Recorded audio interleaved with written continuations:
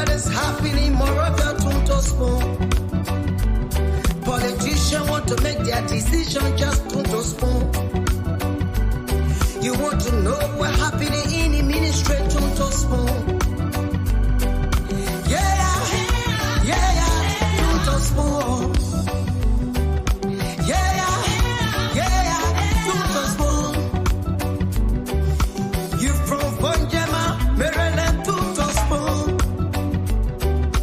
Yeah, to spoon. If you eat keep on gradually, my brother to spoon. You got a spoon TV, you got a spoon radio to spoon. Yeah, to spoon. You wanna get a news update to spoon. What? Yeah, Rastafari. Kilibamba, kilibamba, kilibamba, kilibamba, kilibamba, kilibamba. What I want? Yes, what you about today? Spoon TV. Spoon. Yes, what you about today? Spoon. Beseku. Spoon TV. Spoon. Bala. Spoon. Skibidi dabado.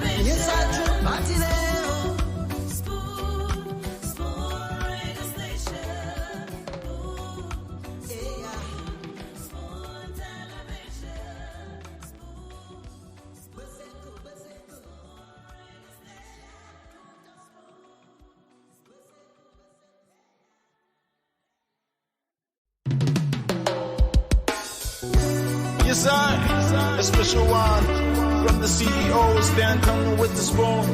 And your boy, Friday the Southern Band. Charges on the beat. To the spoon to get your information. To the spoon to be part of our discussion. Spoon television. Spoon radio station. Spoon gonna tell you what is happening in Liberia. Spoon gonna tell you what. Okay, so folks, welcome to another edition of the program Spoon Talk on Spoon FM 107.5 FM and Fabric 101.1 FM, Super 95.5 FM.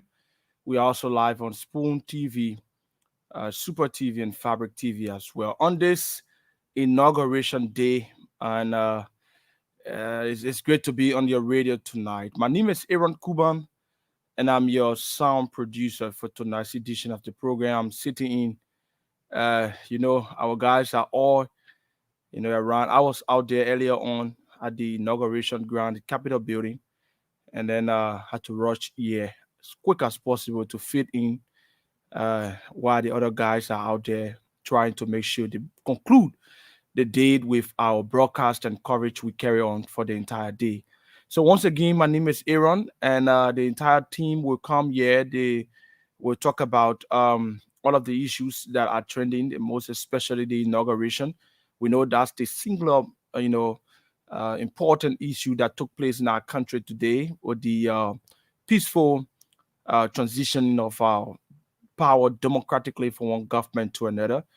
And we all should be, grateful to the Almighty God to allow us to see this day and having the opportunity to witness what we saw. And so we are to take calls, but let's see if we can take calls and a few of the calls and what's on your mind tonight. And then right after that, at 9 o'clock, the entire team is going to come on to bring you the program tonight. And so let's go strictly to the lines at 077771075 or 0 555 1075 are the numbers to call and be live on the program tonight. Let's take this very first person here. Good evening and welcome. Good evening, how you doing? I'm fine, thank you. Go ahead. Yeah, this is Stupid Dawashi calling from Bonafide region. Go ahead, quickly. I want to be very thankful to the outgoing president and the incoming president. And thank God that we had a peaceful transition to do our turn over. I pray and hope that God will continue to guide our president, Joseph Imam so he can make a difference for everybody to live and enjoy this country. Thank you, and God bless Joseph Barker. God bless Jeremiah. Thank you. Okay, thank you all so much. Hello, welcome. Yeah, hello, Aaron Kumba. Yes, hello, go ahead. My name is Fred Bumi. I'm calling from Back. Go ahead, Fred. What on my mind this evening is, first of all, I want to tell everybody thank you, most especially God, for the inauguration program today. Yeah, what on my mind is, I want for our incoming president, our president-elect, Joseph Imam Boaga. He's already the president of Liberia Okay. now. He has been inaugurated. Our president Boaga to a possible test to recruit young people in the government, please.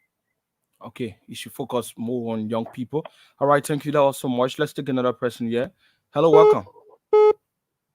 Yeah, hello. Hello, you are live. Go ahead. Yeah, I'm Margaret Donny calling from Dubu. Go ahead, Maxwell.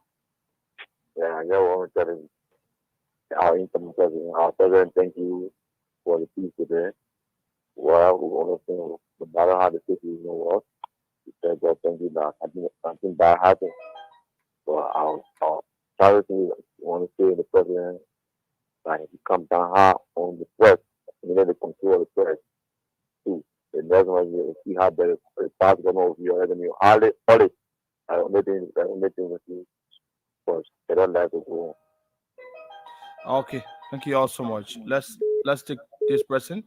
Hello, welcome. Hello, welcome. Let's hear you. Go ahead. Also, for being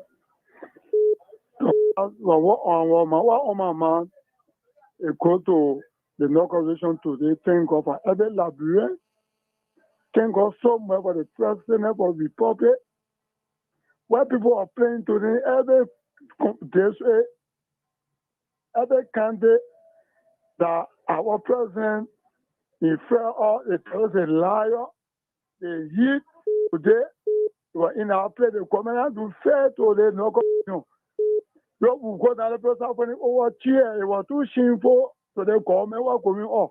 It's shameful. Funny over here. It's not good. It's not good. No thing. The speaker.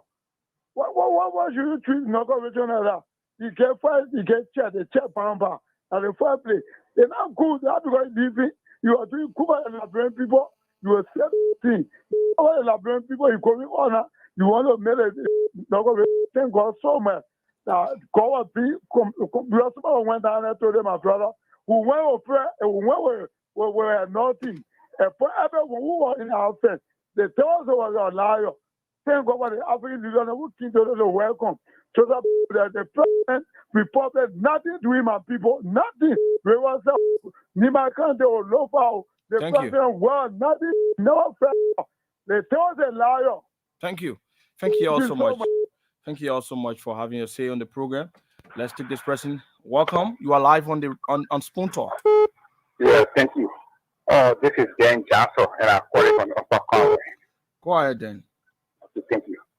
Okay, what's on my mind has to do with, we are talking about integrity, also about transparency.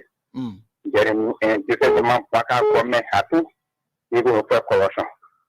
But in my concern, they even have to do with the package that was given to every county for the celebration. I received a lot of calls from Rocky County Therefore, yesterday, concerning about the money that was given to the, how they call, he said, the chairman for Rocky County. And you know, when you say 15,000 was given. But then when in the county, according to the city, people came to see for job from the county to get them 6,000. Okay. And he carry how the question 9,000. The 9,000 we get it full how to go 6,000. And they put complain in the county today. Today they all complain. So today I want you to find me the call man, put it on. Let me explain how you use the money because we are talking about transferring the other people have resolution that I request all those that all the need for the should be the superintendent. So when you start it's every but I cannot see the difference. So you try to make sure and call me and ask me, but I come and there now. Then you use the money, let me know about it because it's transparency. Thank you. Thank you all so much. Let's take another person here. Welcome. Okay. Go ahead, let's hear you. You are live now. Hello? I'm hearing myself, boys. Hello, welcome. Yeah, my name is Meka Kiazulu. I'm calling from Resi. Okay, go ahead, Kiazulu. Thank you today because I lead a transition for outgoing government did not do better for us. That play was hidden. There were no any care how they Hello. Yeah, hello. Your line is breaking on. Just walk away from where you are. I don't want to cut you off. Just are you getting me? Shift a little bit. Go ahead. Okay. They say which of course it will not fun. We have delayed country and they behave that way. They show all their awkwardness at the bank carry on in this coffee. But we tell God, thank you. And we know that this government will be a standard for Liberia. Thank you.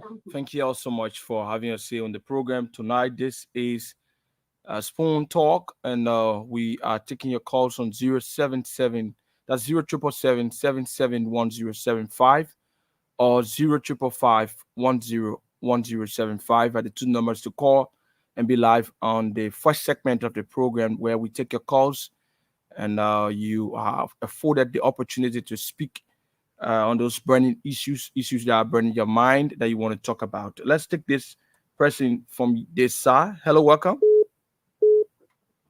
Hello? Yeah, how are you? I'm fine. Thank you for asking. Go ahead. Yeah, this is Daniel P. in a call from 540 Congo Town. Hey, go ahead. Let's hear you.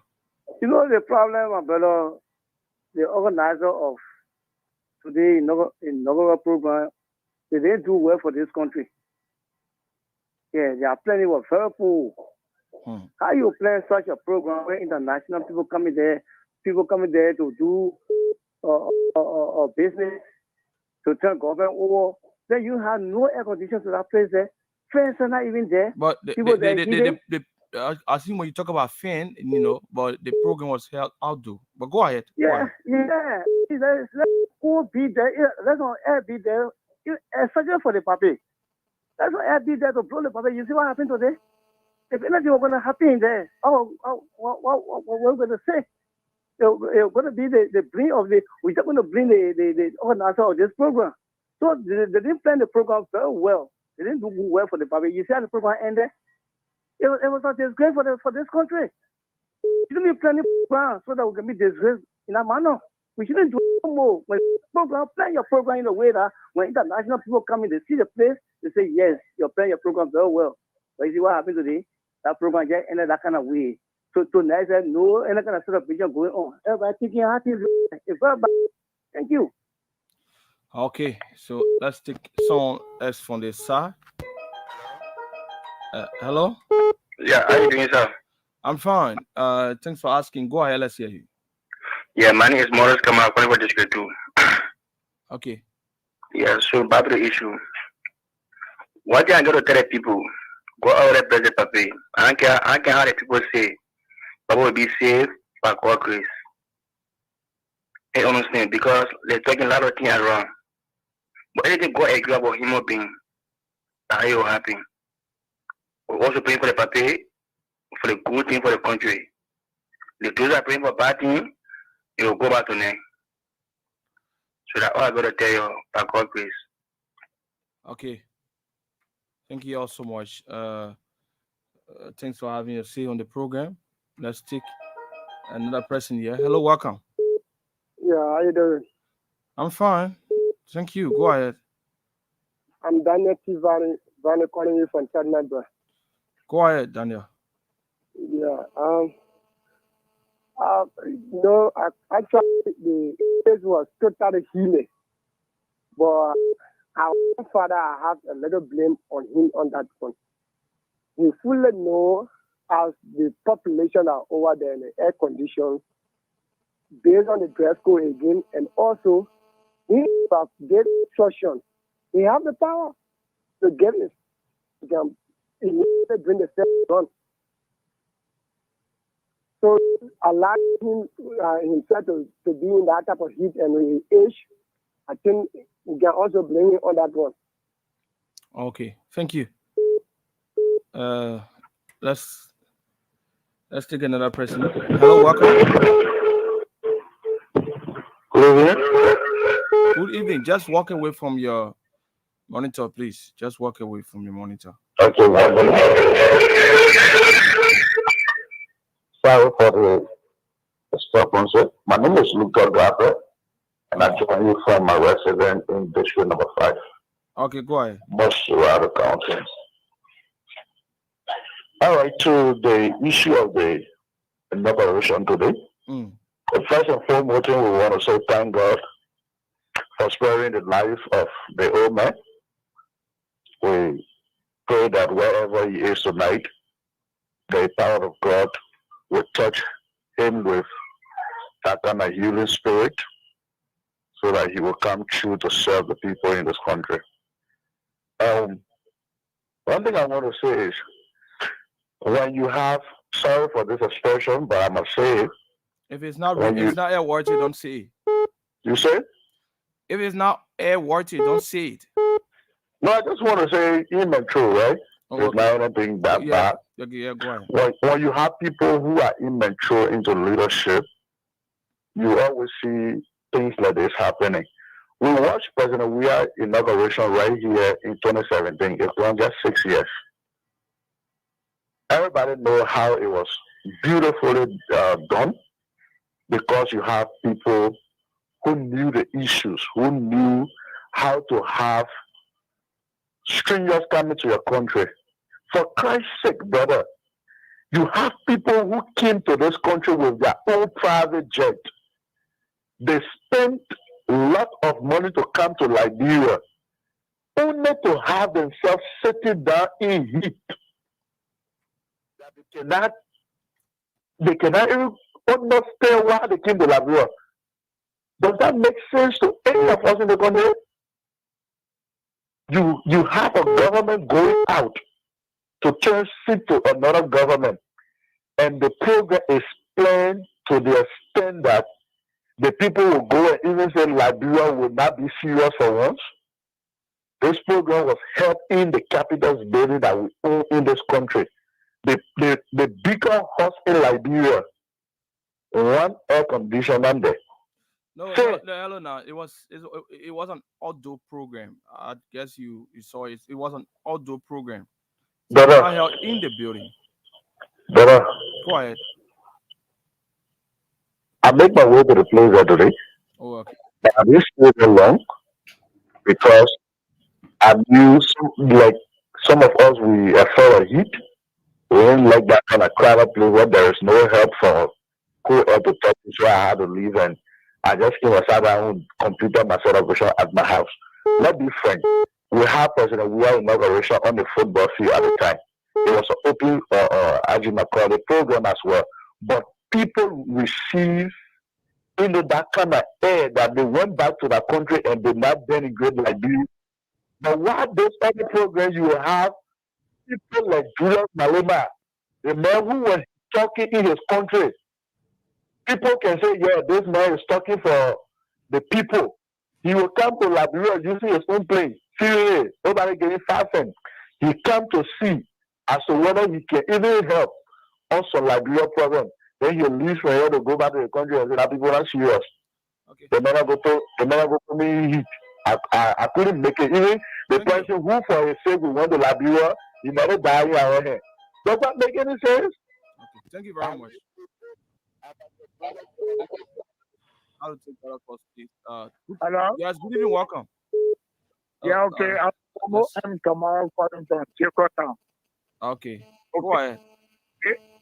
Uh, you know, some odd saying here, your NCDC and his government, he get it, so say, he get para it, get the whole country.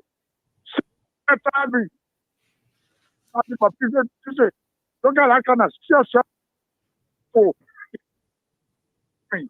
Get the keep Hello?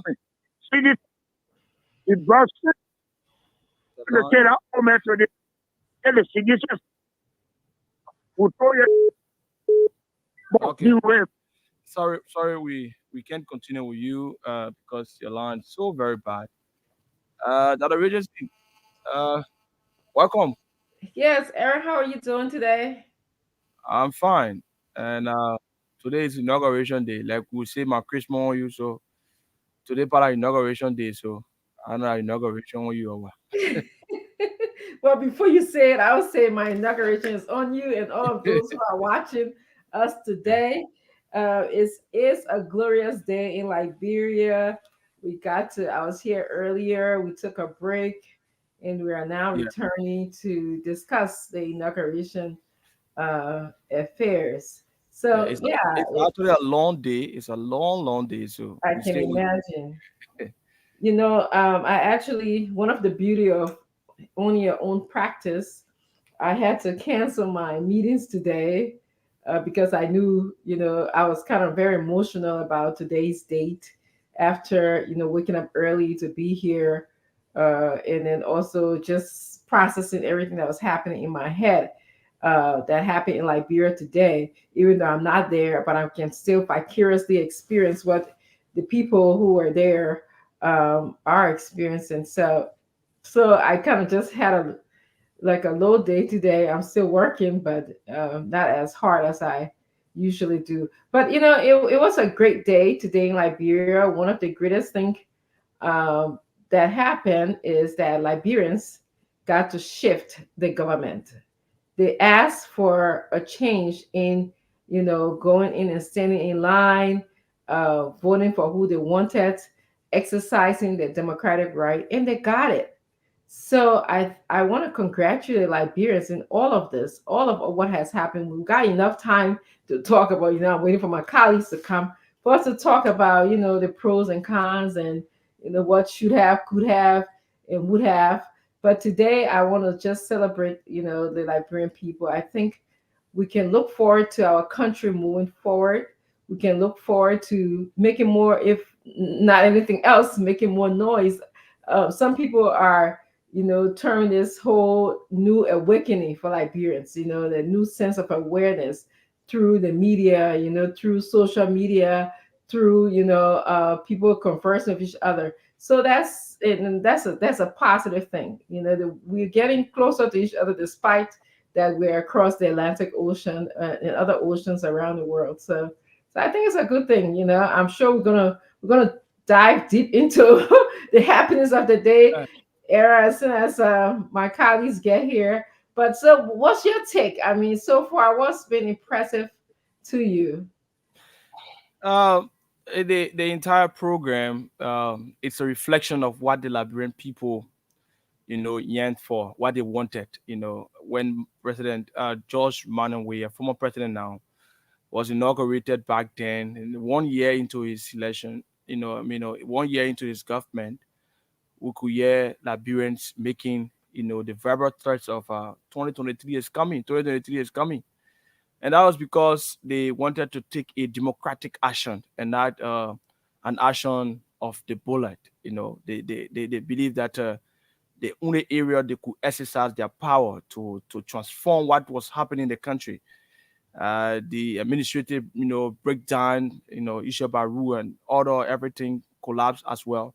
they thought that those things could be done on, through the ballot box, and so they waited patiently until 2023 and they exercised their, So it is, if it what we saw today is a fruit of what the Liberian people wanted, and they've gotten what they wanted. It's just that that hope and expectation that they have, it can be sustained by the government, and it cannot be, flushed on the side like in previous, you know, governance processes of our country, wherein the people will have that expectation, that hope, and then it is dashed away by politicians.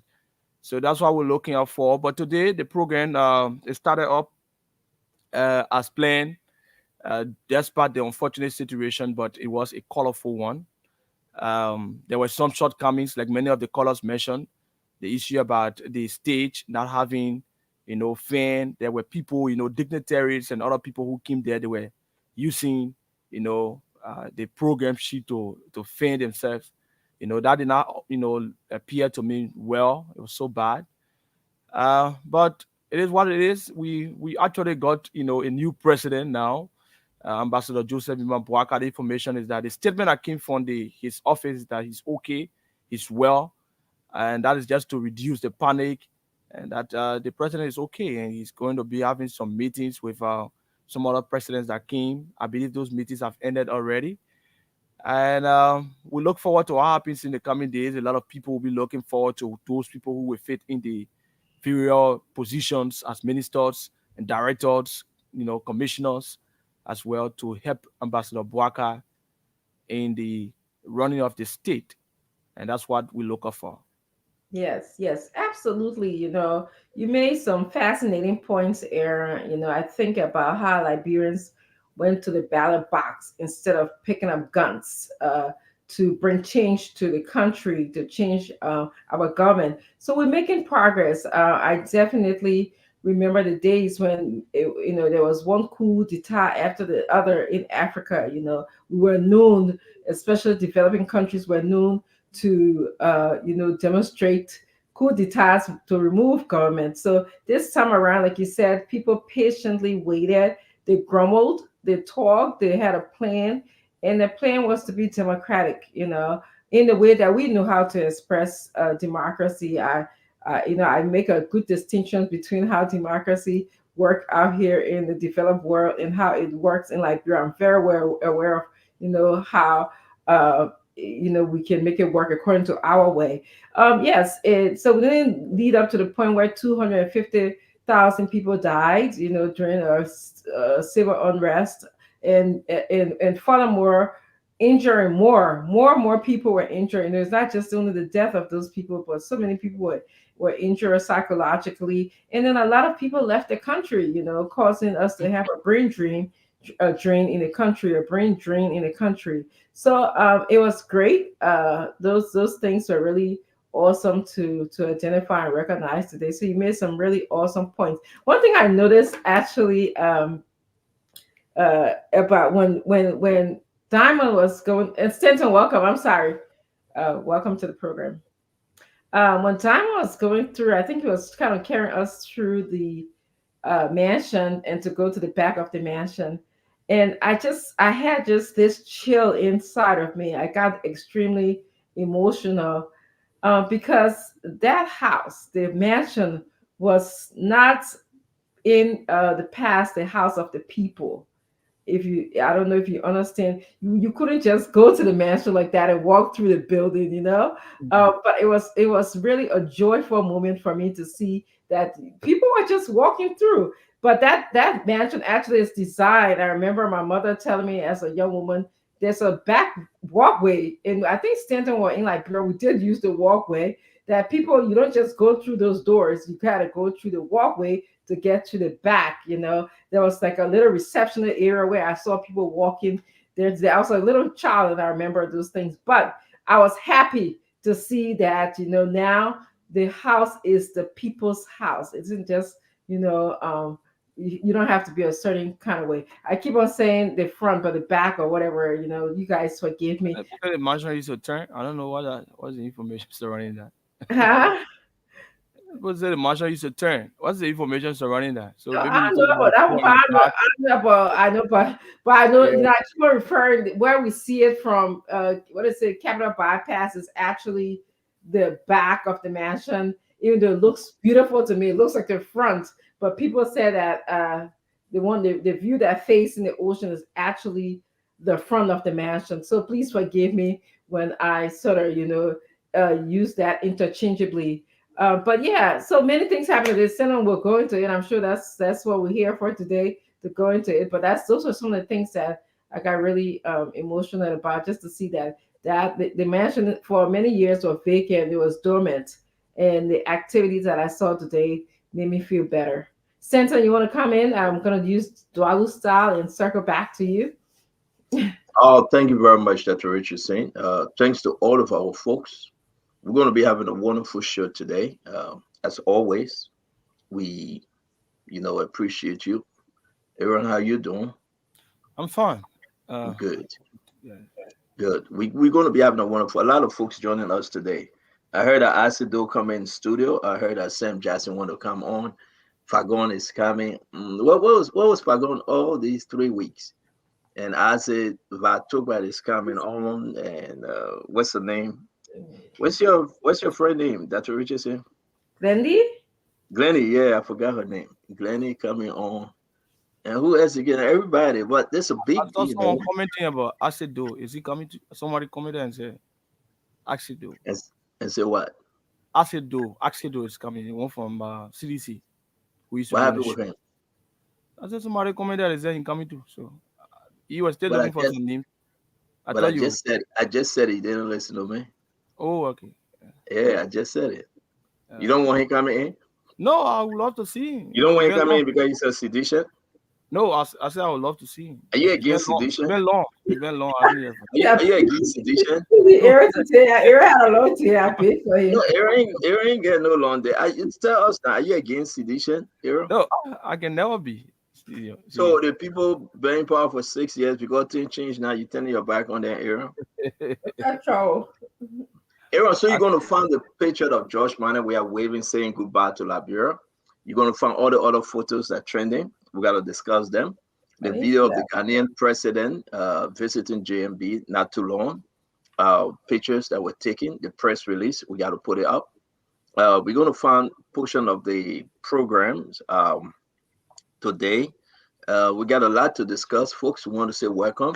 Like we also have a Dwalu. Let's welcome some of Dwalu friends and family members here. Angeline Gali. I always see Angeline Gali. I don't know Angeline Gali. I know what's his name? Uh, Ashford Gali. And, I don't know if that's his sister or they are related. But we want to say Angeline Gali, welcome to the show. Tita Jackson. Tita Jackson, how you doing? It's good to see you. Lane Lakbo. Lane Lakbo, as always, we say thank you for joining Spoon. Yawula Jala. Yawula, uh, Yawula says, see, oh, your face was sour today. What made my face sour today, Yawula? Go with your uno balo, yeah?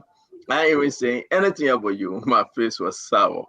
Gawudo King. Gawudo King, it's good to be here. Ava Fura, Fole, I think that's the name. Sorry, I don't have glasses. I may mispronounce your name, but Ava, it's good to see you.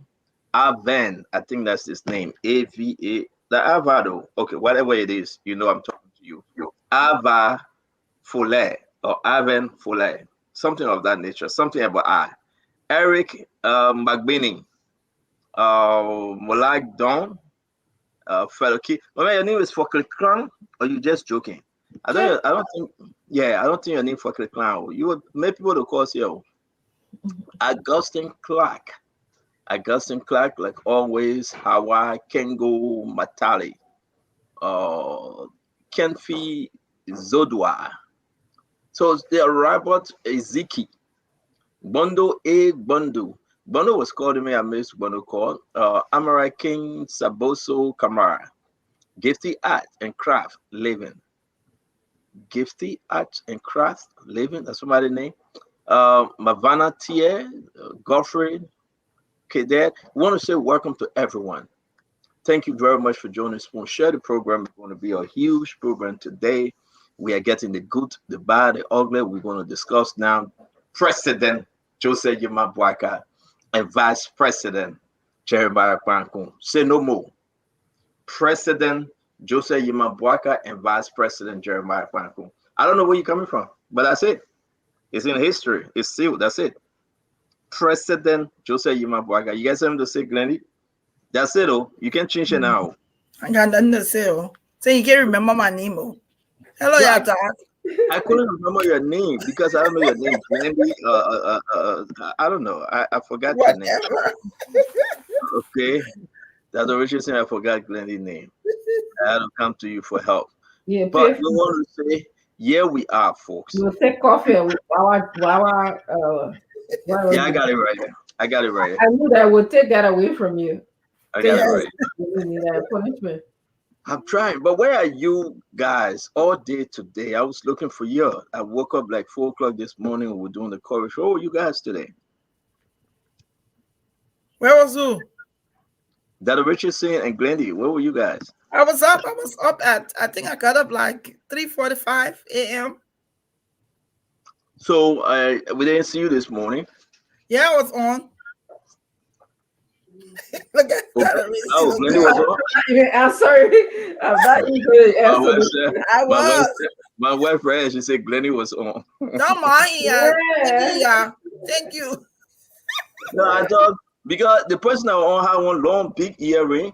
I ain't had So no I- long earring on today. That is see earring I had on today. No. That's not the same earring. The It's earring the that you had same on was thing. tapping. Same thing. That was yesterday.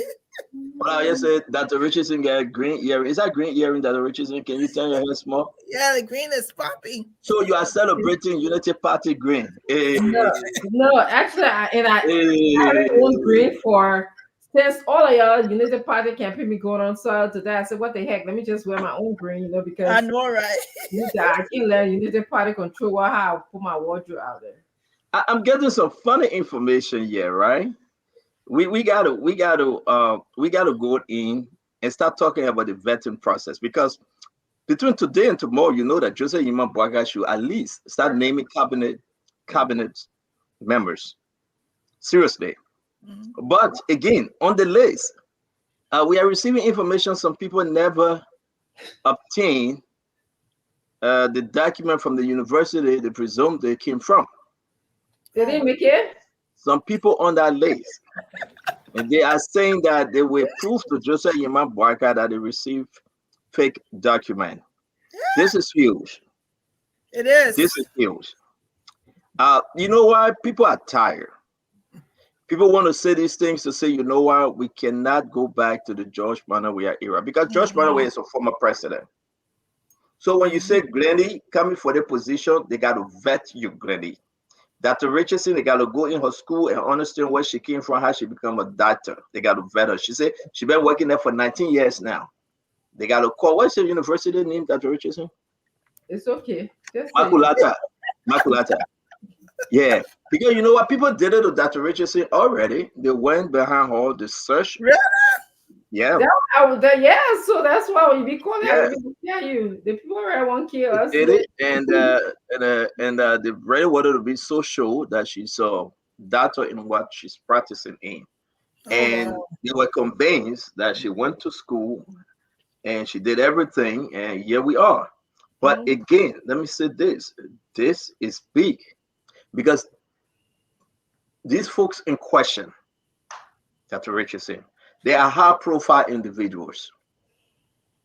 If we start to talk about them and they say they went to Cottington or they went to this university and they didn't, if they are appointed by Joseph Yimabwaka, then that would be a huge problem. It will be.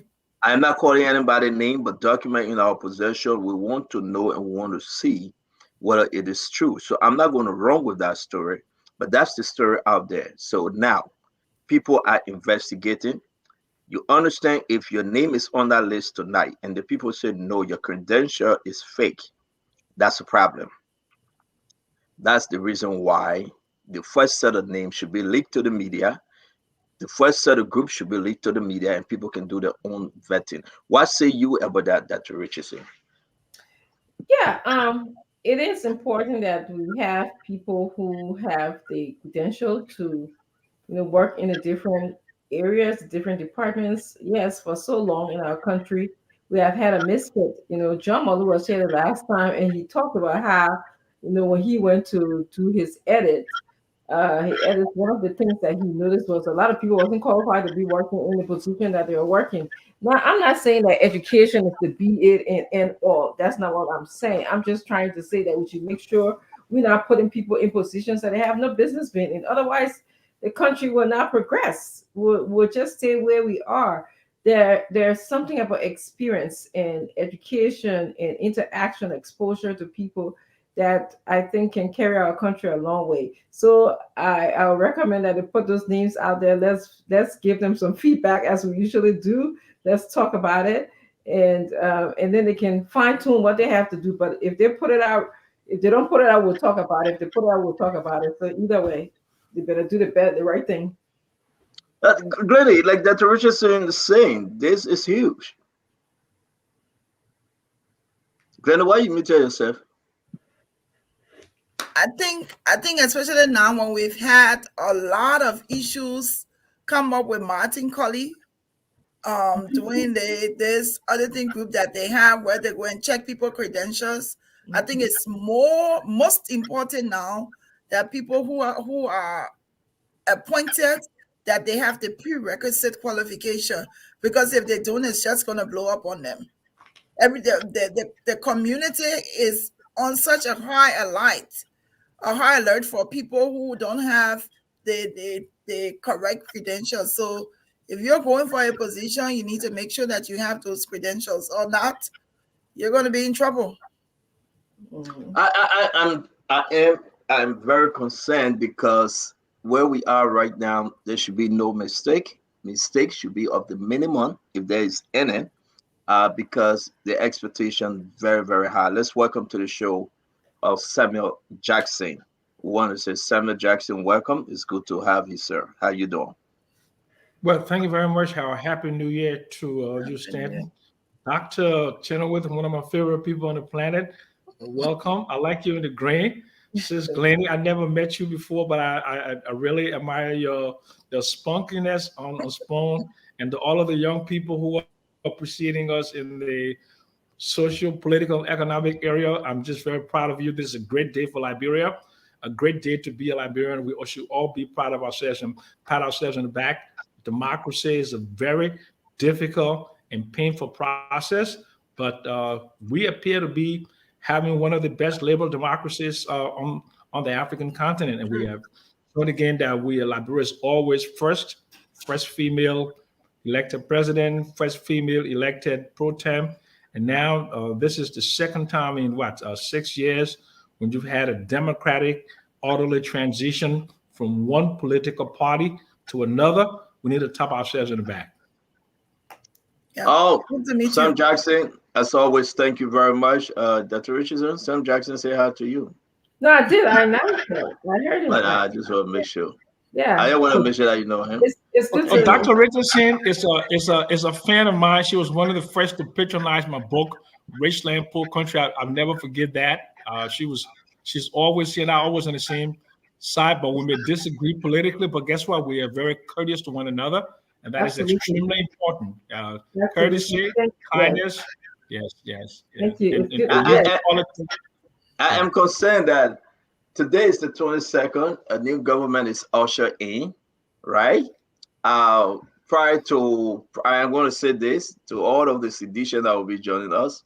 Prior to the election, October 10, maybe 3 months to the election, there was a CDC direct mandate to all partisans of CDC and supporter of George Manawia, the Wiashen, the seditions, and all the Shens, they shouldn't come on Spoon Talk. And our Uncle Sam here, Sam Jackson, he gave us all the excuses in the book, and he chose not to appear.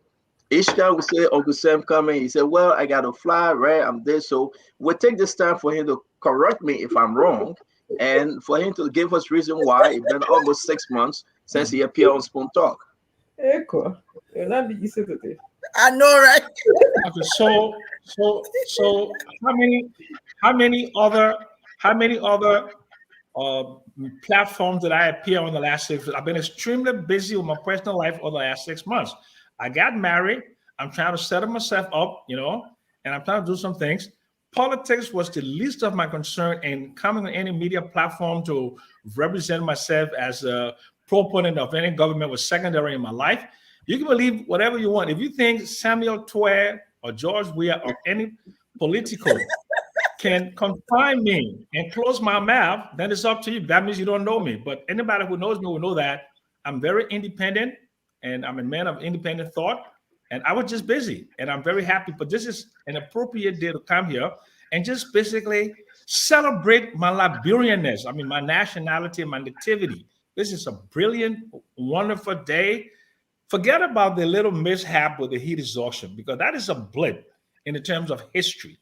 What we're going to be celebrating today going forward is that we've seen the second orderly transition in 6 years. Before that, in 2017, the No, we're previous not into that yet, Uncle Sam. I'm just no, but trying to put a I'm little just saying joke in. I'd rather I'm trying celebrate. to poke you. I'm trying to poke you because I I'm know waiting you for are. I'm waiting for the rest of the sedition to come. Let me ask them. Like I said, Doe say he's coming. I said, "Where you coming for?" I said, "Doe." He said, I'm coming. I gotta do this one." I said, "Okay." So therefore, Samuel 12 have lifted the mandate. But I welcome Prince Maxwell. Prince O, what's up? Hey, Stanton and to my spoon family. Liberia, finally, we've done it. We've made history. And look, listen. In fact, quick, let me just jump to the main subject. That's let me give a brain for a quick story. Few years when I was working for the former president, we took a trip to Ethiopia. Even as young as I was at that time, I too had a heat exhaustion. I fainted. It is a regular human occurrence. There's no big deal about that. And think about it.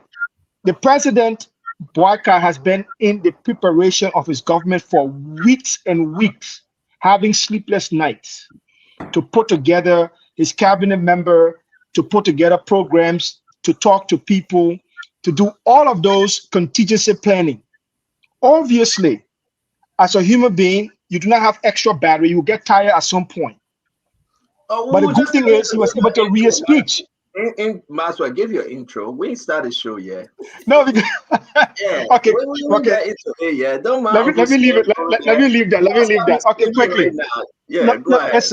listen. We should be very, very happy that we've made a major history. Like I've always stated, we have sent a clear message to the sub-region. We have sent a message to ECOWAS. We have sent a message to the continent of Africa that democracy in Liberia holds, and that we will fight, we will argue, but our democratic principles is something that we do not joke with and we do not intend to joke with. I'm proud to be a Liberian today. I've always been proud to be a Liberian. I'll always be proud to be a Liberian. But today is a special flavor added to that because I can walk on the street of Brussels and I can say we in Liberia have made history by standing up for democracy, by protecting democracy and listening to the will of the people. Thank you very much, Maxwell. Before we get to Piggy, before we get to you, let's go back to Dr. Richards. Is that your name? Glennie? Piggy? Somebody not tell you something about me now. Somebody not tell you my name now. That's exactly what it is. That's exactly what it is. Somebody finish talking to him. I swear to God. You know, I love Spoon, right? They gave you all the information, Dr. Richardson. The person says, Stanton, please call Glennie Picky, and you will surprise her greatly. That's why I'm like, who is he? I'm like, who? How did he even get that name? Now, Glendy, now that he's gotten that name, you will die on it. In trouble. So let's move that. So let's move that. Yeah, but while we got 4 more minutes to say exactly anything. We'll start the show officially. That will be 4:30. Yeah, and we'll talk about being the 9:30 in Liberia. A lot of people sharing this program, they are joining us. They want to hear nothing but the truth. We got a series of events since this morning. We now have President Joseph Yuma Boakai and Vice President Jeremiah Francoon. It's the way forward. And I like what Mr. Jackson said. He said that his assertion something, that's not what I'm here for. We are talking about the way forward. We are talking about a new Liberia or new leadership. We saw President Weah went up on the plane. He waved. He said goodbye to Liberia. He said, So I'm out why of did here. he leave though? Why did he leave? We will get to that. That's why we are here. We really want to know from Sam Jackson and the rest of the folks on set why President Weah left. What was so important? Why he left? Dr. Richardson, is there anything else you want to say with 3 minutes to go before we start the show? You're muted. We talked about why President Weah left earlier today, and I had an extra thought about that, and I don't know if it's appropriate to share it now, or did you want me to wait until later? I mean, is there anything, any sad thing, any jokes this time? Because we're about to jump into this thing. If you want to see a final joke, call Glendy Picky. You want to call your brother Isaac Va? He's just joining us. Mr. Jackson is here. We'll wait for no one further. Anybody come to join us. But we cannot confirm. Let me just announce this. Someone say somebody from Minnesota passed in Liberia due to the heat. We cannot confirm that. I've called all over. I've asked. There is no confirmation about a death today related to the heat exhaustion that took place. So let's put that. If anybody can confirm it, we'll be glad to announce it. So let's just put that aside. Well, let's welcome you, my brother, Azevan. It's frozen. Isaac? I think he's frozen. All right, so Isaac, are you with us? All right, so Isaac, I come back with it, Liberian internet thing. Yeah. Uncle Sam. Oh, Uncle Sam went back too. But I don't know if we're gonna talk about the publicity or the how they call it, broadcasting today. That was something that really drove me crazy. So I don't know if that's something we're going to talk about. It's like a lot of people were looking forward to watching their own different networks that they're comfortable with, and to be subjected to have to go to LNTV or wait, and then they kept buffering. So I just found it to be so disruptive today that people could not watch what they wanted to watch. At one point in time, somebody posted LNTV is live streaming from Spoon TV. from Spoon TV. I don't even, it's like they just decided to do that thing and they didn't try it out to see if it would work, and it didn't. Yeah, you know, I agree with you. What they did today, it was so bad. It was, I'm talking about that whole LBS something. Yeah, maybe because they did it for the $50,000 they were trying to give them. Jesus. It was a complete mess. You cannot let all the network feed all of LBS. A poor quality video, poor quality audio, and I think they just planned to mess this whole program up. But thank God it went well. Thank God you had network in the country that was trying the best to relay this information. There'll be no way. Just give everyone access. Let everybody do their own thing. Report that which you are saying. But again, somebody want to be in control. That's why if we are not careful, we're going to roll down in the mud. Let me bring in Isaac Val. Let's see whether he's hearing us this time around. Isaac, what's up? Are you hearing us, Isaac? Yes, I can hear you clearly. Thank you very much, Isaac. Talk to us before we go back. Hear me? Yeah, we can hear you before we go back to Sam Jackson. Talk to us. Let us know what's on your mind. We're about to start the show.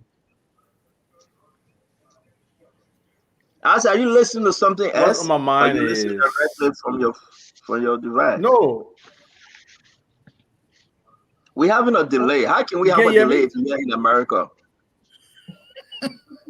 My man, I'm in Upper Marlboro, Maryland, also. Maybe they moved it upper and they put me down to the bottom of the network. So I don't know. All right, go ahead. We hear you. Let manage it. Let's try and manage it. I will switch to my phone shortly and see if it's better. No, but what's on my mind is the reaction to communication, right? How can this government get ahead of the news? How can they make things look transparent based on what happened, right? So who takes responsibility for what happened today? Is it the government are coming in or the government are playing the event? I think there's a balance there. but the outgoing government really has no responsibility to this thing. They're gone. So I think the first thing should also be an apology, right, to the whether international community, the guests that came, the Liberian people, because something happened that was other than normal. Whatever way they want to phrase it, they should go along with that. Then, how do they control the news cycle? I mean, today we expected the president to make a few appointments.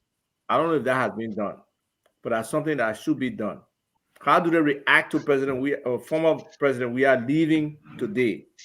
What's the news for them there?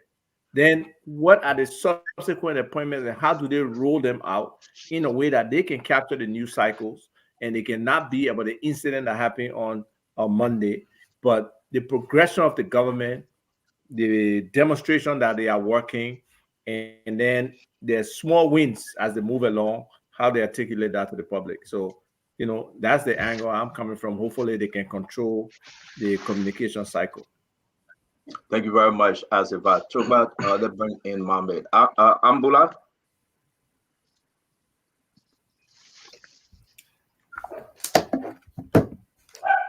Ambula, can you unmute? Are you hearing us? Yes, I can hear you now, Stan.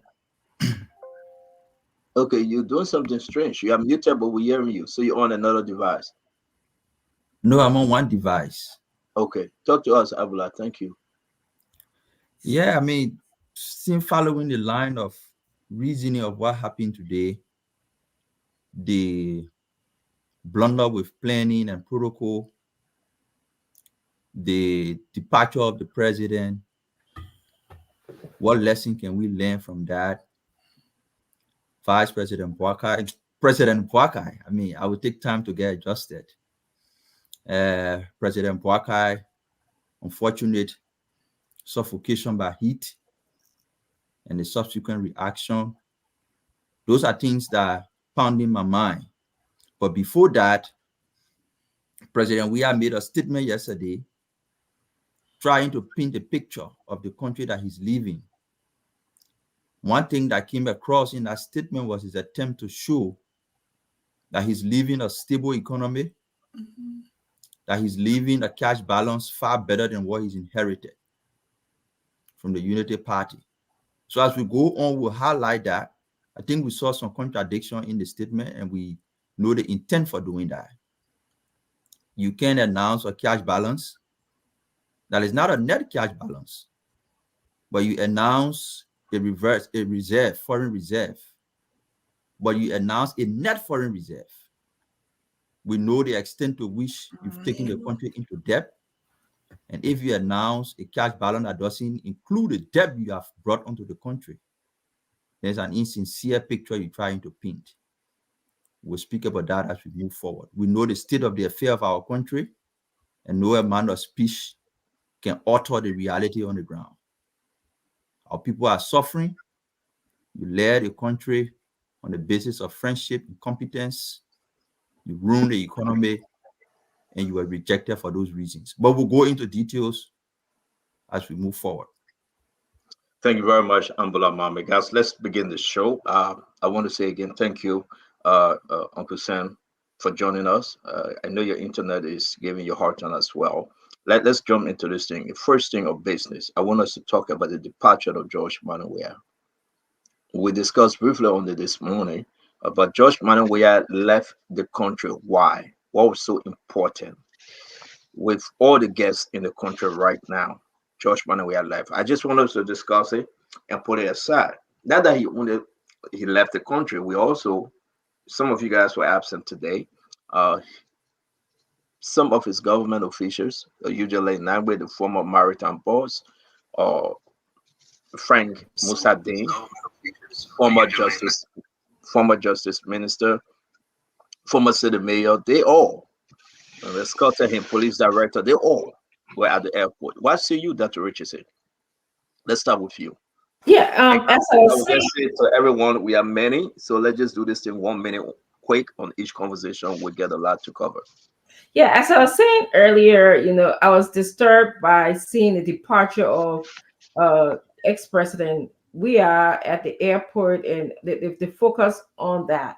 I thought about, in other countries that it is his right to leave the country. He's no longer president of the country anymore. And I believe that it was going to present a sense of confusion were he to stay in the country and attend events, which I would have preferred him to do. I think that people are still going to kind of, go to him as opposed to going to the incoming government. So I wanted to avoid that confusion and to keep the boundaries separate. But I didn't like the manner in which it was done. I mean, it was just too, while the program was going on, he got on the plane and we were covering it and stuff like that, so that gave him more something for us to talk about.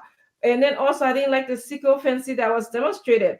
I mean, this man is leaving. We had an entourage of people carrying to the airport. I mean, just how they behaved during the government, that's just how they were behaving. And it makes me question the hypocrisy of our people, and the ability to be in the interest of the Liberian people or an individual, which it seems like they were in the interest of George Weah as opposed to the country.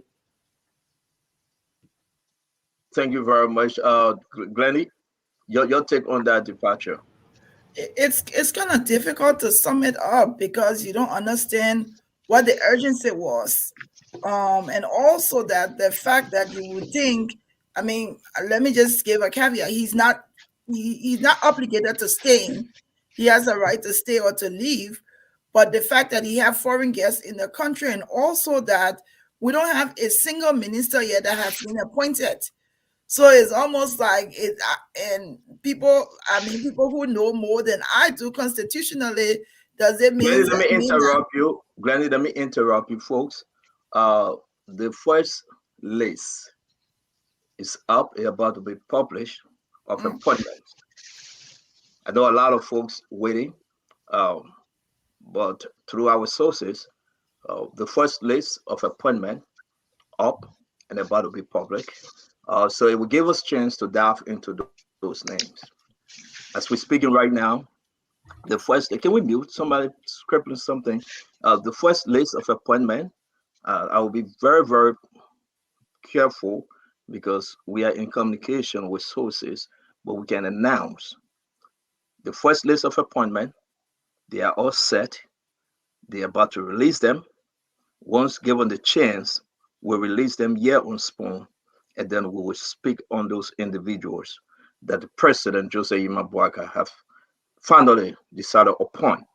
So again, I hope you'll take your pen. I'm so happy that Sam Jackson is here and Azeva. Those guys been in government for a very long time, talking to politicians. So again, I will announce the first list of appointment from President Jose Imabwaka is about to be released. Let me go back to you, Glennie, please continue.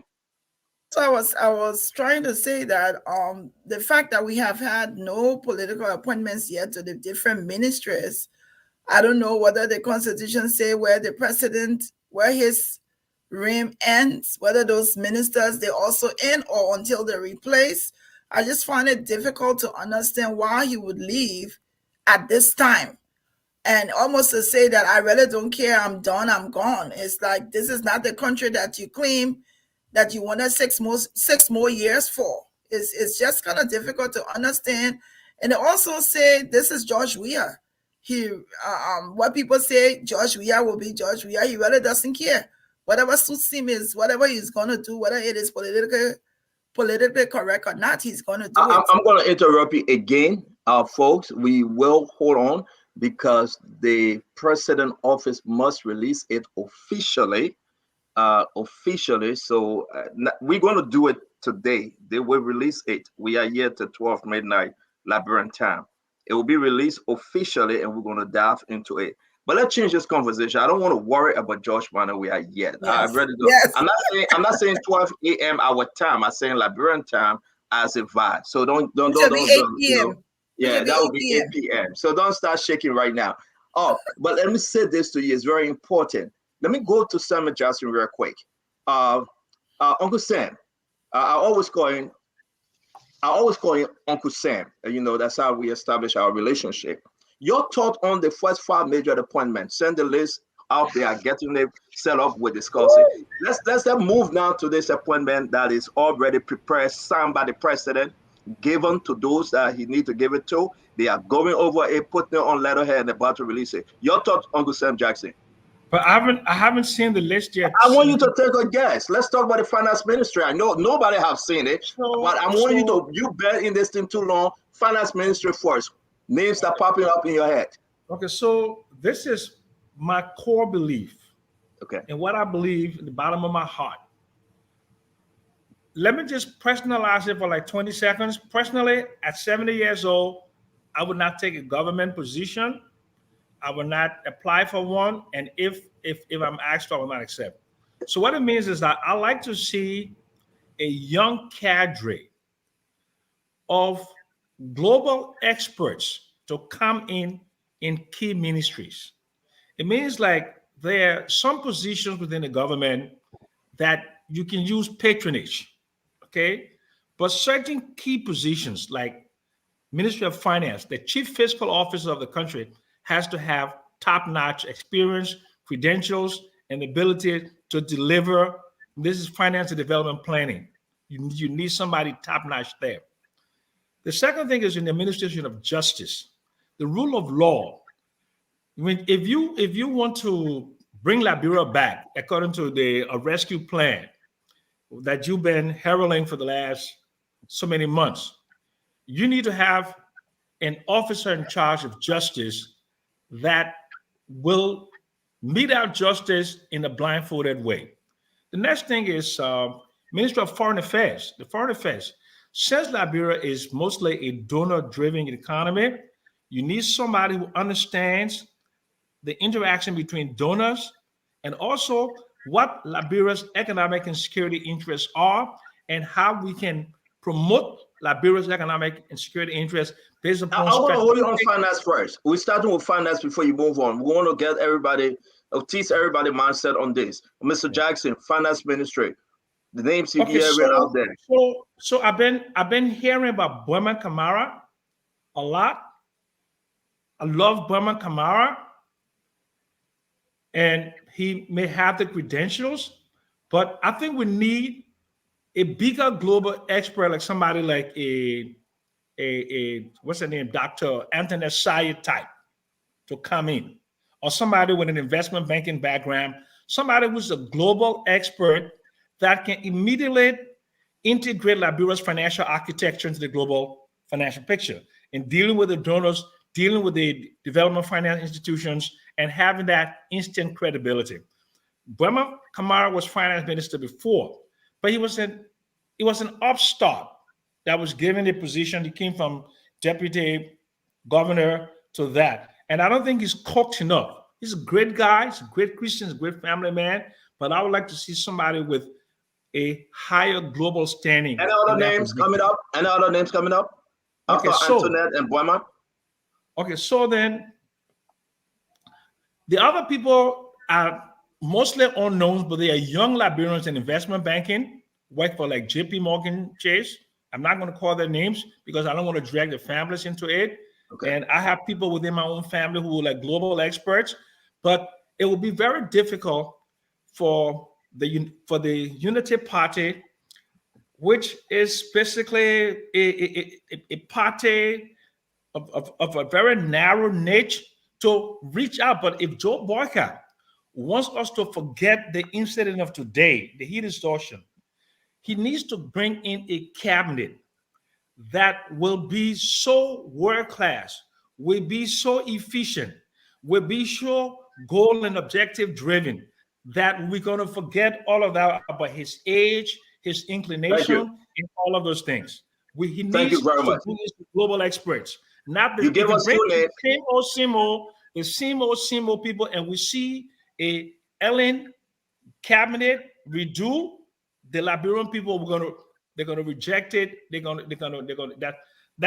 That's not gonna fly for the Liberian people. He needs some. Thank you very much. Thank you very much. And I want to keep Dr. Richardson and Glendy Pickey for last. Isaac, seriously speaking, finance ministry.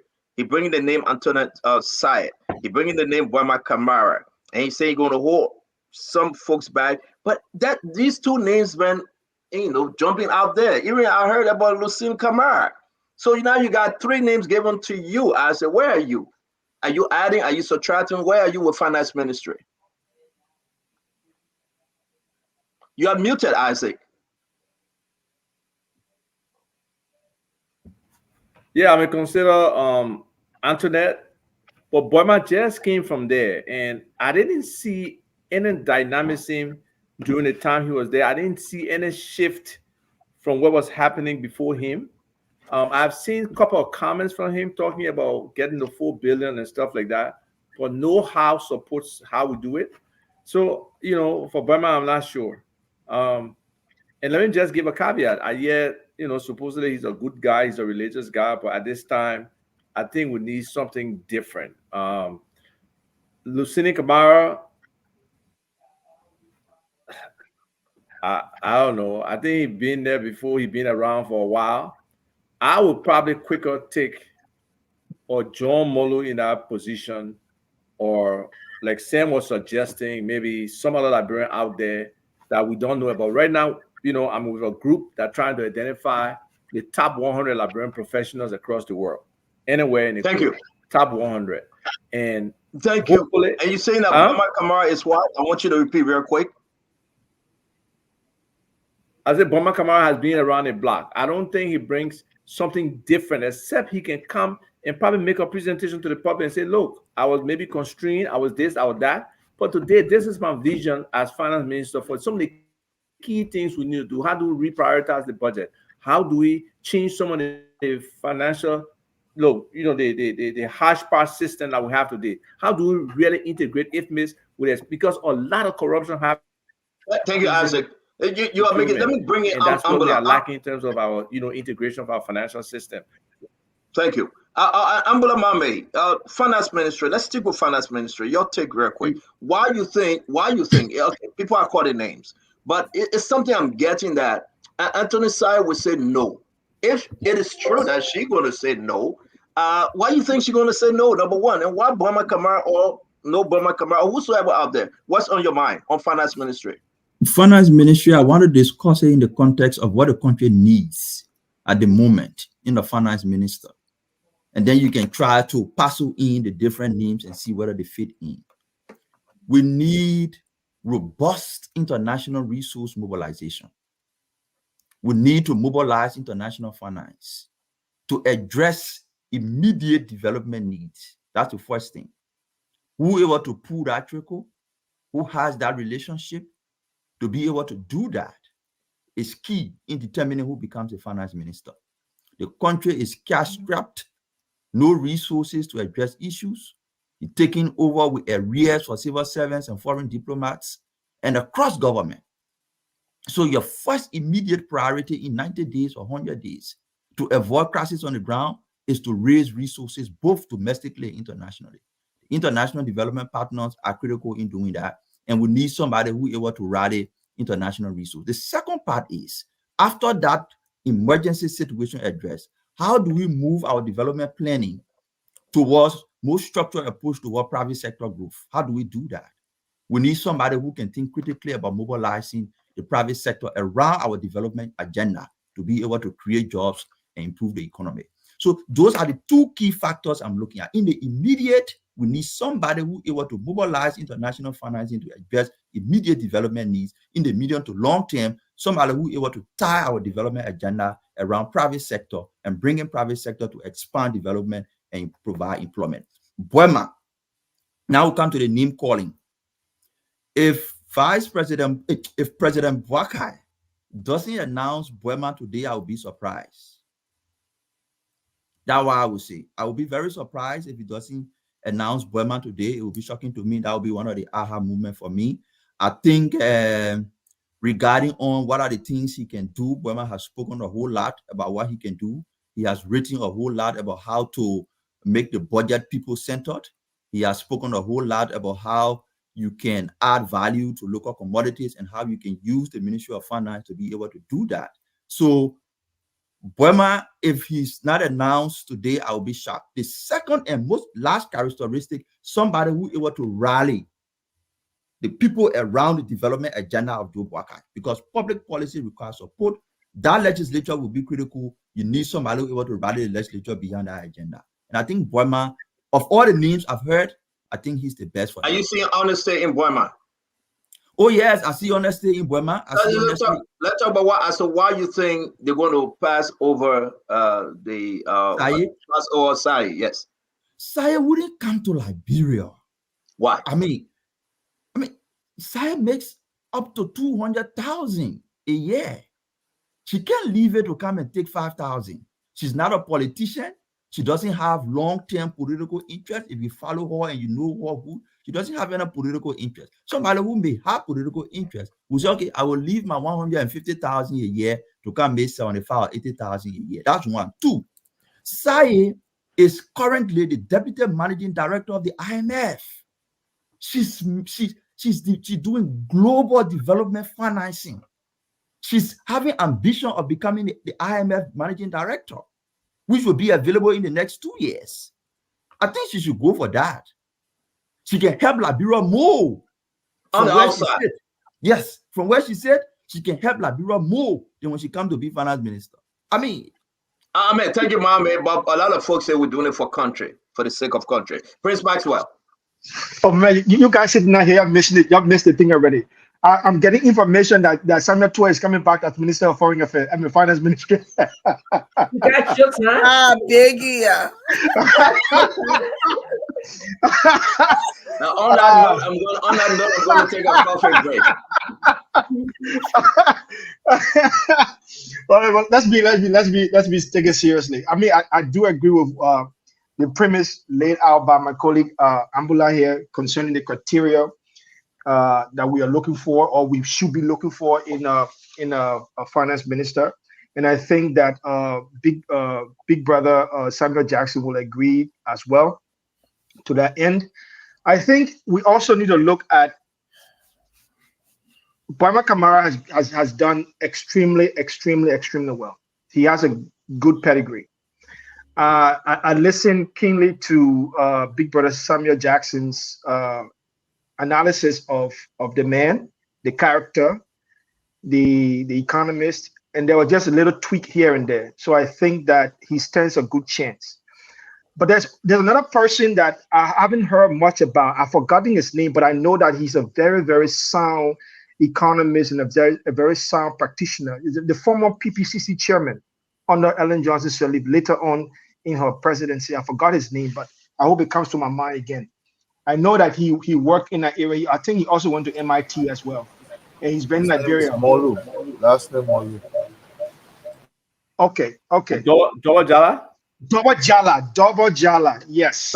Double Jala, yes. So I also know that Double Jala, I'm hearing that Double Jala name is also being considered in that area. So those two individuals I see going ahead. I do agree with Ambula's position on Dr. Anthony Sai. I don't see why she will leave that position. I don't see why she wouldn't be ambitious to go for the IMF or chair, because she's done extremely well with the international organization. She's a high-profile individual in that area, so I don't think why she won't go there. And she's never espoused a political ambition towards Liberia. So those two individuals, those are the two people I'm looking forward to: Double Jala and Honorable Boima Kamara. All right, thank you very much. I had to leave you because you brought in somebody name that was hurting my heart. So I say my head is hurting. Let me just stay back because the man brought in Samuel Tua name. I don't want to hear that name. We shouldn't make that mistake. But let's welcome our brother Conor Gray. Conor Gray, it's good to see you. You're in the studio, and we're gonna go to Glendy. Glendy, your take on the finance ministry. We got to be very fast because a lot of things coming up. I cannot announce any name. I cannot put up here any name. The president office, the executive management office have to release these names, and then we can put the actual press release up. So right now it's all speculation, and I like what my Uncle Sam Jackson said here today, what he believed, those he disagree with, and let's take some very strong position. Glendy? So I think I like the point that Mame made about Messiah. I've heard her name a lot. Why it is that she may be a better candidate because people know of her track record. I doubt if she's gonna leave the fact that she's gonna be excelling to something else within 2 years to come and sacrifice the Liberia. But hey, she's a Liberian. She could want to be a part of this change, and there's a possibility. I think that's the only name I've heard. And I don't really know the other gentleman that everyone else was speaking about, but just about her and her work and her history, I know about her, but I don't think she's going to take it. But I think someone already said it will be, I think it's Mr. Jackson who said the kind of person that needs to come I would think would be someone that will appeal to all bases, someone who will be able to come and be able to work with everyone, but also be able to change the culture that's now at the finance ministry, so that people will start believing in in the system there, and that they will be also able to make a very robust change that helps people understand what they're supposed to do, but also will recommend us and will serve as a source of reference for us globally. So it's someone, I hope it will be somebody young, not somebody young in a sense as Manny, let me who is interrupt you. Let me interrupt you. I would do this because we got to bring a live information. This is Spoon Talk. We can now confirm 5 position, 5 ministries so far. So we will be getting the first 5 ministry. Okay, the first 5 ministries so far. One of these ministry, like we said, is finance, foreign ministry. We got to jump into this thing. We got to make it rare. It's a first-hand information. We want to say thanks to everybody that fought in Spoon. While we're giving you as our sources, we're going to share this with us. It's the best thing. Listen, President Joseph Yima Boyka government want to be as transparent as possible. There is no if and the but. So we can now say to you, the first 5 position will be released tonight. Yeah, on Spoon, and we'll run with it. Continue, Glenn, very quick. Let's bring in Dr. Richardson I and mean, Colonel that's Gray. I almost ended my point. There will be somebody who will appeal to the base, and the base as in international and nationally, and who will be able to change the reputation that that ministry has currently. Thank you very much, Dr. Richardson. Yes, I don't have any names to recommend, but I'll actually say things that are consistent of most of what everybody has said here tonight, especially Mame. I think the finance ministry is very crucial to our government. I want someone to create a systemic approach. Not we have. It seems like we had a haphazard approach. Somewhere where you know that you can that the money is going directly to the people. I want someone to have an understanding, a great understanding, not just a textbook understanding of revenue and expenditure. You can't just no cut and paste business. Liberia, the economy of Liberia, it's unlike others. It's not like we can measure our job markets and say, oh, the job market is 5% today. We have different types of people meeting the challenges of our economy. So somebody has to be able to understand that. I want to understand that they're working for the people, for the Liberian people, and not a president. I think historically we have seen someone who will sign a check or get money because a president wanted it. So the person who won is somebody who can say, question the president, say, this is not good for Liberia.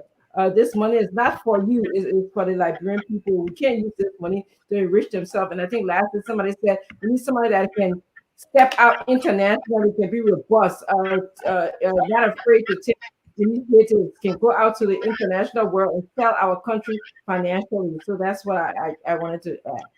Dr. Richardson, thank you. Folks, we can now announce. We will announce once they have released, once the office release all those information, but we can tell you, I can't wait to get back to Mr. Jackson, because this is where he belongs when you talk about the economy, when you talk about finance, when you talk about all these things. How can this minister, I'm sticking with finance right now, but the minister to say, yes, we'll take our people out of poverty.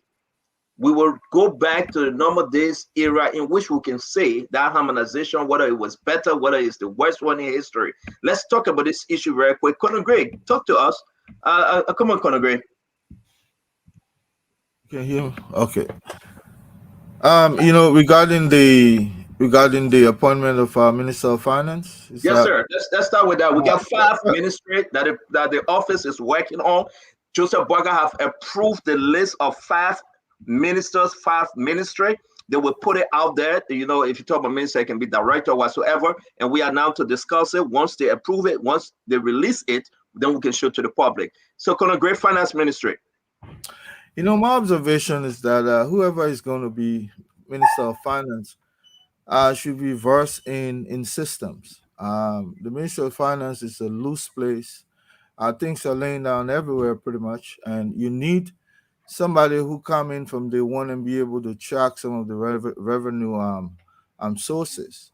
The international arena, using the international, rely on the international goodwill for to to meet your revenue needs. I don't think that should be the focus, or that will be the focus, because there's churn. The international community is done taking care of our problem alone as a country. We need to be able, there's enough coming through our revenue sources, and we need to be able to lay our hands on those. And whoever is coming in, um, when you're calling personality, I've not heard within the circle in my few days I've been on the ground. I've not seen any trace of any you know side. I don't see any trace of her. I see lots of folks who are attached to Madam Sirleaf hanging around the corridor, but I've not seen her in particular. So if you ask me who's going to come in, one individual I see surfacing every now and then is that Boyma Kamara. I'm not saying he's going to be the one, because President Buckeye holds everything to his chest still, and folks are even. If you ask people, are even imagine people are depending on me to give them some of the names, and just imagine where we're at. But how would I know who exactly President Buckeye is going to be appointing when people are asking me? But there are folks who have been making effort um, a long time ago, and those individuals, I don't think they'll be let down in this endeavor. But if you ask me, I think local revenue generation should be the focus, and there are lots of waste that we should begin to get rid of right away if we want to be able to manage Okay, our sir. Minister We of got to Finance. give this breaking news, which is so important. We got to give this breaking news, which is so important. The president, the office of the president. Before I do that, continue talking. Let me share with you guys first. Then I can share with the public. Let me share with you guys first. It is important. The appointment, the verified appointment. Let me share with you guys. One, I'm going to put it in the chat room because I've been told that we can share it. So I'm going to put it in the chat room. I have been told it's okay. Spoon can run with it. When we appreciate the office of the president, Sam Jackson, where's Uncle Sam? I don't have your number. I do. Hold on 1 minute. Uh, okay. So this is what I'm going to do. There you go. Folks, hold on 1 minute. Let me get everybody and share right now. Samuel Jackson. Okay, Samuel Jackson, where are you? Okay, I believe everybody have it. That's the name. Check on your WhatsApp. I share with every one of you. Now, everybody have this. It's very important. Everybody have it. Let's run with the information here. I'm going to put it up. Please be patient. I see Mama, you smiling. Please be patient. Please, folks. We got to go because they say we can release it now. This is the information coming up. They say, yes, we can release it. This is Spoon. We appreciate the office. We appreciate the office of the president. This is, we can now announce these first appointment under the Joseph Yuma Boaka government. We can now post it. As a VAR, you got it, right? Okay, Yes. thank you. Pagon, you has it? Because we'll be starting with you on these names since you just joined us. Glendy, Mame, and everybody. Ladies and gentlemen, we can just first post this thing. Sorry for how it look. I am told that we can do it. Boama S. Kamara, Minister of Finance, Development, and Planning. Mr. Sylvester Grisby, Minister of State for Presidential Affairs, Mr. Simon Kofi Woods, National Security Advisor, Mr. Gregory Coleman, Inspector General, Labrador National Police, Mr. Sam Gay, Director of the Executive Protective Service, EPS. Now, if you look on this list, there is no foreign ministry. So many names say position, but this is the first five. You can go through it. You can check it out. Again, we want to say to you, This is the first 5 appointment coming out today. I am going to, Fagon, I want you to take a screenshot. I want you to run with this. We have been clear to announce it, and we are announcing it. Mr. Boyman S. Kamara, Minister of Finance, Development and Planning. Mr. Sylvester M. Grisby, Minister of State for Presidential Affairs. Mr. S. Kofi Woods, Samuel Kofi Woods, National Security Advisor. Mr. Gregory Coleman, Inspector General, Liberia National Police. Mr. Sam Gay, Director of the Executive Protective Service, EPS. Here we are. I will take this down briefly. I want you guys to take your piece. We were talking about Finance Ministry, Boyman Kamara. Fagon, 5 names, 5 positions. Where are you? Well, thank you, and good evening, ladies and gentlemen. Just to save time. But Stanton, who brought Samuel Jackson here? Why are you from again? I dealt with him already. Please leave him. This is not my cousin. Just as bad. I dealt with him already. Forgive him. Did you inform the world that this man is no longer my cousin or relative? Fagon, I dealt with him already. Let's move on. We have a lot to cover today. Fagon, before you say that again, we can announce we have received the official. Because somebody said, well, this is not official. Fagon, bear with me. Continue to poke on Mr. Jackson while I put this official announcement out, because once it from Spoon, it is official. But I want to tell you this. I will put the one with the seal of the Republic of Liberia. I'm going to pull everything up because we know we Liberian people and say, well, maybe Stanton made that list up. Folks, we are in government now. We will be very clear as to what we report. I must tell you, we are in government now. We will report nothing but the truth. So help us, oh God, honor this Joseph Yema Boaka government. We will be transparent. As you can see, where is Mr. Jackson? Here you go. That's the official release. The official release. Very first name. And I'm going to share this with you guys. The official release, as you can see, is out there.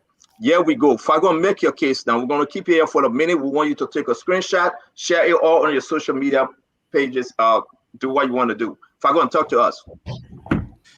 Well, thank you once again. And folks, you know, Samuel Jackson, I come way back. He said his grandfather or father or dating my grandmother. So for that reason, he somehow feel we're relatives. So, but I just own him just for today. Tomorrow will be family again. Having said that, I think this was strategically done. And when I say strategically done, I want you to look at the composition of the appointments. I would have wished that Honorable Joseph Numa Boaka is now the president. Not only that, chief executive officer, commander-in-chief of the Armed Forces of Liberia, chief law enforcement officer, strategically done in the context of whatever happens now. Can we mute, guys, please? Can we mute? Go ahead, Fagon. Whatever happens now, it will involve money. Okay? So you need a finance minister immediately. If you look at the second person on the list, the Minister of State, like I said, constitutionally is the principal assistant in the office of the president and chief of staff by law, not by an opinion. So definitely, with the kind of situation that occurred today, I must correct you. It didn't say chief of staff is strategically in place. So let be very careful. No. Go ahead, Fagon. I just needed to add that there because there was an argument made. So please continue appropriately. Sir, I said, and I will repeat myself, having been in government, I will say to you, these appointments, I believe, which is my opinion, was strategically made. And I started with the Ministry of Finance because now money is going to be involved. Secondly, the Minister of State, these appointments are subject to confirmation, but the Minister of State is the principal assistant and the chief of staff in the office of the president by law. So now he comes into play as the principal assistant. If you have this butter to give to him or to the president and the president is not available as a result of what happened today, you can then pass it on to the Minister of State, who will then transfer it or maintain it and then make whatever he has to do with the president. And the third appointment there is Mr. Samuel Kofi Woods, national security advisor. If you saw what happened today, you call me in the background and you said something to me about somebody, and you said, if I beat on him now, he would say, Abba. But you can see the national security advisor, we had a little bit of scare that we talk about today. Had the president gone down, what would have happened? So strategically, you need a national security advisor. Then in law and order, he is the appointment of Greg B. Coleman, Inspector General of Police. We're now in a civilian government, and you will deal with the police more than you will deal with the military. So again, that was strategic.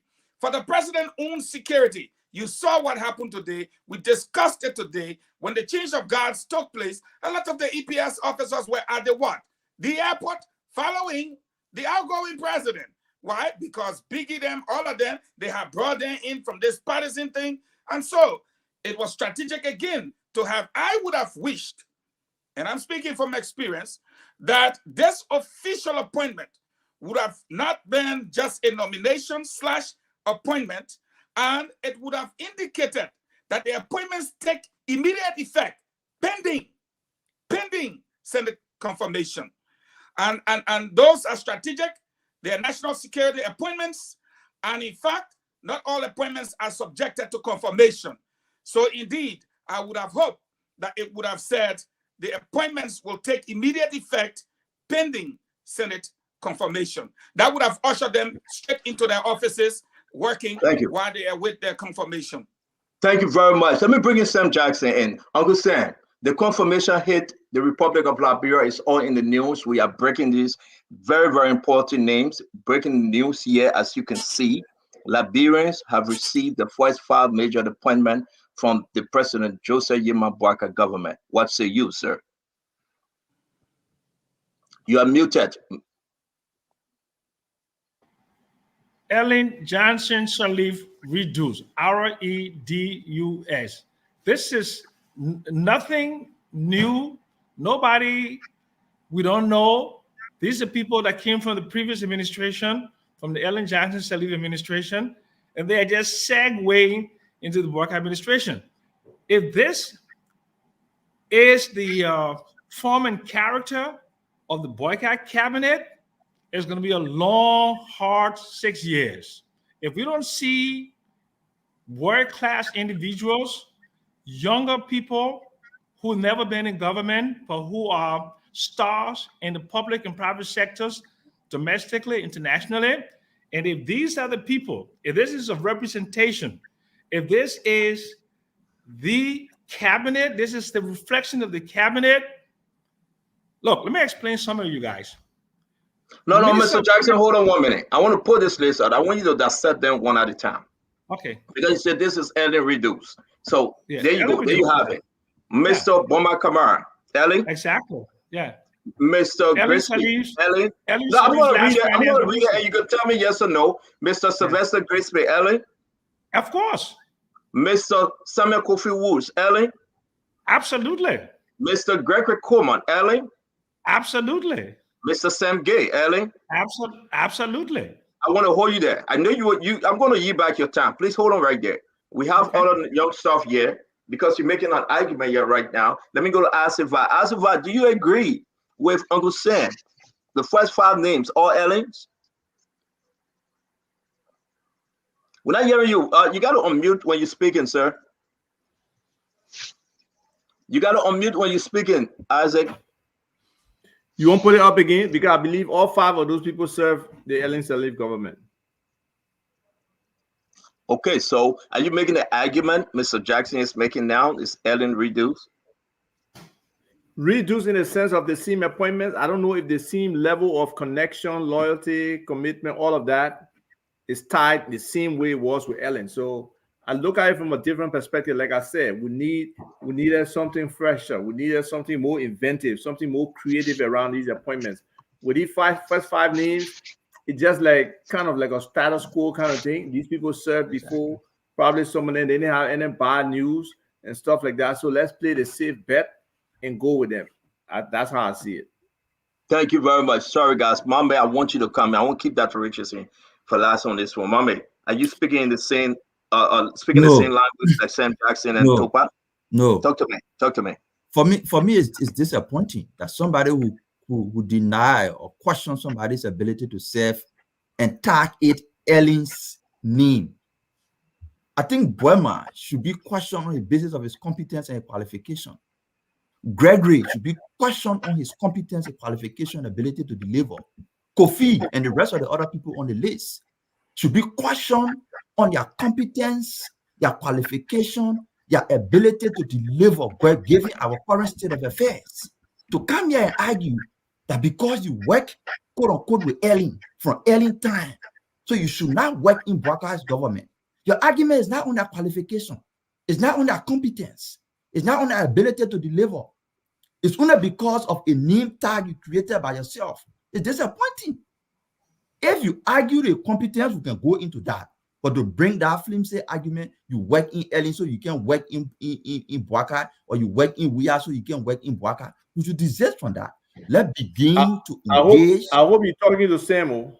Yes. No, you can't be talking to me. Okay, let me land. You cannot talk No, to me. no, he's being generous. Let him go ahead. I'm begging guys. Let him flow, please. Let's begin to engage the discourse. Let's begin to question people's ability to serve based on their competence, their qualification, their track record, not on who they serve under.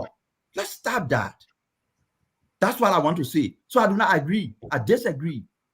The only problem, the only concern, not problem, the only concern I have is I wanted to see at least 1 or 2 women named listed among the first cabinet. 1 or 2 women at least listed among the first appointment. That's my only concern. We're leaving the women out too early. Well, thank you very much, Mame. I think Sam Jackson and Toba have different argument. We'll save the time to go into that argument. We're going to focus on these first 5 names. And folks, let me say this to you, and I'll be very, very clear.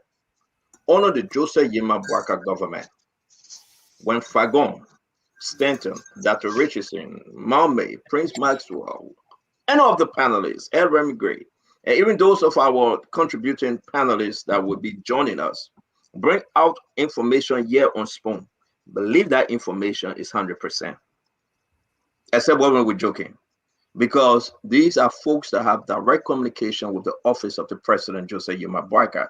Anything we say here will either elevate or harm the president office. So please, this information we're giving you, these names we're giving you from the office of the president, Joseph Yema Bwaka. Having said that, Prince Maxwell, I want to come to you and let's do this in 1 minute. I really need to bring in Sam. Quickly in 1 minute.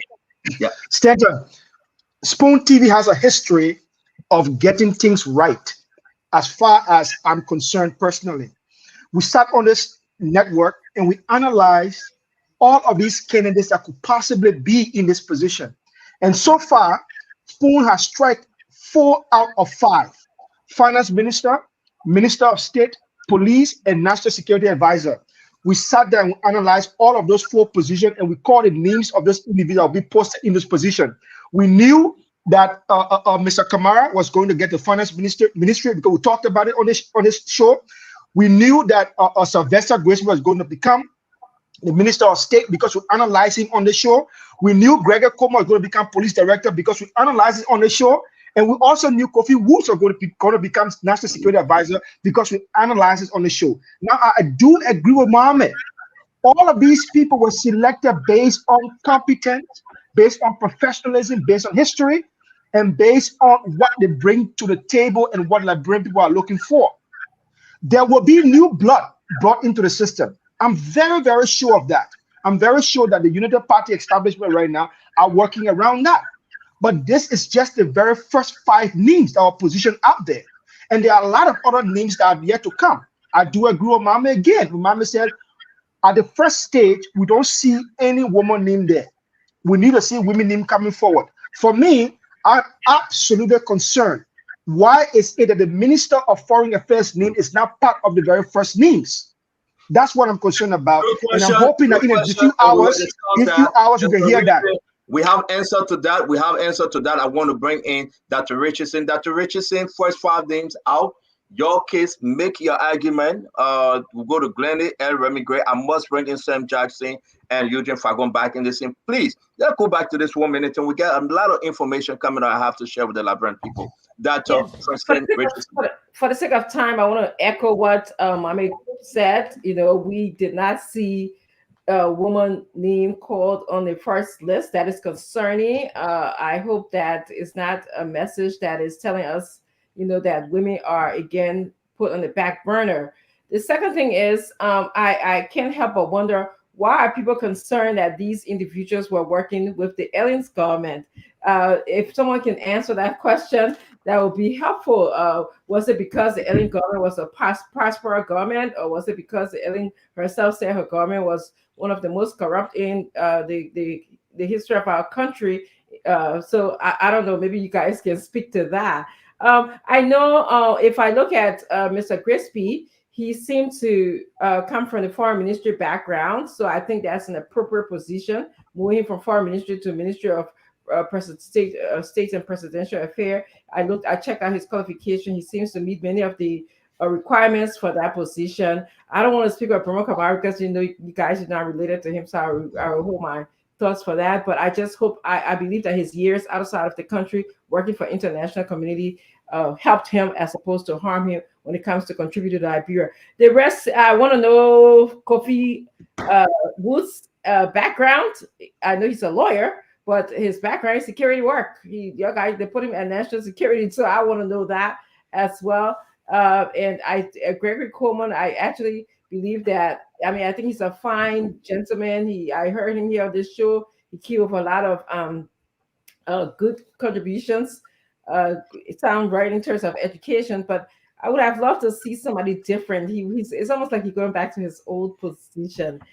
Sam Gay, again, I know he has some background in immigration work, if I can remember correctly. I want to know his background as well in terms of being the EPS officer. What is his training? What is his background? So that's what I'm concerned about. Thank you very much. Everything about this individual. Let me. Oh, no, sorry. Glennie and Edward McGregor got to speak. Then we shift. Glennie.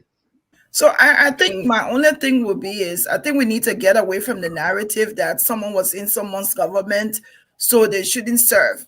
And I would also prefer. So are we saying that if there's someone who was qualifying, we are government, the government now should not be employing? I think we need to get away from that. Look at Liberia and their competence and being in their ability to serve. Plus, most of these people, Dr. Richardson went through them. Most of the people we know their record, and their records are recommendations for them.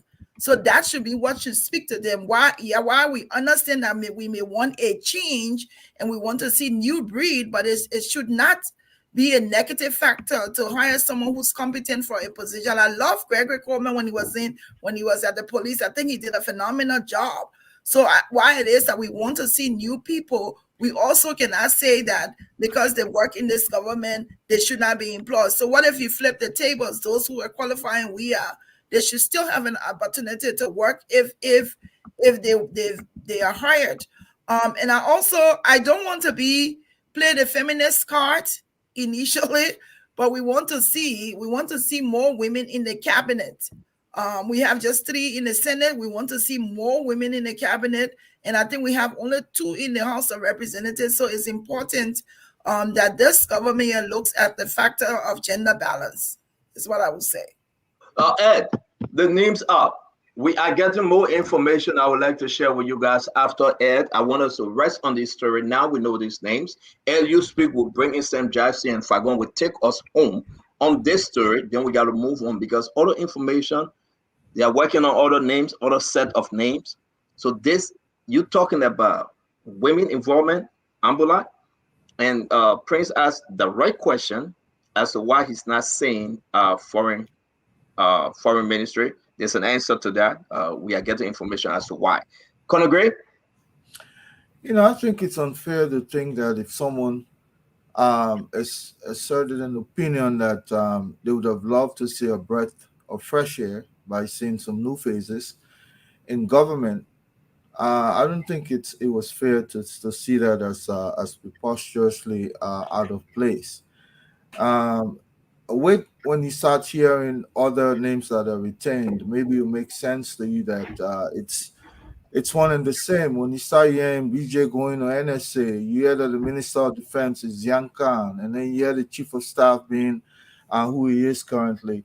and a host of other individuals, then you begin to wonder what is Madam Sellou's proximity to some of these appointments. I don't think anybody should derange the assertion made by Samuel Jackson. I think it was well in place. Librarians are also eager to see a change, but not a change of retaining the past or bringing back the past. There are fine individuals who are there, but this is a government. It doesn't mean that one individual in the course of 18 years or so, because Madam Salif 12, Mr. Weir 6, 18 years, no other Liberians have advanced themselves to the extent where they could well serve in these corridors. You have to go back and bring some of these old names and nemesis. And I understand that Ambassador Barker and Madam Salif, they ran a government jointly. So one and the same, they probably have the same friends or the same individual they talk to. But come on, we're a country of that is progressive in the sense of, attainment of qualification, work experience, and so on. To go back and bring some of the old phases, sometimes it kind of slow people ego down a little bit as to expecting new things. And that's the only thing I see regarding the appointment of women. I think lots of women will be appointed in this administration, but it will be nice to see it done concomitantly with the men. I do agree with that because we're a country, we're progressing towards perfection. We this is probably the second or third peaceful transition of government, and we are envied by our colleagues across the border. So we should this should be a wholesome package that we should not leave some behind. But yeah, I'm concerned also with some of the names I'm hearing. I mean, but that's okay. I mean, Thank you. that's the I like ambassador's. when you said that's okay because you know what, a lot of people concerned, but I've said this before. Fagon take us home after Uncle Sam, then Fagon will take us home on this. We got a lot of information, folks. We want to say thank you for joining Spoon tonight. We gave you all the information because this government, under Joseph Yimabwaka, President of the Republic of Liberia, will be transparent and we will discuss the issue as you see us discussing it. The first 5 appointment, say what you want to say. I did not Liberians. Your answer will be yes. I did not qualify. You can decide on that one. Do they have any reason that they shouldn't serve in this position? I'm coming to you, Uncle Sam. I just want to throw this thing in. I'm coming to you. I'm coming to you, Uncle Sam. Let me lay this thing because we have thousands of Liberians and hundreds of thousands listening to us tonight, right now. Okay. In our room right now, we got 10,549 people right now live watching us on all of our stream. So we want to say to you, not you, Uncle Sam, but we want to say to Liberian, I did not qualify. That would be my question. Can they perform the duty? That would be my question. I did not Liberians. That would be my question. Do you have anything on them of corruption, illegal practices? Now we can discuss the substance. I give it back to you. I'm going to hear from Fagon, and we will move on. Uncle Sam, make your best case. Yes, sir. So basically, it is very clear that Mr. Mame may not have understood or may not understand management and economic development and things of that nature. When you talk about qualification, you're not just talking about the credentials as somebody that have a master's degree, may have some experience, but you must have experience that is directed to how you're going to perform. And the Ministry of Finance and Development Planning needs an economist. But if you look at Mr. Kamara's background, he came from the central bank. As a central banker, he became a fiscal officer. One of the problems in the post-war economic development of the country, development planning has taken a back seat to fiscal management at the Ministry of Finance. So you don't just bring a fiscal officer and an economist. You need somebody who can do development planning, the long-term strategic development needs of the country, sectoral planning, because the Minister of Finance, for all intents and purposes, is the head of the economic management team. And the economic management team is you guys just are not begging us. Can we mute if we're not speaking? We're ready to hear each other. Continue. Okay, And the Minister of Finance and Development Planning has to be involved in sectoral planning, not just a fiscal and budget officer. And he's not even a revenue officer because we have the Liberia Revenue Authority. That's one. Okay. So while Mr. Kamara may be a good economist, while he may be have a good background in central banking, he may not be the appropriate individual for development planning. And there is nowhere in his background what he's done development planning. There are a lot of requirements that are outstanding. The labor force survey is outstanding. The core welfare indicator questionnaire is outstanding. The HIES, right, which is household income and expenditure survey, is outstanding. All of those tangential matters in development planning, you need somebody who understands development planning and can put together a sectoral plan for a strategic approach to development. And then number two, But let me just go. I said, let you finish. Let me go down the list. Yeah. Sam Gay, very good friend of mine, was a police officer in Philadelphia and was with the DEA in Lagos, Nigeria, the US government. There is nothing in his background where he's been part of an executive protective service in any country in the world. No, guys, let's stop gesturing. Okay. I beg you. Let's give him the chance. So, Mr. Coleman is a nice guy, and is aptly qualified. But when your first 5 appointments, and you talk about rescue and the Ellen Johnson Sirleaf administration, debatably and arguably, was considered a failure, a corrupt government, big ball 1, big ball 2, and all of these other fiscal and financial anomalies coming out of there. And your first 5 appointments with no deference to the form and character, and in terms of public perception, it is not even an issue of diversification where you have a female, no gender balance, and you bring in 5 men from the previous administration, and you're trying to impress somebody. Oh, this doesn't go down well with somebody like me. Right, we're gonna hit you.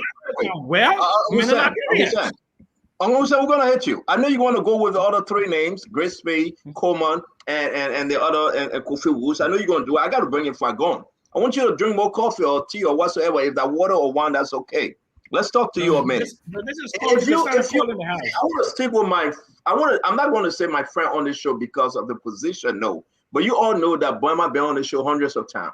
Boima Kamara, finance minister.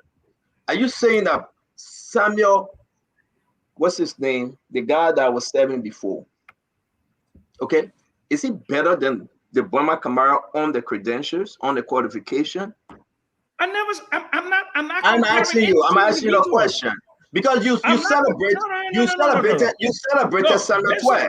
Uncle Sam, let me finish. Uncle Sam, can I finish? I'm asking you a question. Uncle Sam, I'm asking you a question. Let me land with my question. You can answer, please. Okay. You celebrated Samuel Twain all through the regime, 6 years. You elevated his argument. You work along with Samuel Twain. Is he more qualified than Boima Kamara? So I don't deal in political sophistry. Because that's what you perpetrating now is political sophistry.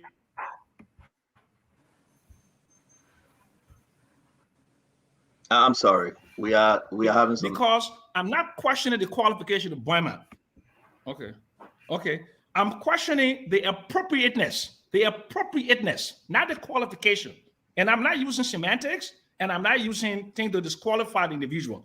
But I'm just talking about the appropriateness of the appointment under these current circumstances. This is the political economy of Liberia. We understand all of that, Sam. I'm going to hold you days. This is the political economy. This is Liberia we are talking about. This is taking folks out of poverty. You work with Samuel Twain. You celebrated Samuel Twain. Everything you're saying right now. Are you telling Liberians to not apply to Samuel Twain? So then, I did not work with Samuel Twain. You said I was consultant to Samuel Twain. I was never a consultant to Samuel Twain. Recently, in 2019, we organize the National Economic Dialogue, and you have to be very clear, because somebody and you have a personal relationship does not mean you have a professional relationship. There's not been one contract Is signed Samuel between 12 me. qualified more than Boima Kamara? We got to move to That is, sir. your question is political sophistry, and it's Tabata. It's political sophistry in Tabata, because that's not the comparison that I would want to make. But because your comparison for 6 years, you celebrated the government in which Samuel 12 served as finance minister. For 6 years, you elevated the agenda, the financial economic agenda. So everything you're saying, you're contrary to that right now. The diversionary tactic that you're using, the diversionary tactic, I'm too experienced to fall into that deflection and diversionary tactic that you're using. Let's stick with the 5 appointments that he's made. Thank you very much, Mr. Jackson. Samuel 12 is Thank history. you very much. Thank you very much. Just remember, Samuel 12 is history. So let's go down the list. Thank you very much, Mr. Jackson. Fagon, let's bring you in. Fagon, I want to give you 2 minutes because we're going to push Sam Jackson and Isaac Toba and Mame. I like their argument, but I want to bring you in, Fagon. Let me hear you out. Let Librarians hear you out. Samuel Tuwe Boima Kamara. Right now, honor of regime that went through harmonization, Fagon, that you strongly spoke against. Honor of regime that caused children to live and die in poverty. Honor a regime that caused the health ministry couldn't get a dime for medication or whatsoever. Honor a regime that Liberia have no investors coming in. Yet and still, government civil servant, 4 months, 3 months, no pay. University of Liberia, the worst in the history of Africa. Under this regime, we can continue to name it. Yekan Boima Kamara, a brilliant appointment by President Joseph Yema Boaka today. Your case, that's the reason why I brought Samuel Jackson in, and I love Uncle Sam. But talk to us, Fagon. Where are you? Thank you very much. In the interest of this government that you and I fought for so brilliantly, along with other panelists here, I'm not going to allow us to move the goalposts just to satisfy Mr. Jackson. Let's keep the goalpost where it is. I started by saying that the appointments were strategically made. Who names their cabinet on the first day? Puts in only a finance minister, a minister of state, and then the other 3 has to do with security. Are we somehow dreaming here? The appointments were strategically made. The Minister of Finance, the Minister of State for Presidential Affairs, who is the Chief of Staff and Principal Assistant in the Office of the President. The rest has to do with national security, and that's it. Are we going to stay here and say there's no gender on the list? There's over 3,000 appointments to be made, and Mr. Jackson knows that. 3,000, and just 2 cabinet, and then national security issues. Are we going to say women are not there? Of course they're there. Of course they're there. We know they're there. We're not going to argue that. But let's come back to the appointments, be it as it may, as we're looking at it. Mr. Jackson said this is Ellen Redo. Mr. Jackson, let me remind you, in case you have forgotten, that in that time, the Liberian people saying, and we usher in Samuel Doe. Immediately after Samuel Doe, the Liberian people say, you came my man, you came my pa, I will vote for you. It was the leader they wanted. Then when Ellen came, they said, Moke, you're not able, that Baboon able. And that old lady sat down. And then immediately after the old lady, people were talking about book business. They said, you know book, you don't know book, we will vote for you. And then when this old man came, they said, our past, sorry, we made mistake. Meaning we should have had a continuation with a little what? Dressing. I think the point Mohammed made is that you said it's Ellen Redo. And this is not Ellen Redo. And I'm not going to go over it specifically to say Ellen Redo. But what I'm going to say to you is this. You refuse to argue on their qualification. Instead, your argument is based on whether it's appropriate or inappropriate. But the last time I checked, the appointing power was left to the president. And the appointees serve at the will, meaning this is what the president wants and pleasure of the president, not you.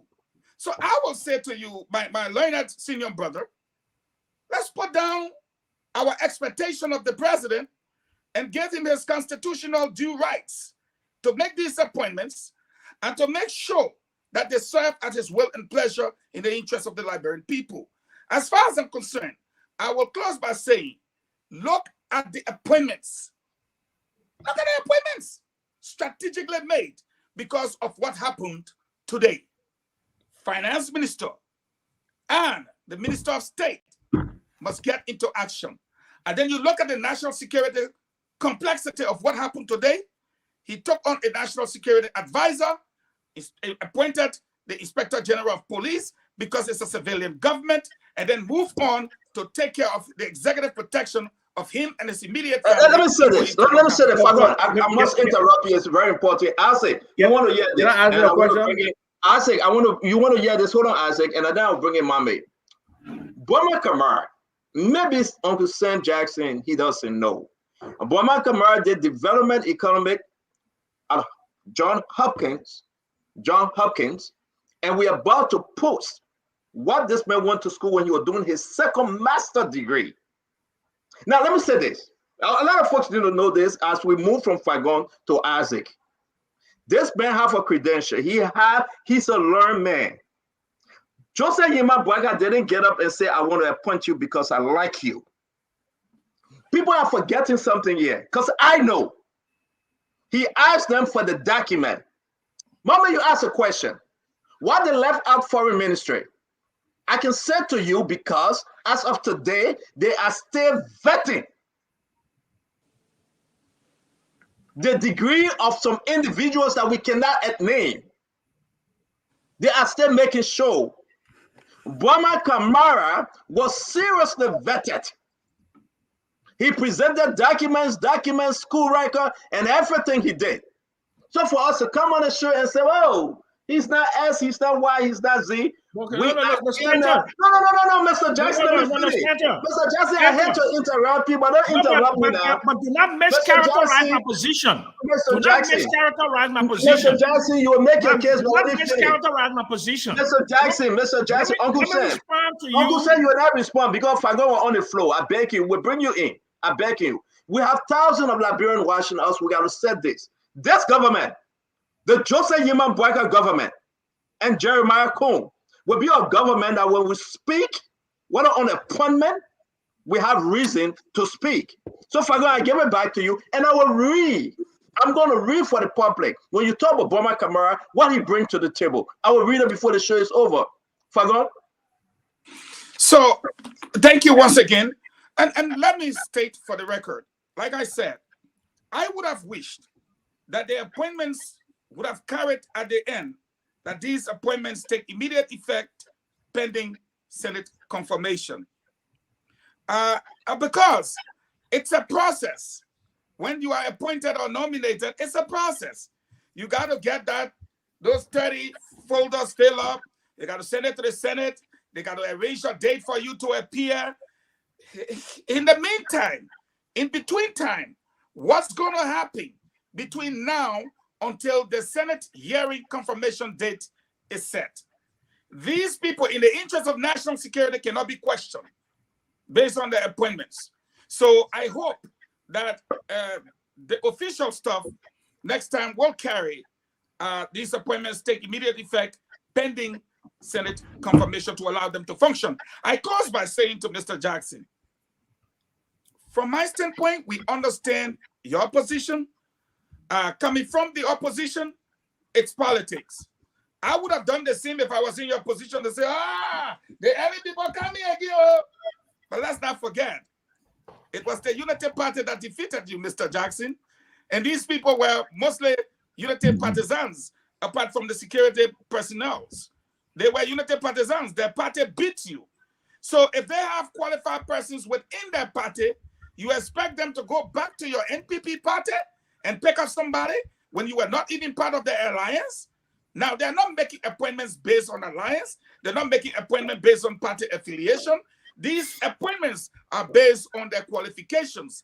Now, you will suggest to me in my closing that the fact that George Weah government is out And I, your little cousin, served for 3.5 years as Deputy Minister for Information. I'm no longer qualified to handle that position. I need to respond. I need to You respond. will respond after. I beg you. I beg. Guys, we gotta go. We got a lot of stuff happening. I will bring you on, Mr. Jackson. I can promise you that. I won't bring in acid vibe. You being the only Liberian, allow me my 10 seconds. You being the only Liberian, my only cousin, Stanton, that wrote the East Tennessee State University and asked for my credential from the university. And guess what? They supplied me my credential with a video. And then he called me and said, oh, cousin, the book can say you got 4 AA degree. So why you didn't tell me you got a bachelor in honor? I said, that means supposed to explain myself. My exhibition and my output explains myself. And so I just want to say to you, bear patient. Thank you. I want us to stick with this. I want us to stick with the finance ministry thing because this is big right now on this government. This is very big. When we tell people that, listen, watch out for Joseph Yemabwaga, the team that play. As a VAR, just a man now coming up with great credential, great experience. Not only what he learned in school, but great experience, because you were saying, well, he served for only 6 to 8 months under Madam government. But now we are moving away from that. I never said that. You said something that he said for only 8 months as a VAR. No, I never said that. I don't even know how long Bama said. I never said that. But go ahead. Yes, I said I'm gonna, and that's why I like when you said no, we're gonna go back and rewind this thing for you to listen to it. You said it, but it's not an argument. But let me move now. The argument I was making alongside with Samuel Jackson. We're not in the betting. We're not in the betting business. Let's move on. You say you didn't say it. Let's move on. The argument I was making with Uncle Sam here is that is Boima. I mean, is Samuel more qualified than Boima? Okay, so and that's the I know that answer come in. We'll come to you, Uncle Sam. You must answer that question, but that answer come in. Oh, for me, straight up, no. Samuel is not more qualified than Burma. That's simple. It's not even an argument. Good. So continue. Your 1 minute. Okay. Oh, I got 1 minute. I have 5 minutes. Look, okay, go ahead. Look, my point is, the depth of understanding for some of these people in these different positions. You can't question that some of these people don't have the degrees. You can't question that they haven't performed in government. For me, I don't know the specific instances, if anybody, because somebody has sent me text already and say, oh, this person was corrupt or that person was corrupt. I say, but show me the instance where you claiming, or show me some other report where you saw that person name in to say X, Y, Z.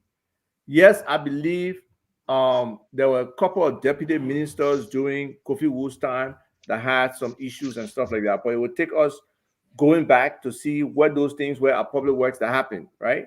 So it's retrospective. What I'm seeing, this particular thing, I don't see the innovation around it. I don't see the articulation. Like Mama said, Burma has been talking, but I haven't seen significant stuff from Burma, maybe because I haven't been on Facebook reading other people's material as much as I should, right? But Burma talk about getting the $4 billion. I don't know what time frame he said. I don't know if it's just a spin-off the $1 billion that we have been talking about in the ANC along with Mr. Cummings, but I won't see the how, right? For me, when it comes to that $1 billion, I look at real estate taxes, real domestic mobilization around that. I look at the waivers, the exempt waivers. I look at really identifying the businesses that exist and some of them not paying. So there's a whole bunch of opportunities for us to get to that $1 billion. In addition, we're creating turnaround in the economy for us to focus on the private sector, for business to start to make profit, for people to get jobs, for them to pay the taxes. So that's possible, getting to that $1 billion in the next 2.5 to 3 years, and then probably getting to $4 billion in 6 years is possible. I just have not seen a breakdown of how we get there. With regards to Gregory being in a position before, I'm saying I did not see innovation from most of these people when they worked before in the Ellen government. So this is a recycling, because right now where we are, we need some more creativity. We need, for any specific position, some in-depth. So somebody can share with me Kofi Wood's understanding of the security sector from a national security perspective, his depth of foreign policy, international relations, and other stuff. And then, I can say, oh, yes. But I'm not going to pass judgment on those individuals right away. What I'm saying is, there were people who have served before. I didn't see any dynamic output or outcome from their service. At the same time, I didn't see any stream of corruption directly attributed to them. Somebody mentioned about Grisby here, sent another post in my inbox, but some of them were damaged passport. I don't know what was the resolution of that. So if it was not part of the vetting process, it probably some things that need to be looked at. Well, thank you very much, Isaac. Thank you for respecting the time. Just in point. Mame, before we bring in Sam Jackson, will say the last thing on this. Mame, I want to hear from you. You brought the argument up and you were so unique. Bwema Kamara, finance minister. Bwema Kamara, bringing up a lot of credential. Bwema Kamara, whether he's better off when you talk about Liberia economy than that of Samuel Toy. Talk to us, Mame. I don't want to compare Bwema and Samuel Toy. Samuel Why Toy you scared to do it? No, the reason is, I always say if we want the Joseph Boakai administration to perform, we should not use the George Weah administration as a benchmark. If you want to pass in school, you want to do your class, you can use the person who failed as the benchmark. If the person made 40 and you're making 50, and you always say, oh yeah, I'm doing well because somebody made 40, you will not do your class. So we can use George Weah government as a benchmark to measure President Boakai's achievement. So I don't want to do that. When Uncle Sam came on the show, the first thing he raised was that we see the redux of Elling. That was a pedestrian argument that all around on the street, that at his caliber should not be raising on presidential appointees. Those are pedestrian arguments. Children on the street will be talking. At his caliber, that should not be your first response to a presidential appointee. It should be on the basis of qualification, competence, and ability to deliver. He came back the second time and attempted to question Bwema's competence, not his qualification. He attempted to question Bwema's competence and threw words all around about household survey, about development planning. Look, Uncle Sam, the Minister of Finance of the country doesn't need to be an expert in development planning. That's the reason why the ministry is structured such that you have different ministers. Yes. Really? He doesn't need to be an expert. Really? Really. Oh my The God. minister, the Minister of Finance and Development Planning really doesn't need to be an expert in development planning. Wow. If he is an expert in development planning, that's fine. No one person will check all the boxes to be a Minister of Finance. Bwema Kamara is competent, is qualified, he has the experience, and is willing to deliver. What we can say here is we will hold Bwema accountable. But the question is competence. You're talking about household survey, you got legions and other institutions responsible to do that. At the Ministry of Finance, we only interpret the data they generate and use it to design development programs. The Minister of Finance must not be an expert in development planning. What he needs to do is to recognize that, yes, I'm a Minister of Finance. I do not have this expertise. I rely on my Deputy Minister for Development Planning. I rely on my Deputy Minister for Fiscal Affairs to be able to drive development planning and action going forward. So what competence gap you have on Bwema that you will raise here? Nothing. So the first argument on Elling people and Elling redux is a pedestrian argument. It was defeated. You come back on the issue about competence. Yes, he's competent. And I say here that the Minister of Finance the precondition is that he must not be an expert in development planning. Yes, we agree it's an advantage, but we are saying no one individual can check all the boxes. And Bwema, at this point in time, until you can show an alternative of the names we call here, of the names that were being considered, until you can call somebody who is more qualified and competent than Bwema, you got no argument against Bwema, and you start doing pedestrian argument. Last, let's start on 30 seconds. This argument, and we need to make it correct, that Liberian people want change. Yes, the change Liberians want is not in the name of the minister. The change Liberian needs is the change in their livelihood, how their income can increase, how roads can be built, how hospitals can be improved. The change they want is not necessarily in who's sitting as minister. They need change in their livelihood. That's the change they want. The Voter Unity Party back in power after 6 years. What does that say to you? The change the people want is not in the name of the minister. The change is in their livelihoods. Can I go ahead? Yeah. Sam, go Go last ahead. on the one. You will bring Go in ahead. Maxwell. Let Sam go last on the one. Then we got to Okay, move great. on. So when you say to me that my argument is a pedestrian argument, pedestrian, you know what pedestrian means? It's a silly argument. Okay, it's commonplace, it's banal, it's illogical. To question 5 appointments in a rescue government that came from a failed administration, and you cannot, with all of the soliloquy you've been talking about, Burma, you have not given me 2, 3, 4, or 5 major accomplishments of Mr. Kamara as Finance and Development Planning Minister. You did not do that. You don't have the ability to do that because he was there not for 6 months, but for 2 years. And the component, development planning, to me, it is a more objectivizing and also it's a confidence building, and this is a strategic component of the political economy than fiscal and budgeting, which as far as I'm concerned, are more perfunctory. Those can be done by analysts. But development planning, when you look at the base of socio-economic development in a country, where we are as a country, and you want to improve education, you want to improve health, you want to do liberal economic empowerment, you want to do all of those, and you will tell me that you don't need a development planning expert?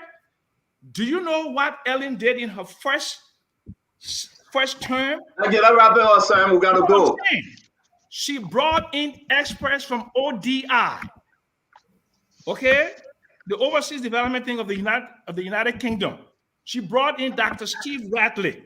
She brought in Eric Wecker. These are all development specialists to supplement the efforts of the Ministry of Finance and Development Planning. So you're going to come and tell me that a Minister of Finance and Development Planning and the development planning part, which is the social economic improvement part of the economy, should be left out to amateurs, should be left out to non-professionals because you want to satisfy. And thank you very much, Sam Jackson. We have to go. We have to go. We got a lot of folks on here. My thing is that stop me anytime. No, I gotta go. We can't just dwell on you alone. We gotta go because I think, like Mama said, I will go back to our brother that called the argument pedestrian. We had him here before, Councillor Lamy, right? Councillor Lamy. Argument, and I want Liberians to listen to this well, Candy and Dr. Richardson. My only argument here before we bring Prince Maxwell to close this thing up. Why are we even talking about Boy Kamara? He's qualified. He's experienced. Can you trust him? Yeah. Can he deliver for Liberians? Yeah. There's a man that served 18 years in the public sector, 14 years central banking, and 18 months at the Ministry of Finance, Development, and Planning. Why are we talking about Boy Kamara? How long he served there? Say that? How long did he serve there? 18 months. Almost 2 years. So let me say this. But taking Samuel 12 from nowhere, I'm not trying to do a comparison here that is empty. There's a reason why when you get a sedition who now on the opposition talking about Burma Kamara of the great appointment of Fagon said very strategic. Why should we argue with them? I need no other argument. And that's my question for Fagon. Strategic. I need no other argument. Mama, you got to wait for your turn. I say you got to wait for your time. Question. I want to ask another question. Mama, you got to wait for your turn. My thing is that Prince Maxwell, you'll be coming in, but I need no other argument. I want Liberians to believe and trust that which the person they voted for, Joseph Yima Bwaka, he does not need any further argument because his appointment desire is in line with the interests of the Liberian people to deliver Liberians out of poverty, to create jobs. And that's why Burma Kamara comes in. You served 6 years. You refused to remove Simon 12. He brought the West on the nation. You celebrated with him. You say he's the best man for the job. And you want to give him another 6 years if Joel were to be re-elected. How dare you? Coming on My the show. man, your whole soliloquy just focusing on Samuel Please, Tuet. I said, do not interrupt me. I said, fine. Let me make my case. This is you were saying your own. Personal case you're making. But I said, fine, don't do that. Don't do that. It can be personal, but it's in the interest of the Liberian people. Okay. So let me say this. It is very important that Joseph Yima Boyka appointment of Boma Kamara. I will agree with Mamwe. This is one of the best. This is one of the best. Not that he's only religious, but he's committed, he's honest, and we're holding responsible and accountable to deliver for the Liberian people. Prince Maxwell, I beg you, I say, when I'm in, when I'm in flight, I say, don't send me your Ukraine missile, man, please. Please don't do that. That drone are using that drone. Let me make this short as possible. First and foremost, we have to look at what the reality is. The reality is that the president currently served. The president currently served 12 years as vice president. He was in the most advantaged position to look across the spectrum in terms of our human capacity and be able to assess who were those best Liberians that he could have worked with at that time. And now he has the same opportunity to look back and say, while I was in the position of vice presidency, I worked with these young people and I'm comfortable with how I work with them. That's number one. Number two, I don't think that Big Brother Sam was fair in his analysis as it pertains to Boma Kamara. History has shown us that the Ministry of Development Planning was just reorganized and incorporated into the Ministry of Finance. So it means that that particular portfolio of development planning is a very huge portfolio. It's not an issue of competence. It's an issue of institution. The question we should be asking ourselves, how will Minister Kamara work around in rebuilding that institution so that it works well and merges well with the Ministry of Finance? The other aspect that Big Brother Sam was talking about in terms of labor force survey or the other survey, those are responsibilities of legislators. Legislators can work through that. And I'm sure that Honorable Boma Kamara will be working to strengthen legislators so as to produce those statistical information that they need to make public policy. But to come here and question Boma Kamara's credential based on the fact that we are talking about development planning, we need a whole institution around development planning, not an individual. So let him talk about it. I agree with him when he talked about the issue of the national economic dialogue. Maybe we need more of that in Liberia. Under President Boyka's government, maybe we need more economic dialogue in the country. But to talk about his justification for not being comfortable with the appointment of Boma Kamara relative to development planning, I don't think it's justified. Because he just spoke about Ellen Johnson Sirleaf, the former president, who I respect so highly, bringing a whole group of different individuals just to work around building our social programs. So we need that. Thank you very much, guys. We got to move on from Boma Kamara. We're good. I don't know where Sam Jackson went, but we hope that he can come back. I'm here. I will just say something quick, Stanton. Yep. Okay, after I finish beating up Boma Kamara, do you know why I want Boma Kamara to go? Central Bank. That's where the crux of his experience, the bulk of his experience, and where he has exhibited proficiency as a central banker, not as a development planning minister or a fiscal officer. Santo, if you keep going back to St. Jackson, we're not going back to St. Jackson, right? We want to go now to Minister. Uncle Sam, we're done with you. Uncle Sam, we feel what they want now. That's why. Oh, you're done with me because you don't like the argument that is being proffered. That's why. No, Mr. Jackson, that argument is not going to hold. It's not going to hold. Because I myself, I'm a development economics. I'm a development economist myself, just like you. But the argument does not hold here in this instance. No, I'm not a development economist. Okay, good. Okay, that's good. Good. Banker. We got to move on. I just want to move that from there. Okay, now you want to move that from there. We got to move on, Prince. We got to move on, guys. Let me just move ahead. Minister of State, the Presidential Affair, Sylvester Grisby. Anybody get any take Dr. Richardson, Minister of State, Sylvester Grisby? No, I think I said earlier that I think that his experience is transferable. He was, Thank you. Yeah. Thank you, Glennie. Anything you want to say, Sylvester Grisby, 30 seconds?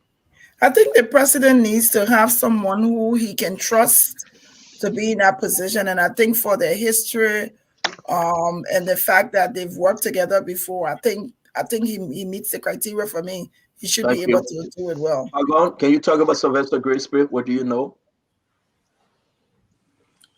He's a very learned man. He's very experienced. He worked with the president for a long time. And let me say this, you and I had conversations with him, not once, not twice. We ate with him. We ate with him. Who would you rather be you spoke against him, though, remember? When he was... Say that again? I remember you speaking against him when he was lobbying for CPP. Not only that, ask Stanton, right before him, I told him, I said, we heard about you. You were supposed to be in Ghana in the interim government. He said I was a force. He said, I said, but I was sorry because once I heard your name, I went for your jugular. I didn't waste any time. He said, no, that was false. I've been here and go nowhere. You know, and you know, if I go will not be a friend. I say behind you, I say in front of you. But having said that, again, who would you rather prefer as your principal assistant, as well as the principal chief of staff in your office? Is somebody you probably know is well educated, well experienced, well seasoned, level headed, and someone you can trust with your coffee when you're going out of the office. And Dr. Francis said, yeah, well, that's true. And I just want to say this, Stanton, if you will permit me for 30 seconds. Today, you asked a very serious question when you said the three functions of the president. The president is head of state. He's head of the government. And he's commander-in-chief of the armed forces that includes our national security interests. Now, having said that, if you go to Article 56, it will clearly state to you that, look, pursuant to this Constitution, shall hold their offices at the pleasure of the president, meaning all cabinet ministers, deputy and assistant cabinet ministers, ambassadors, ministers and consuls, superintendents of counties, and other government officials, both military and civilian, appointed by the president, pursuant to this Constitution, shall hold their offices at the pleasure of the president. The reason why I'm bringing this to this panel today is because Sam Jackson puts that part of the Constitution under question. If somebody tells you that the appointee shall hold his office at the pleasure, that word pleasure, meaning if the president likes it, that's why we subject it to Senate confirmation. Once the Senate clear you to go, my friend, you will hold your office at the pleasure of the president when you are clear. I don't see anything wrong with these appointments. And that is why it was strategic for Mambe to ask you in the first half of the debate, are you questioning their competence? Are you questioning their qualification? And when you answer no to both of them, then I knew the debate was over. And I think we're wasting the Liberian people time, and they would like to hear a lot of good things if these people are qualified. And last but not the least, when Isaac says to me, let me ask you a question. Is it an individual or their job or something to that effect? Isaac, thank God you and I were on this panel with Stanton today. In the first 5 hours after he took the oath of office as president of the republic, you now had a new president. You see what happened? There was no national security advisor. There was no EPS officer. There was no police. He was the president now. That president you saw today was without a national security advisor, no police RG for the civilian conduct of the government, no EPS for his personal executive protection, and so forth. no special assistant to him for the first 5 hours.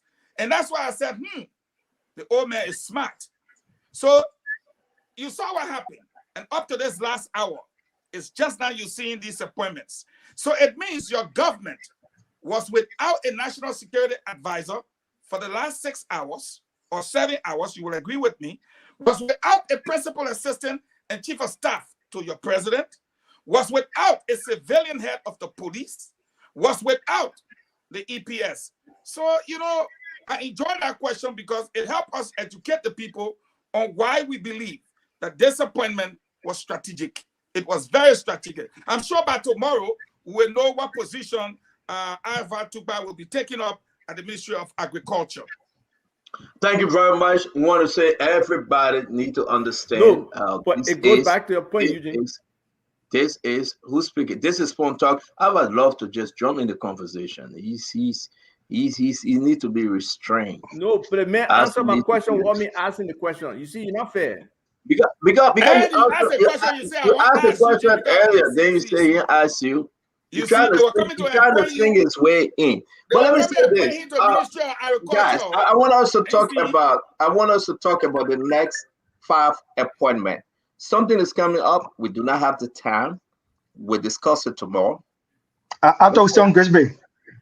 Let's talk. I know you want to hear that. You want to hear Grace Bay. I know. That. Go ahead. Talk about Grace Bay. Let me give you 30 seconds. Great. First and foremost, let's know this, and it's a fact. Ambassador Grace Bay is the most quintessential appointee on our list. The most quintessential appointee on our list. Now, why do I say that? Honorable Grace Bay is legislatively savvy. He's politically brilliant, both local politics and national politics. He's internationally respected because he served in the Ministry of Foreign Affairs for many, many years and has dealt with many of our international partners and has never come out of that with any kind of problem. He's sub-regionally admired. During his time at the Ministry of Foreign Affairs, he's worked tremendously within the sub-region, with our partners in the sub-region, ECOWAS, AU, EU, every one of them, he worked with them very, very well. So they know his name and they respect him when he enters a room. Not only that, Ambassador Grace Bay is a very sound administrator. That's not my dog. He's a very sound administrator. Nobody asked you because we know already that your dog. His time at the Ministry of Foreign Affairs. Seriously. His time at the Ministry of Foreign Affairs. Oh, come on, guys. Sorry, Maswell. Go ahead. His time at the Ministry of Foreign Affairs, and at the time he served as in a very same position as Minister of State under President Ellen Johnson Sirleaf. His administering and management of both of those ministries produced tremendous results. Go and look at the people he worked with. Go and look at the young people he brought on board. I am an example of that.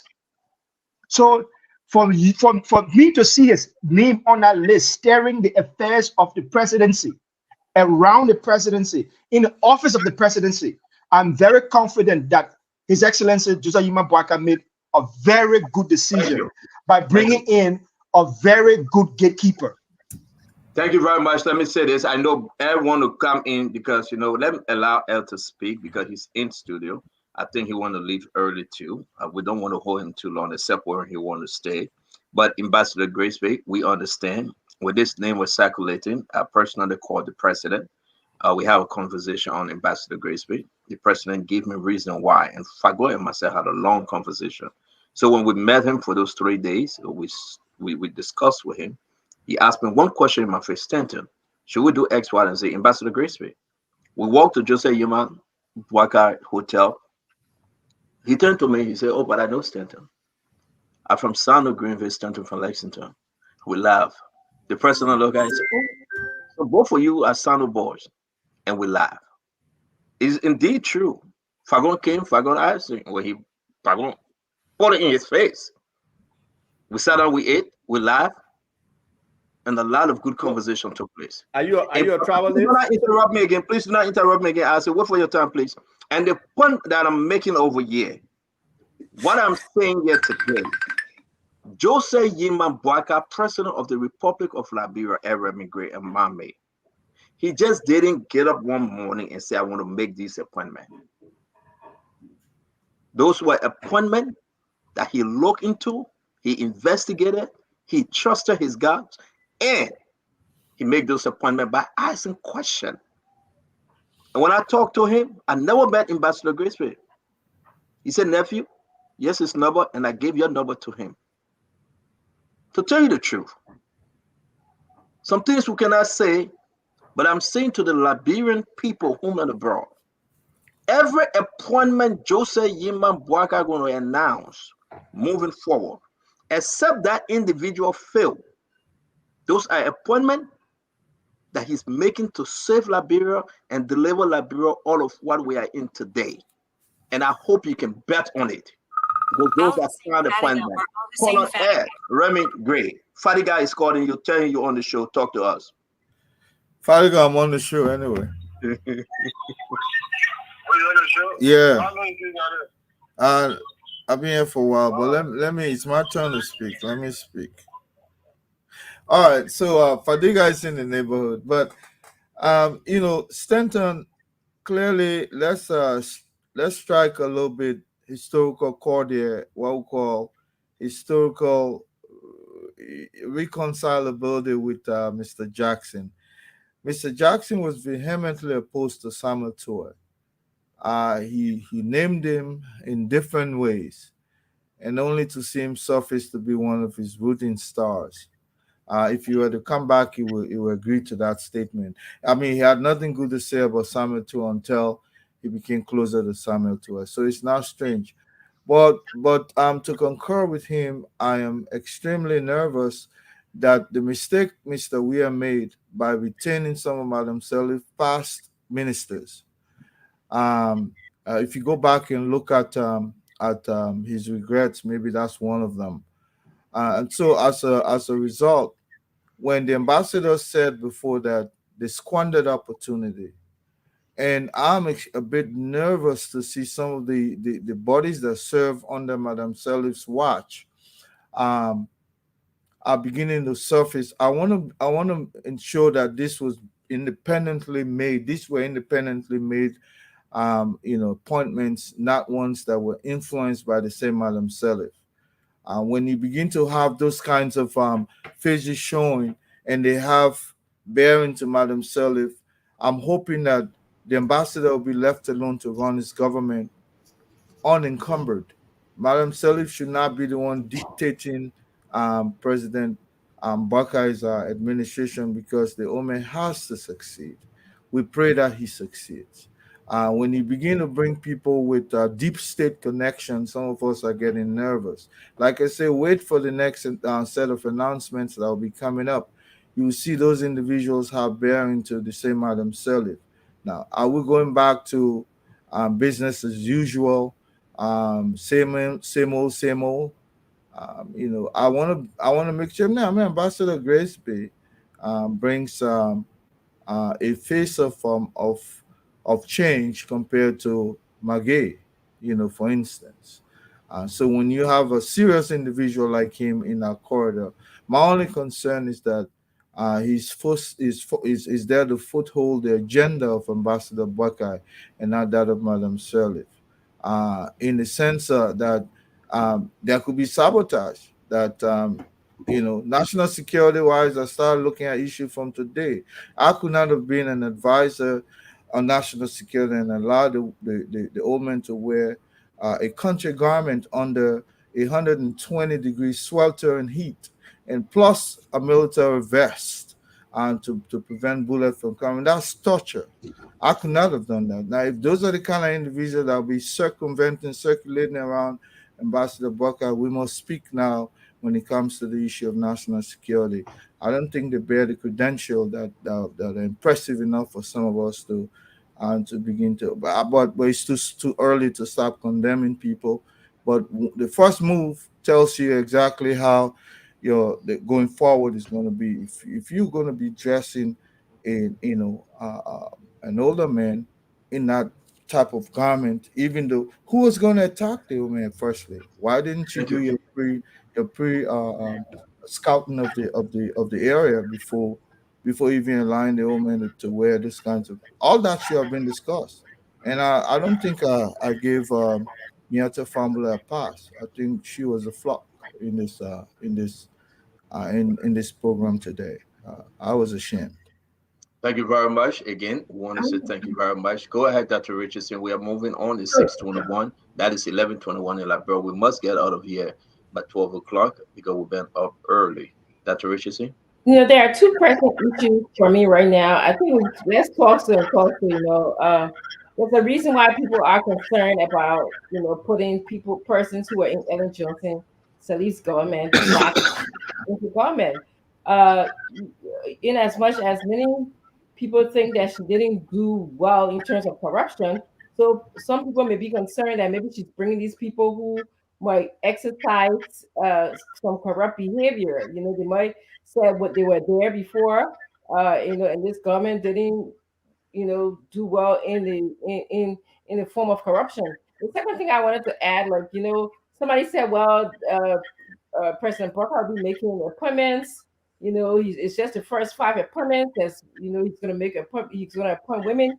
But the fact is, this man was ushered in by women. Women worked very hard for his campaign. And I think that should have been a first thought. I'm going to at least send a message to women of Liberia. After all, the population in Liberia is very close, 51, 49% men and women ratio. So I don't think that we should be a second thought in appointments.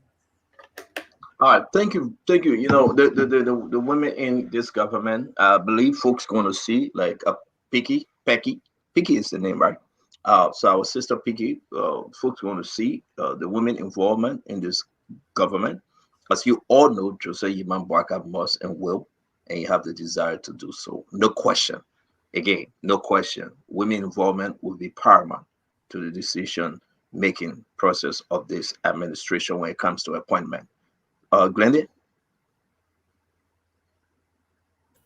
You're too much, Stanton. You got new names. That's why we fought for Fagorima. Say I get about this every day, and I know when we speak, I know what we talk about. We pick up phone, they answer, they need to answer us because we are fighting again. This battle is not over, folks. Yeah. All those names that you guys see, it's not just Johnny just come. These are names that ask Abula Mambe, hear myself question. We went up and down with the Burma Kamara and other names that we cannot say on the show. So we are fighting in the back. We are making the argument. And when Joseph Yiman Bwaka sound on it, it's unique. Yeah. It's up to the individual now. But talk to us, Glendy. I think it's I want to play the women's card, but I think for me it is early. We would have loved to see, and I know there was a potential woman for one of those positions, but I guess she is being still being vetted. It's what I know.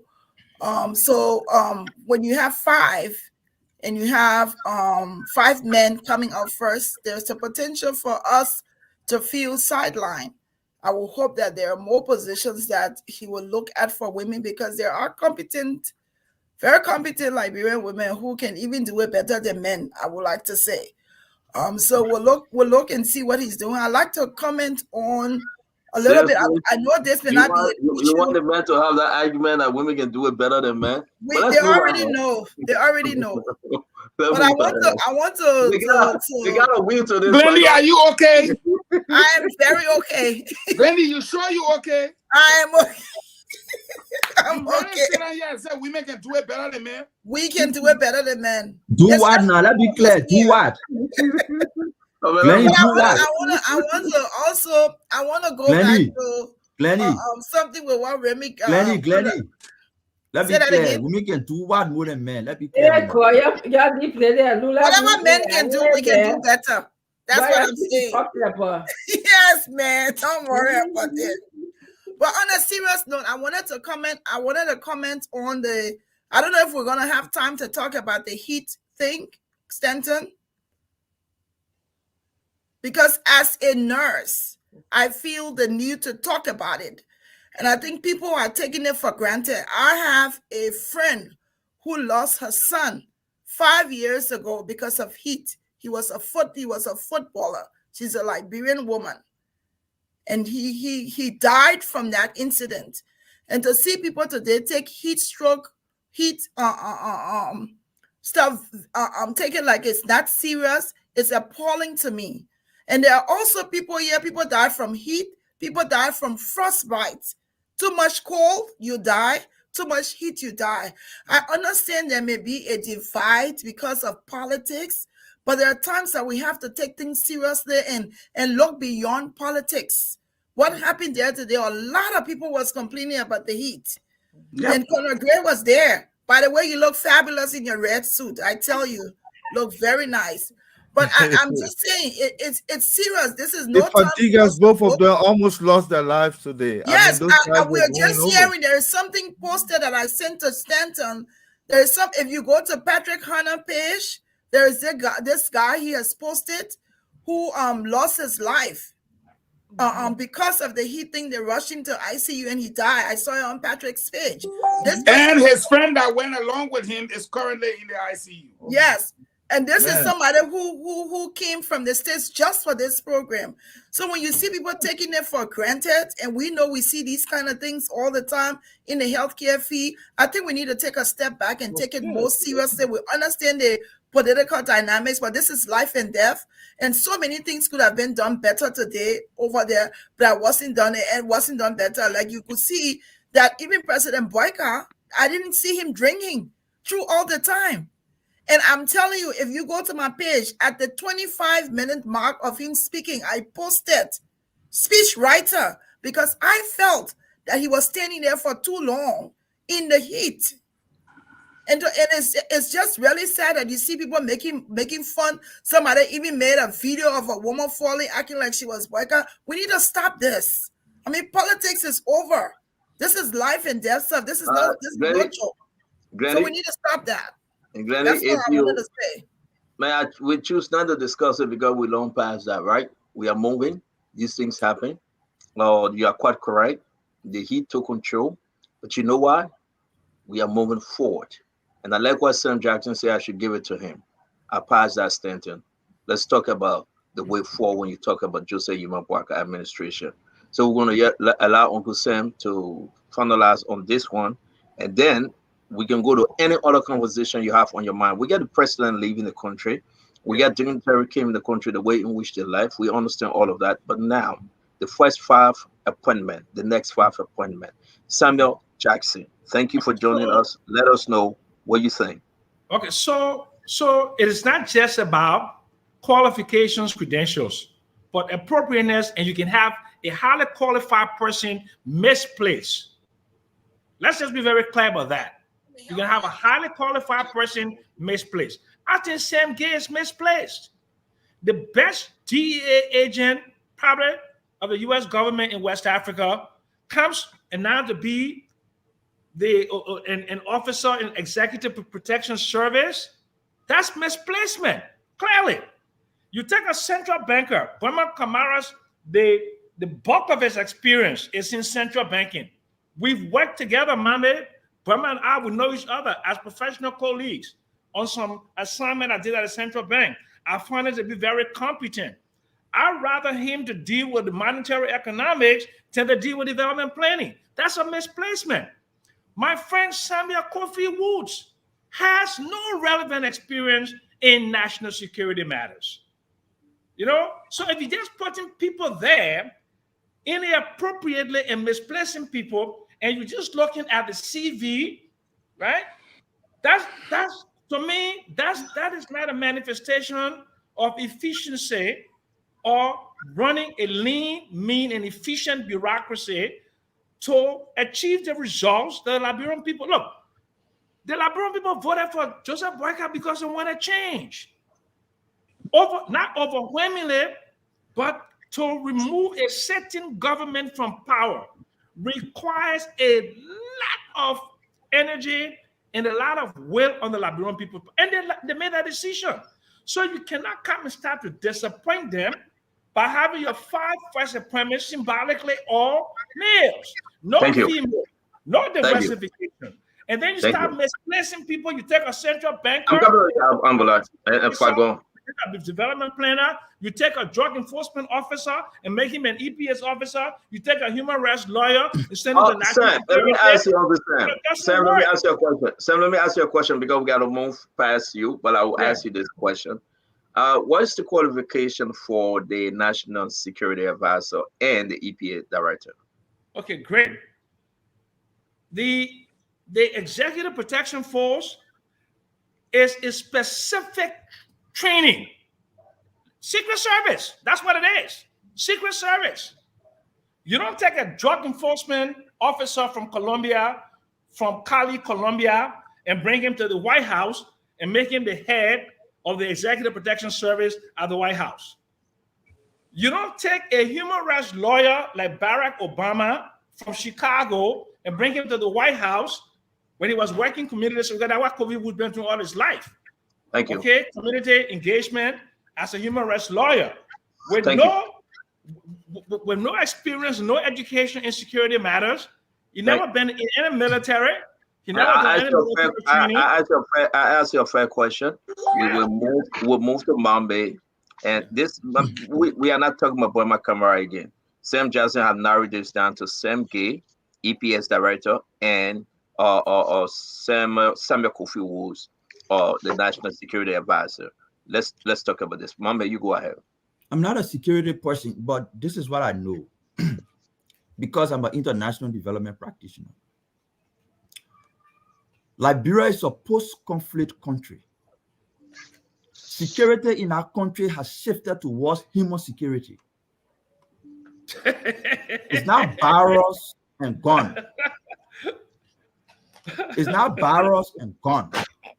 Because the focus of the national security is now human security, the threat to Liberia's security at the moment is not external aggression. It's not external aggression. Liberia is now in East Africa, where there are crises beyond countries and borders and insurrection between borders and border countries. The threat of Liberia now, reading everything we know, is more of a human security threat. Internal threats born out of poverty, inequality, injustices, those are the threat to the national security. The threat to our national security are not external threats. The threat to our national security borders around poverty, inequality, injustices, and undermining the rule of law. Those are the threats to our national security. When you have somebody who understands statecraft, when you have somebody who understands the fundamental pillars of building countries and societies, appointing them as national security advisor in a post-conflict country whose major security threat is poverty and inequality, then you say, oh, you now know how to fight war, you're not being part of army before, you know, I take that to be wrong. National security in Liberia at the moment. So there's no threat of weapons? Requires, come again? There's no threat of weapons. I said let him finish. I'm begging you. The threat to Liberia's security at the moment is less of an external threat and more of an internal threat. Those internal threats to national security now are bordered more around poverty, inequality, injustices. So national security focus moves toward human security. So I'm not surprised. Security does not involve policing? Come again? It does not involve policing? But the national security advisor is not a police director. Then what human security activities the national security advisor taking care of? Come again? What human security activities the national security advisor focusing on? Around poverty. Poverty? Where you living? Guys, we shouldn't make that a question and answer now. Let me come in to answer that question. No, let Mami finish. Mami, go ahead. Mami finish. So, I think that the national security threat, the focus of our security now is human security. That's where security has been focused. We face less external threat than we face internal threat. And the internal threat we face as a result of poverty. Those young people you see on the streets who can just move to people and they hire them to go and cause chaos because they are poor. It's because of historical inequality. Those young folks who you see, they're giving drugstore to go and cause chaos. It's because of poverty and inequality in the country. So My man, when you you're a have social worker. So when you have social workers are working to address human security issues. Okay, mommy, that's not even true. You know, you follow Okay, it. let mommy finish. Sam, National security. let mommy finish. I beg you, mommy finish up. We gotta bring the security. other folks. So I've learned my thought. The National Security Advisor, given the state of our country, that's my view. The state of our country, the emphasis is on human security. The threats are not external threats. The threats are internal threats. Those internal threats are merely born out of poverty and inequality. And every security architecture designed to be around how should we address poverty and inequality to reduce the threat to national security. Okay, because the security personnel on set here that we know is gonna great. I'm gonna keep him for last. I want to bring in Fagon Prince Maxwell. We go then gonna great. But here's my issue. Kofi Woods is a legal individual. He's Anthony Kofi Woods. I don't think he's a counselor at law yet. I stand to be corrected. He been serving. He been moving internationally. He's been running the affairs. Something we know, maybe Sam Jackson need to know more about Kofi Woods as to ask him why he will be a national security advisor. I will bring in Eugene Lamy Fagon. Fagon? So that 2 cycles you go and you call me you. Seriously, I call you No, and you seriously. interrupted me. I didn't call you. My man, All right, that revenge, man. I understand. After Fagon, we'll bring you in Isaac. All right. After Fagon, go ahead, Fagon. One of the reasons why I posted in the chat room as to who is the National Security Advisor, what they do, I took it upon myself knowing that Isaac is not in our chat room. I also sent it to Isaac so that Isaac can see it.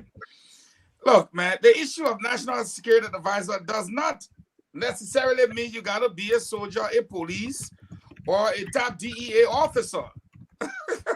You just have to be the person in the president's house that advises the president on national security issues, 1. 2, help arrange national security meetings. 3, you're not subject to confirmation hearing because you are a staffer. I don't see an issue. Even Sam Jackson, you could fill that position because you are an ex-Marine. But today you are an economist who have not probably shot a pistol in the last 50 years. You could go there.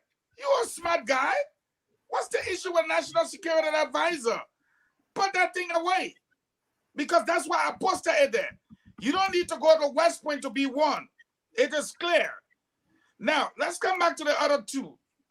Are you suggesting to me, you Sam Jackson, American trained, you Conor Gray, American trained, are you guys suggesting to me that the American training of the both of you was bogus? Sam Gay is American I want trained. answer for them. No, hold on. Let him finish. Fagon finish.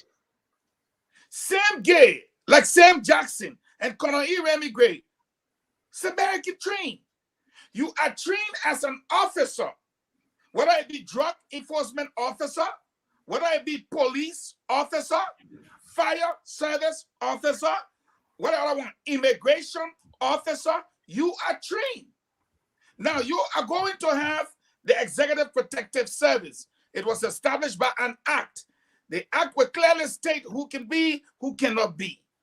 But at the end of the day, if we look at Sam Gay, a man who served and you admitted to the whole of Africa is number 1 with distinction. And they say go and just head the Executive Protective Service and protect the families, the president and his immediate family, as well as top officials of government. Then you say that problem there again. We move from Kofi now, we come to Sam Gay. Let's move to the next person. Gregory Coleman. Let's look at Greg, for example. Greg served in Madam Ellen Johnson Sirleaf's government. A.B. Cromer was the deputy for operations. We saw during these elections, the debate was Anytime we see armed robber then like this, so echo, not to say they were not yet, but we see them like this. Anytime when every chroma coming, motorcyclists then, if they're not so be there, they will not be there. Look at Ellington. Nobody was walking on the road and juking people with knife and taking their phones. For me, that is a recommendation all by itself. Meaning, the people are saying, give us the people who know how to do the job. I will make no apology to Gregory or to A.B. Kroma. But I said to myself, I would love to see A.B. Kroma as Inspector General of Police because of these dire times that we find ourselves in. I need criminals to be running because he served as a deterrent. But at the same time, don't forget, it was a teamwork between him and Gregory.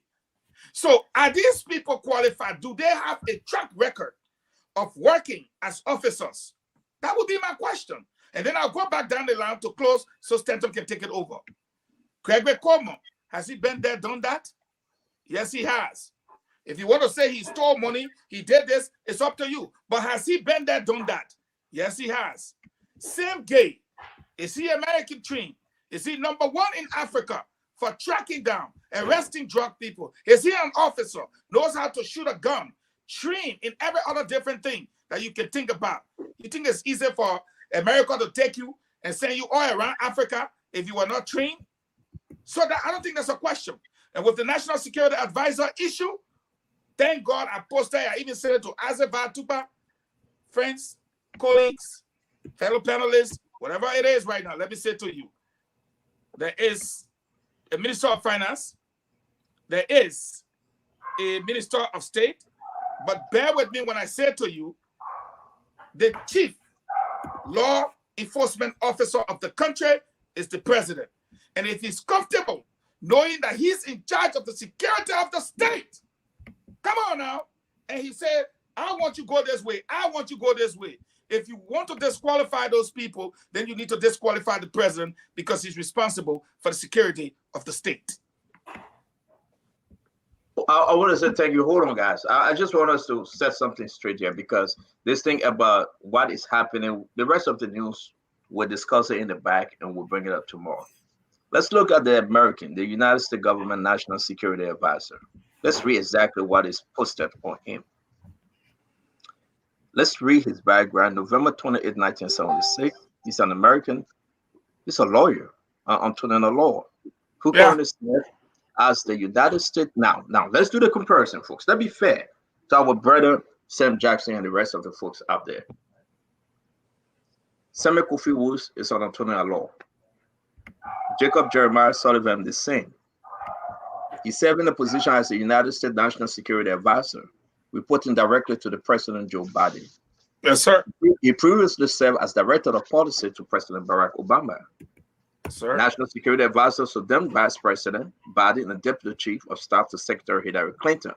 Yes, sir. At the U.S. Department of State. Sullivan also served as Senior Advisor to the U.S. federal government at the Iran nuclear negotiation and Senior Policy Advisor to Clinton 2016 presidential campaign, as well as visiting professor at Yale School of Law. The reason why I put this up is very clear. I didn't create this. They never say he served in the Marine. They never say he went to military training. They never say he never had a credential. Let's just lay this whole Kofi Woods thing to rest. We know who Kofi Woods is. A national security advisor, he meet the credential. And I will always remind folks here on the show. So, Stanton, let me ask you a question. Don't interrupt me. I interrupt you. No, I must interrupt you. No, you cannot. You will not. CV, no, you will not. CV, no, you can't do that.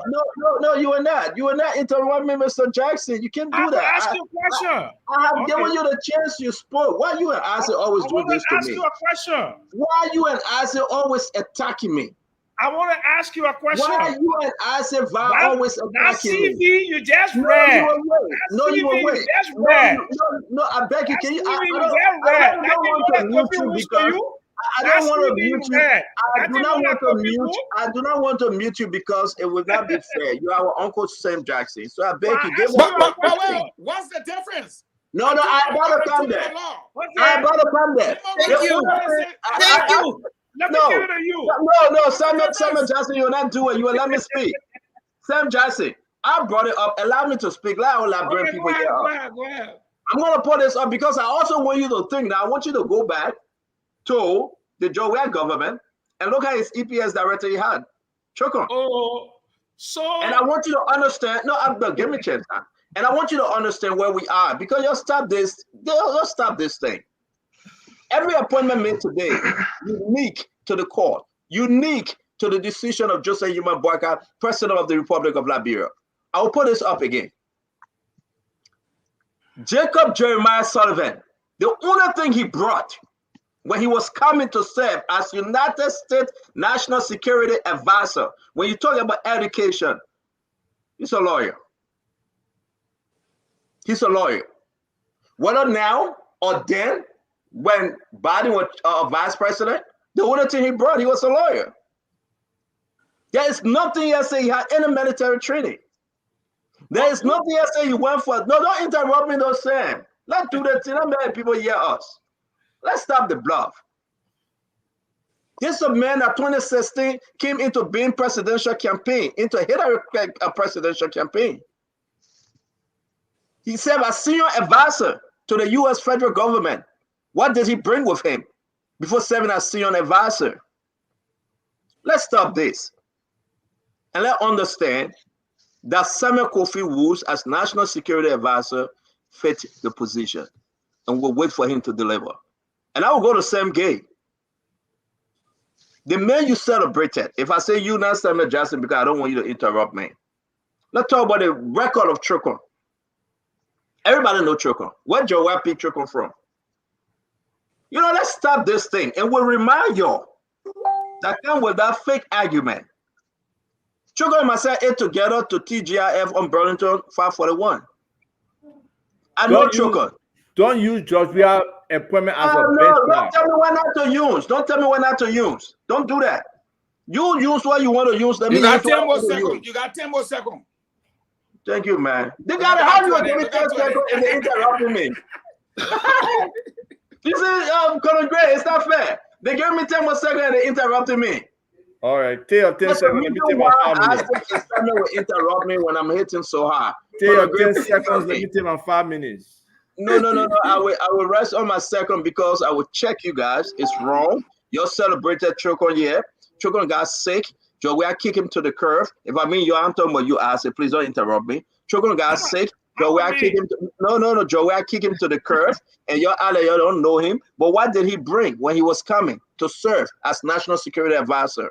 So you can tell the Liberian people what did he bring. Then you tell me about Sam Gay. Sam Gay is qualified to serve as EPS. Sam Gate is so damn qualified. Excuse me. No. You will not do this. Yeah, God. You will not do this. Let him go to DEA. No, you will not do this. You will not do this. Stanton, let me remind you quickly. You because the people want to disturb me. Go ahead. I think we need. I'm researching Condoleezza Wright because she also did not have any background in security stuff. So I'm researching her. Thank you. When you finish, send me your research. She has a PhD. Stanton, can I come in? Let me bring it in security. Nothing in security. Let me come before Conor Gray. Let me come before Conor Gray. No, guys. I want to. You will take us to let me make the case. I beg you, Prince Master. You're coming, Conor Gray.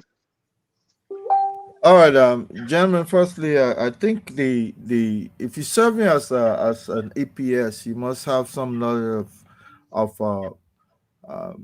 VIP protection. Exactly. Because you're there to deflect any threat against the president. That's primarily your job. And I want to make it clear that Attorney Kofi Woods brings a wealth of experience in that area. And what you will need is not physical security experience, but rather a policy wonk.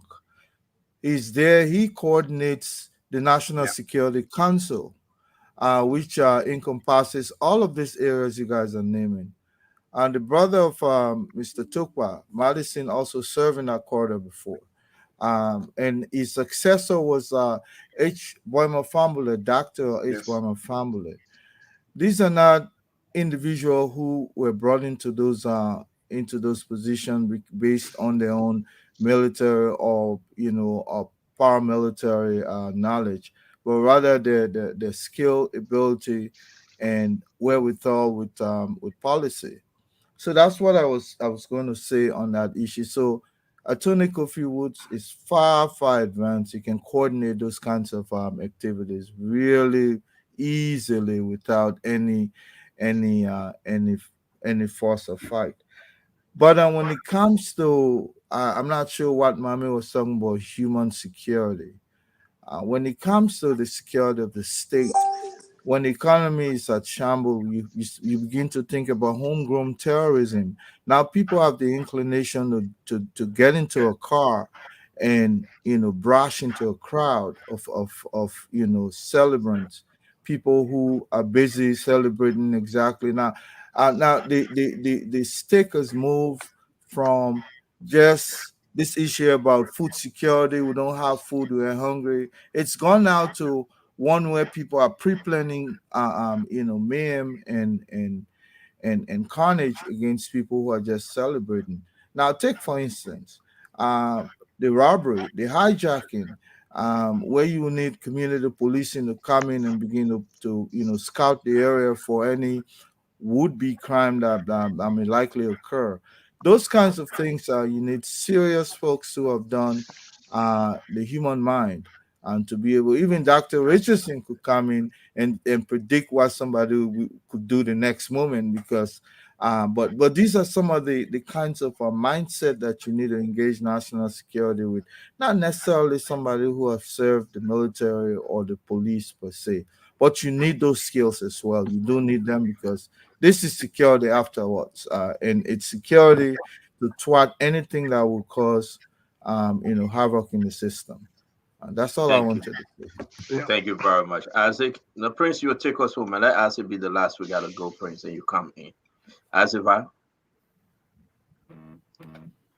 nobody He's should say muted. anything. Let him be muted. Nobody should say anything. You were talking. I think this conversation is not fair today. Penny and I have not been able to talk. Look, we shouldn't be No, you're skipping. still Tell good. him, oh. We should not be skipping Tell portions him. of these people's bio. I think I we don't fearing they don't want me to say stuff. But look, you know Sullivan was the advisor, national security advisor to the vice president before he became actual I just security put it advisor. up when you weren't reading it. We No, you just put did it. We posted it up, and I read it, man. Yeah, I'm not even gonna. from Lisa You're Rice. not only responsible for not paying attention, man. Come on. She did international relations, and she served as national security advisor over the Eastern Europe bloc. So And she has they a have PhD in experience. Russian history. Russian history or So, something. so both of you decide to talk No. together. I mean, he can add on to it. I don't have a problem if people interject. That's fine. But look, Stanton, what we're saying, like somebody who's a compliance analyst, they go meet a central bank governor. Okay. Sometimes these things, they are not because somebody works in a space. Now, there are some transferable skills in some of these positions, whether it's from a management perspective, it's just from a basic investigative perspective, whether it's from a security communication. But there are, when it comes to EPS, executive protection services, there are specialized training. Now, with his background, it would probably be easier for him to acclimate himself to this kind of training and go and get it right. But jumping in the door as veteran or law enforcement person as he is, he was specialized in the drug enforcement agency. I don't know what he did before with Ellen. I believe he worked in the Ellen government. I don't know whether it was at EPS or whether it was something else. So I'm not sure about his background, but I'm just saying if it's just purely drug enforcement, sometimes you need some of those other skills that you need to develop that's specific to that particular sector. So we can't just say because somebody has some management experience, somebody did law or something, and another person did law, but it did go deeper into that particular discipline. So we got to respect those differences and try to understand them. Yes, we all question we got some capacity, limitations in Liberia. So people tend to rotate, people tend to move around. But I think the search is what. Don't interrupt me now. Anytime I I interrupt won't you. interrupt you because you always Go ahead. interrupt me. Go ahead. But because no, the reason why I want to make this correction real quick because you say you don't know how you said, and I'm surprised at Samuel Jackson here. This man The position given him today, that the position he served under Madam Salih. That's What why. was Samuel, That's why. that's what I want to thought say, I heard because before. what was Samuel Jackson's argument then? That he's saying is that the man is misplaced. No, I'm not telling you to use Sam Johnson. I'm telling you my brother Asifai. Oh, I am brother now. You guys agree with you? No, you're not, because you agree with me. We need to educate our folks. What was Sam Jackson, our Imbalan Sunny government, saying that they man bring nothing to the table? The same Sam Gay. No, Sam cannot say that. Sam cannot say Sam Gay brings nothing to the table. You can't. You can say the man at DEA. You cannot say the man. The man fit within a position because he served in that position before under Madam Salih. It was misplaced. So, but it's not a question of what he gained some experience in that position, Sam. You can't discount that. Go ahead. I said, please go ahead. Look.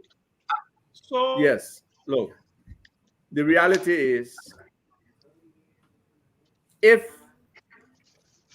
the current president does not go outside his area of comfort, some of these people he has known before, there will be no real surprises in terms of his appointments.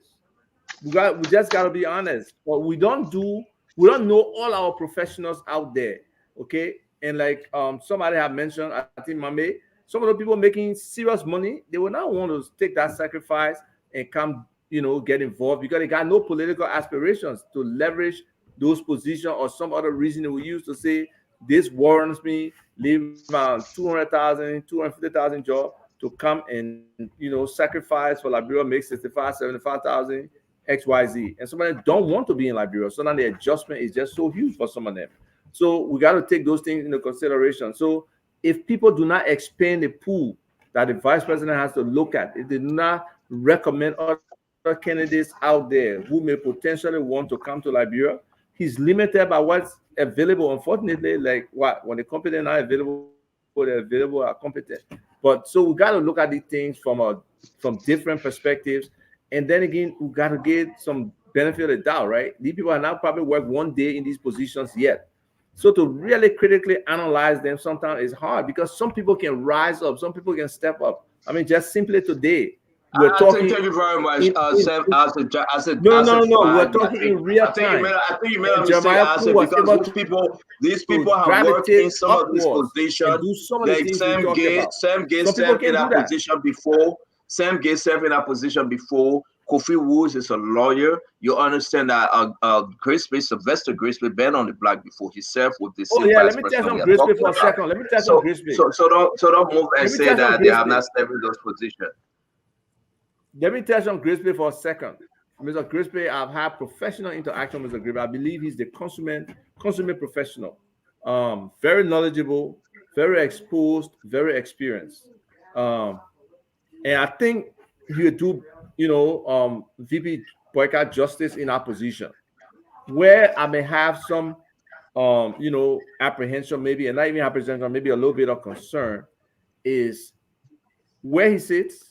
And the need today, the fundamental things, one of them being technology. I envision somebody with a strong technology experience being in the office of the president.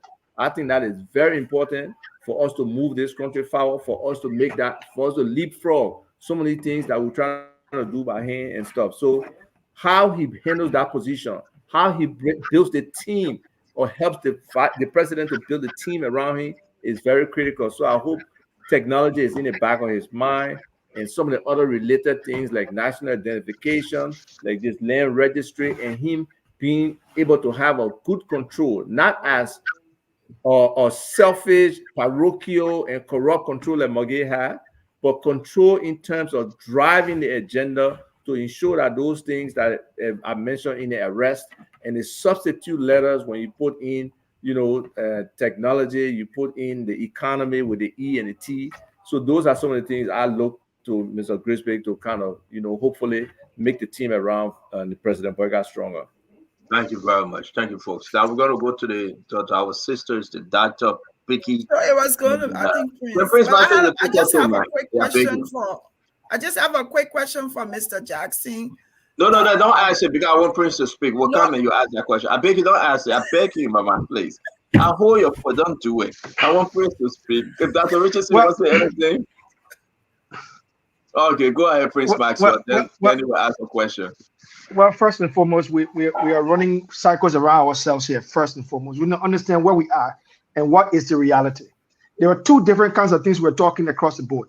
First and foremost, to understand: are we in wartime security or peacetime security?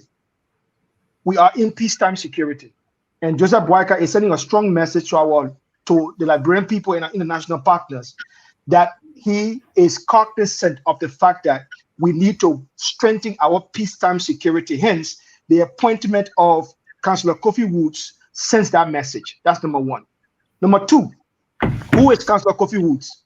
Councillor Kofi Woods has been an actor in the political landscape of Liberia for a long time. Like Samuel Jackson, Kofi Woods understands all of our wartime actors. He understands the historical issues within our war and the security implication of the security issues. So that's number one right there. That's number two right there. Number three, what are the criteria or the qualification of a security advisor? You should be a strategic thinker. You should be a savvy communicator. You should be a very good negotiator. You should have political acumen. You should have good leadership management, and you should understand crisis management as well. It has been seen in Councillor Kofi Woods' entire professional and political career. He has amassed these skills and knowledge and experience. There is nobody can doubt that. Now, what are the things that he's going to be faced with in this peacetime security? He's going to be faced with the issue of human rights. He's going to be faced with the issue of constitutional rights. He's going to be faced with the issue of rule of law. He's going to be faced with the issue of organized crime. He's going to be faced with the issue of possible terrorism situation in the sub-region. We can talk about the issue of improvised explosive devices that he has to deal with, and many other issues, the issue in the Gulf of Guinea. Those are issues that he will have to deal with, and all those issues are legalistic in nature. Organizing the Security Council around the president, bringing in competent capabilities, and linking those capabilities with our foreign security partners who will be comfortable with him, dealing with him. These are areas in which he brings to the table that makes our peacetime security solid going forward. So I think it's a very good message that the president has sent to the international community and international partners and the Liberian people that we are ready for peacetime security. Thank you. Thank you very much, folks. We're going to be leaving. We got to do our closing. We got to say what's on our mind. I want to remind everyone, Joseph Yeman Boyka is President of the Republic of Liberia. Jeremiah Kuhn, Vice President of the Republic of Liberia. These appointments will be made. I agree with Prince Maxwell, Mambe, and Fagon. Here's the issue. If President Boyka see fit to bring in someone new to opposition, or believe the work the other folks have done is so credible and help Liberia to move Liberia forward under the 12 years of Madam Sadi government, Gregory Coleman, Boma Kamara, Sylvester Grisby, Sam Gay, and Samuel Kofi Woods, so be it. These are appointments that were made to help gain our image and help solve our problems. These guys are not perfect. I strongly agree with Fagon. They are not. I'm doing my closing very early today because everybody will have an opportunity to close. What you tell me, I will not interrupt you. So let me do mine. These guys are not perfect, but they will try the best. I met Sam Gay, very quiet, observing. I know Sam Gay. I'm not putting my neck on the chopping board for any of them, but I'm saying to Liberians home and abroad, these first 5 appointments, it wasn't easily done. Joseph Yeman Boyka went over this appointment. And let me say this to you, just to remind you, for Joseph Yeman Boyka to bring in Jeremiah Kuhn, it wasn't an easy task. He did it with everything. And you saw exactly how Jeremiah Kuhn deliver. I want to remind you, Monrovia, January 22nd, 2024, for immediate release, the President of the Republic of Liberia, Honorable Joseph Yeman Boyka Sr., has nominated the following officials in government, pending Senate confirmation. Mr. Borman S. Kamara, Minister of Finance and Development Planning. Mr. Sylvester M. Grisby, Minister of State for Presidential Affairs. I want to put a caveat why they couldn't say Chief of Staff. We'll get to that tomorrow. Mr. Samuel Kofi Woods, National Security Advisor. Mr. Gregory Coleman, Inspector General, Liberia National Police. Mr. Sam Gay, Director of the Executive Protective Service, EPS. Signed. Let me say to you, rest assured that these people are on the minds of Joseph Iman Parker, and he trusts them. When Joseph Walker came to America, the president, Sam Gay was with him. Great Spirit was here. Boma Kabara was on his way to Ghana, Ghana to Liberia. Gregory Coleman was in Liberia. Joseph Walker doesn't just wake up one morning and say, that's my friend, brother. That's my sister, brother. That's my girlfriend. I will hire her or I will hire him. If you ever sat with him, you will know him. Gave these appointments a chance, they will deliver for Liberia. If not, they will be removed with immediate effect.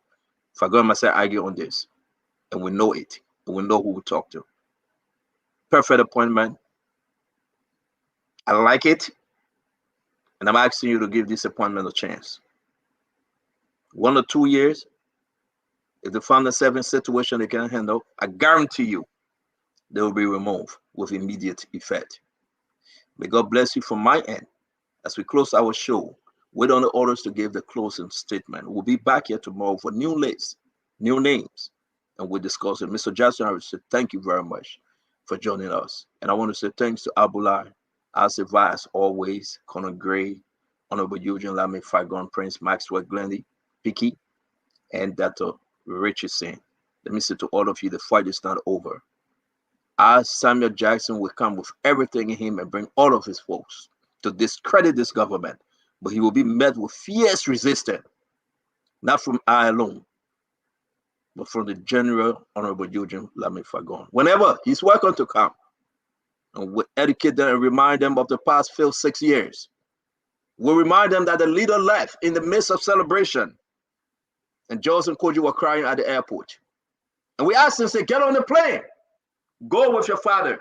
And he said, I can't go. I'm on a United Nations sanction, American sanction. That's just a caveat. I rest my case. No. Mr. Johnson, I'll leave you and Fagon for last. Don't come, let's go to our sister that I'm begging you. Dr. Richardson, go ahead. It was a good show. Although I wish I had, or maybe I can speak for Glennie on this one, had an opportunity to participate in the discussion. I think there was a lot of back and forth that failed to consider our voice here tonight. Spoon has done a wonderful job with holding the government's feet to this fire. I do not want to see a change right now. Obviously, it's important for us to discuss these appointments, their pros, their cons. So we'll have differences about their qualifications. I like to. It seems like a personal appointments to me, like national security advisor. Yeah, the president gotta like the president. So I mean, that's one of the most important thing for me. Or security appointment, like who was the guy who Kofi was the national security, Sam Gay. He got to be comfortable with him. I think that's an important requirement. But we did see today that security and someone who's next to the president is even more important than ever before. We saw when the president had his complication with the heat. We needed some. I actually, when I saw the security person show up, he did a sign. I think he held his hand up like two to get other help, and I actually knew how important that was. I'm not a security person, but having him show that sign, and then other people came to help him was so important. So hopefully the next show around will be able to voice our opinion. But it was a great show. Yeah, y'all spoke a lot on the show since this morning. Don't do this to us, man. Y'all spoke a lot. All right, thank you, Dr. Ricky. I think it was a great show. I want to ask Mr. Jackson, because I think I remember him working in Charles Taylor government. So I want to ask you about Louis Brown. He's my cousin. So I want to ask you, was he not the National Director for Security? What was his qualification? And do you and that I thought that was a bad choice. Oh, did you speak out at the time? I did. There was no spoon for me to come on. If there was no, but spoon, even if there wasn't a spoon, you are a but I'm saying writer. no, but I'm not like a three-headed snake that put my mouth in every business in my life. Okay. But you speak out, though. People know you. People know who Hold Sam on a Jackson second. is. Hold on a second. And I didn't think being also a supporter of Charles Taylor, it was my place to go against it. So the reason why I survived, let me teach you, for the 45 years in I've run politics. Okay. Nobody everybody got their own knowledge. That's a bad choice of words. Yes. Let's get it finished. Let it finish with your closing. And what Sam doing is closing will answer. No, we cannot. That's the first thing. And I think he can already surmise that I don't need the education because I have it. My second point to him is, hold on, Mr. Jackson, hold on 1 second. Hold on 1 second. I want to also ask you, because I think you misspoke when you termed that Obama and Kofi Woods, that you said that they were human rights lawyer. Obama is not a human rights lawyer. He was a community organizer, I said. No, but he was a constitutional lawyer. He was a community organizer. He was a community organizer. You said that he and Kofi Woods have human rights. Community organizing and human rights is about the same thing.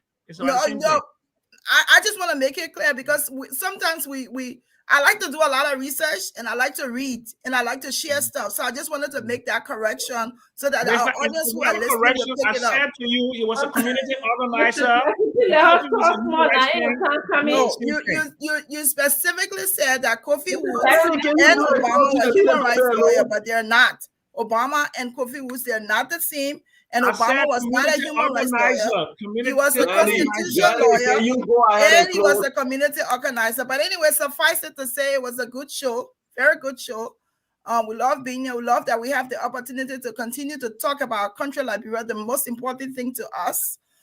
We also want to make sure that as we hold the government accountable, the things that we come and say out here, we have to hold ourselves accountable, because some of you are well learned. You've been in the government, you know politics. Ava is my cousin. He knows. I can't even compare what I know to what Ava knows. But it's also important that when we come out here, we have to speak what is true, because we have people listening to us. But great show. Looking forward to tomorrow. Thank you. Thank you very much, Mommy. Yeah, very good show. To conclude, I didn't speak about grace period, but I just wanted to highlight that, they say charity begins at home and abroad. The Ministry of State, the way it is structured, will determine how the rest of the government will be structured. So we'll only call on President Boakai. I will take time to get justice, sorry. We'll call on President Boakai to see reason to put real emphasis on how he structured his office. There's this theory about appointing a chief of staff in addition to the Minister of State, appointing a secretary, not just a normal secretary who just file papers, but somebody who can sit and do the job. And the way that office will be structured, like I said, charity begins at home and abroad, will determine on how the rest of the other government, ministries and agencies will function. This show is the biggest show in Liberia.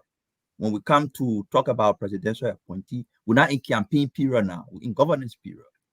We should put down those pedestrian arguments about somebody work with Ellen, so they're not qualified. It's not a measure of qualification because you work with Ellen. This theory that, we need new faces. No, we not need new faces, we need new solutions.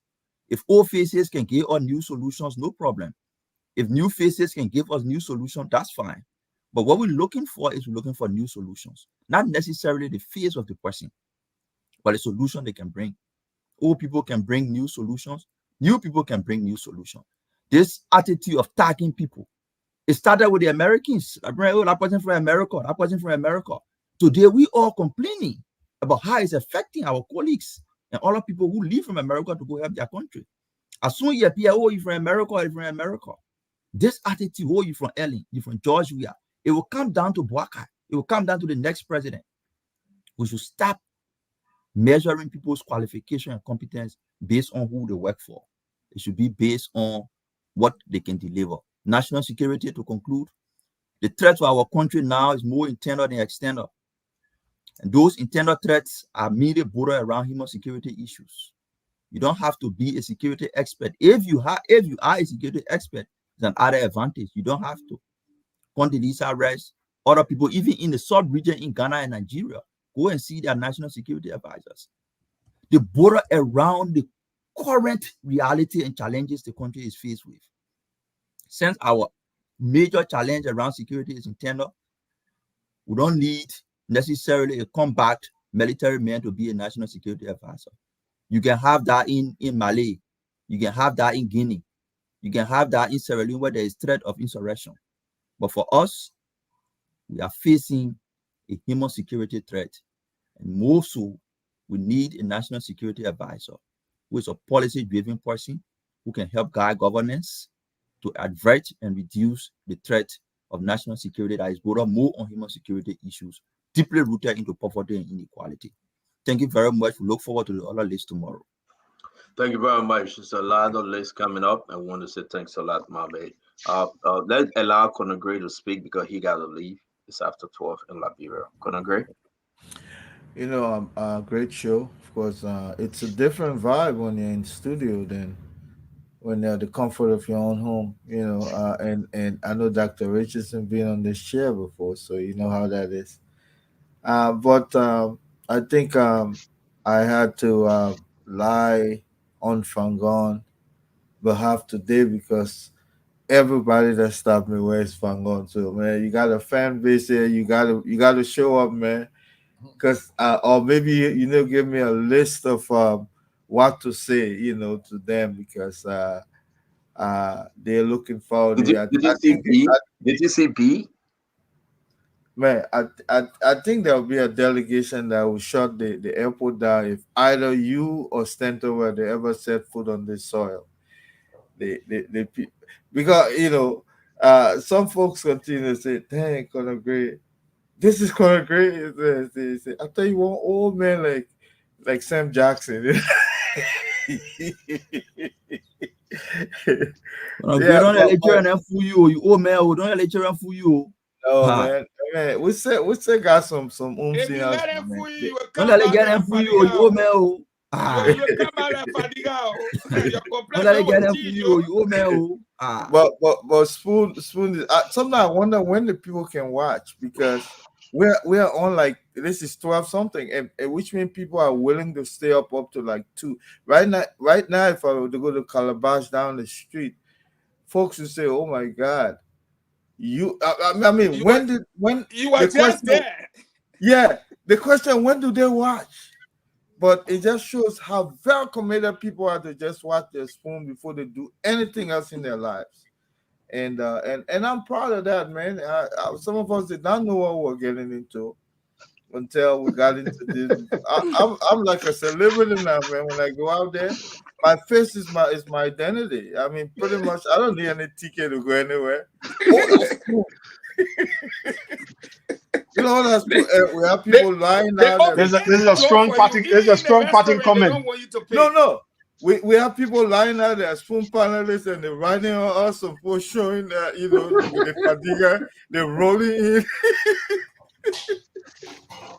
No, Liberia is quite an interesting place still, but the climate, oh my God, man! I saw the fadiga. One of them was actually going down the dip. So I said, "Gentlemen, let's get away from here and go under the tree." Lots of people were heat stroke.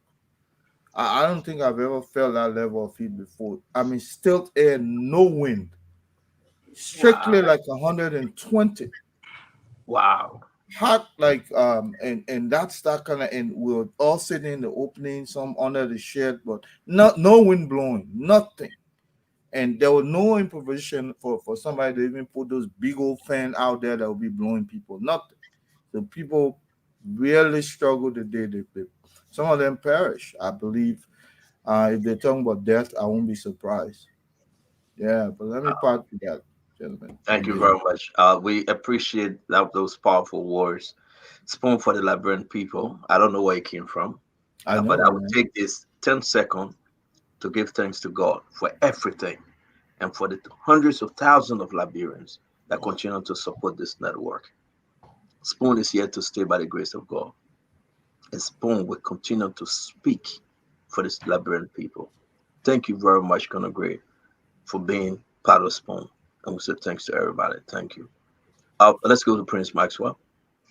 Well, I mean, we've once again come around the block and we've given our analysis of things. To conclude on my part, I will start from Honorable Samuel Kofi Wood's appointment. I think it was the right, as a matter of fact, to conclusively, I think the president has sent a very strong message to our international partners, to the Senate, to the judiciary, and to the Liberian people that he's ready to govern based on the people that he has selected.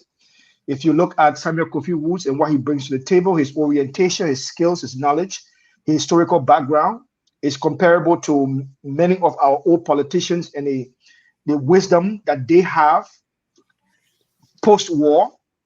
I think in peacetime, we need someone like him to be our security advisor so as to strengthen that uh, coalition that we are looking for in building the confidence of the Liberian people, the state, and our security architecture. I do agree with that 100%, and I think that he will do an excellent job. I've never met Sam Gay before. I left Liberia just before Sam Gay was appointed uh, in the same position.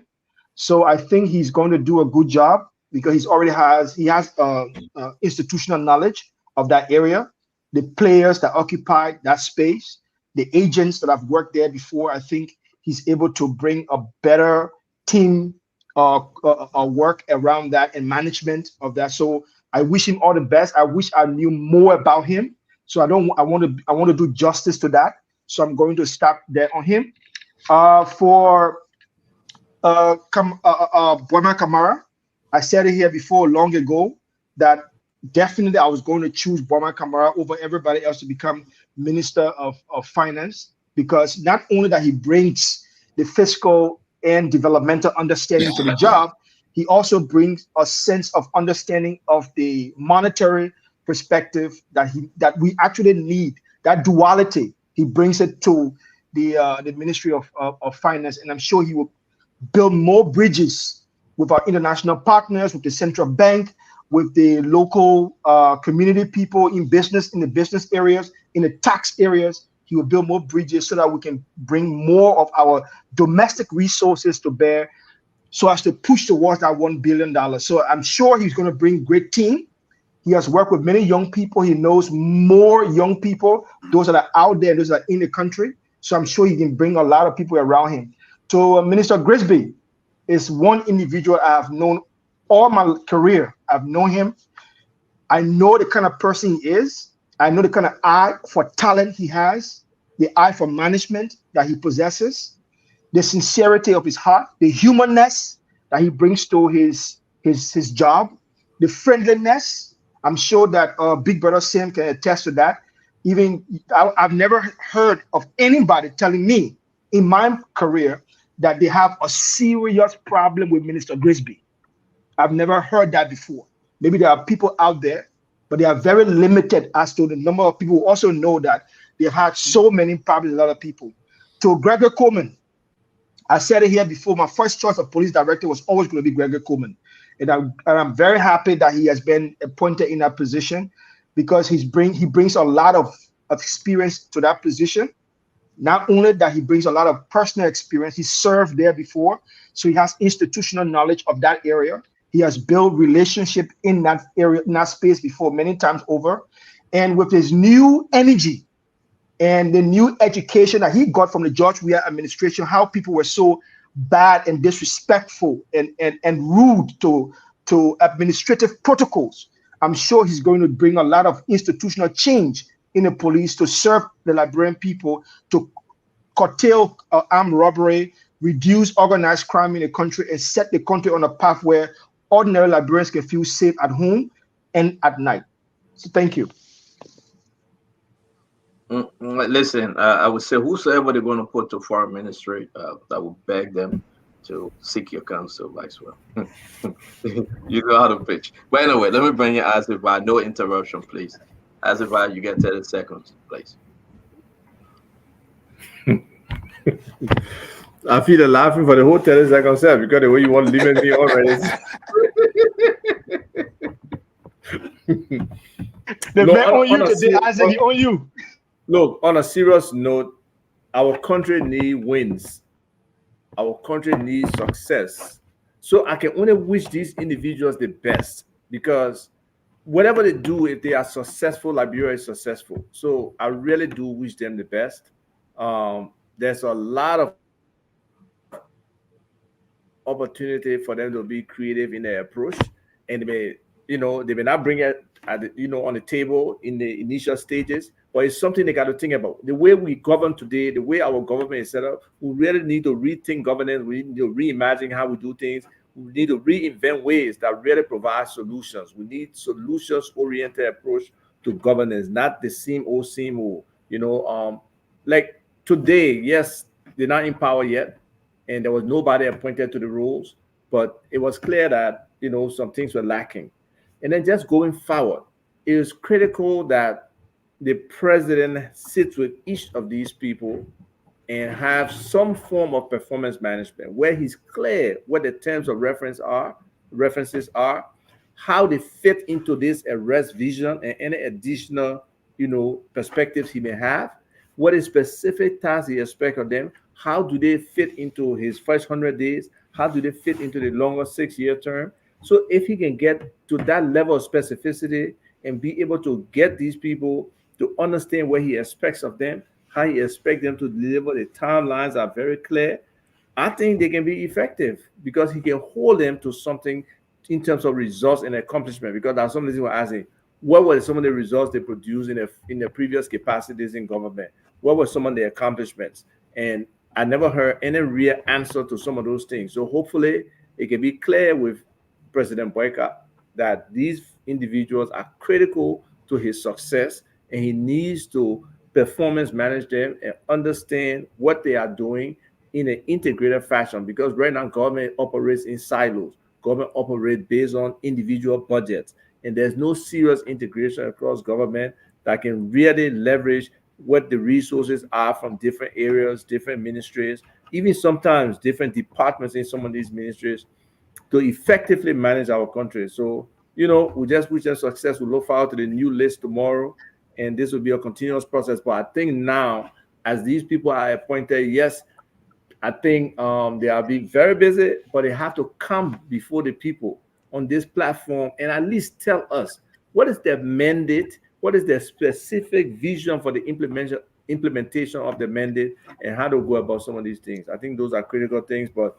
again, thank you to the people who watch, the commitment they have for 4 hours to spend that time watching Spoon. I'm actually surprised every time I am at the number of people who are watching, some of the texts I'm getting, and some of the comments I get later on, some of the calls of the number of people watching Spoon, Spoon TV live. Then it's very important that we just set a high standard in how we communicate to our people, how we deliver information to them, and just hold that obligation. And usually when I be talking all that tabata all the time, plenty talk, I won't call the other man name before you cry my knee. I'll leave it. But the guy who was putting his lip gloss on his lip, like you ready to go buy coffee, that is him I was talking to. So, ladies, gentlemen, I like the gender balance here. Hopefully, we can get a few more females out there, like Glennie was making the case. Look, there are very competent and smart Liberian women out there. I've always heard that Liberian women are smarter than Liberian men. So now the men ain't gonna get vexed, but that's just the fact. And we need to find some of those and bring them on here. Don't rub your head, my man. Most of us in the class were in the valedictorian and our women most of the time. And we're in class with some very, very smart women. So they are out there. We just have to try to find them. Since we've been doing the 100 professionals, I've come across some women, Liberian psychiatrists, managing financial institutions, at universities. So it's just impressive the kind of people and talent that we have. We just need to bring them to the people and identify them. So, Stanton, I want to bring you on board with this, 100 professionals and also the librarian professional network that we're trying to build around in all librarians around the globe. So hopefully this is something you want to know more about and we can discuss it. But it's a wonderful show. I really appreciate being here. Thank you for the time. Thank you very much, Isaac. We always love to have you. Again, I want to say, though you gave me a hard time, but you're always welcome.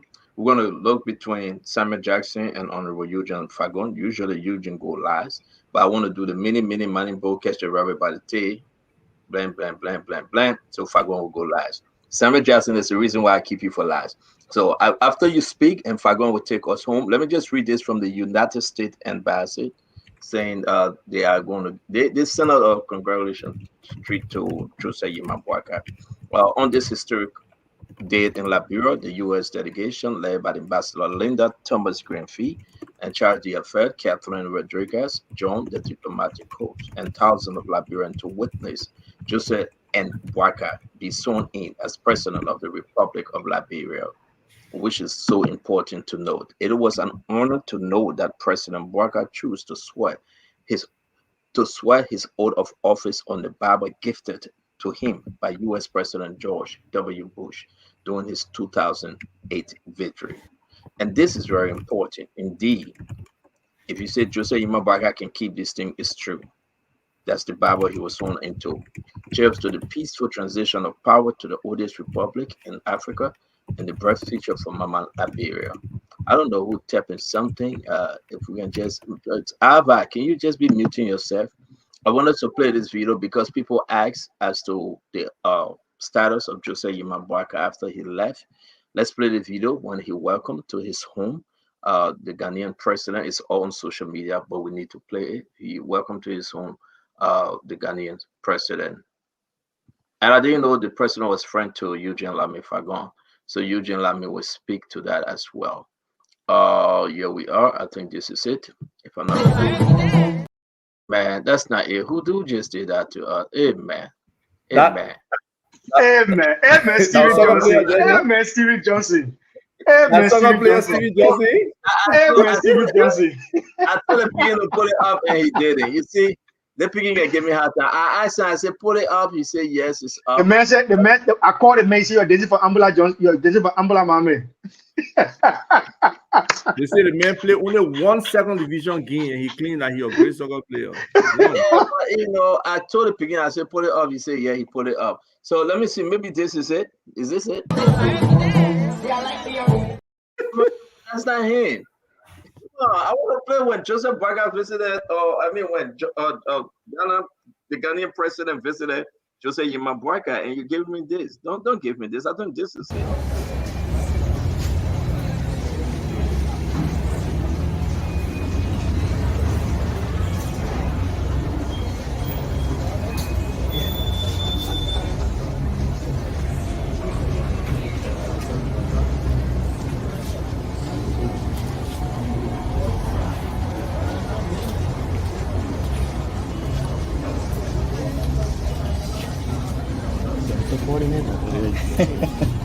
Come in front of me. Okay. Happy to please, God, let's go take this moment.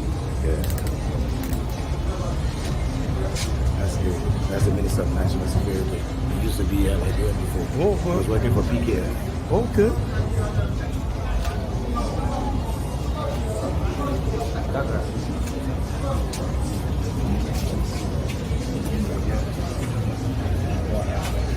Mr. President. Sorry.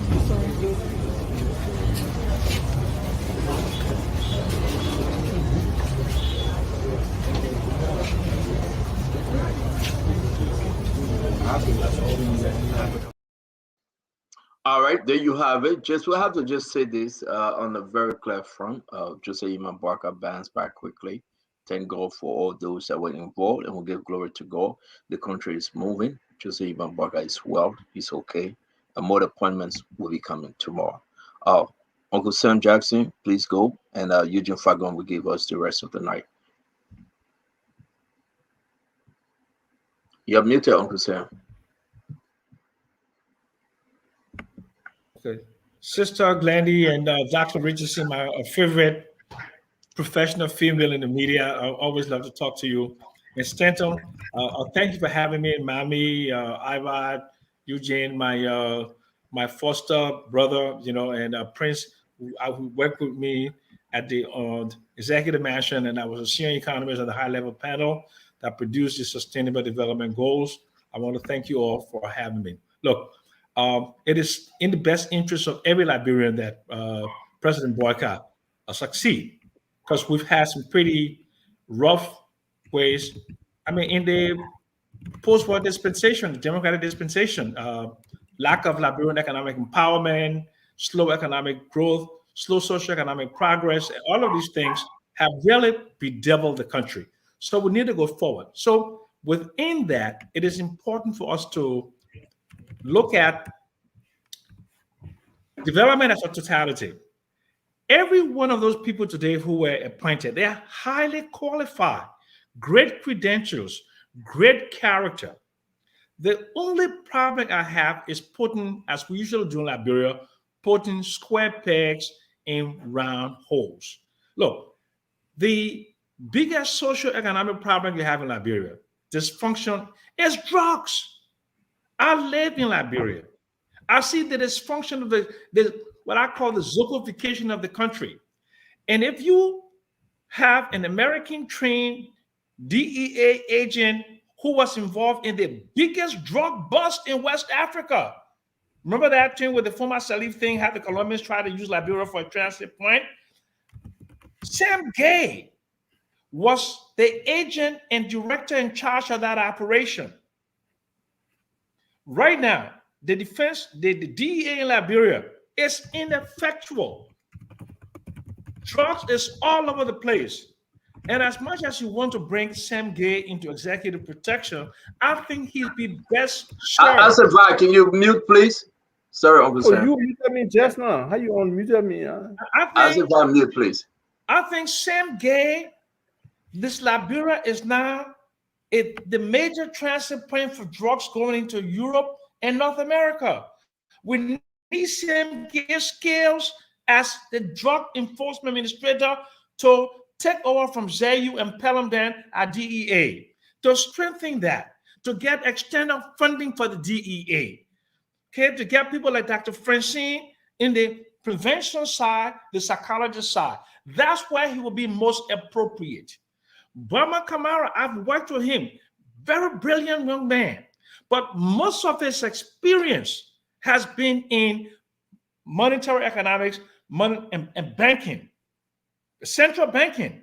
You don't take a central banker, make him a fiscal officer, and make him a development planning officer. We need sectoral planning.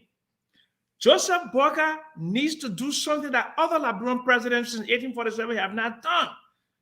Improve the lot of Liberians sufficiently that we become a global competitive nation. Burma Kamara, unfortunately, doesn't have the nettle, does not have the experience, and does not have the appropriate education to do that. But he's a great central banker. He can do all of the quantitative theory of money. We can do the X and O's and do all the analysis to ensure that growth and economic development and the growth of the money supply are in sync, so that the Pearson coefficient is. We can do all the kind of fancy stuff. That's what we need. Then, if you look at the other guys, okay, Greg is my very close friend. We've been friends, because we're almost close in age. Okay. And I don't know whether it's what I was direct the fact that they not call him chief of staff. I think Greg is too old to be a chief of staff. I think he's too old to be a chief of staff. I think he can be a confidant, like a minister, counselor in the office of the presidency, but you need an effective project delivery unit in the office of the presidency.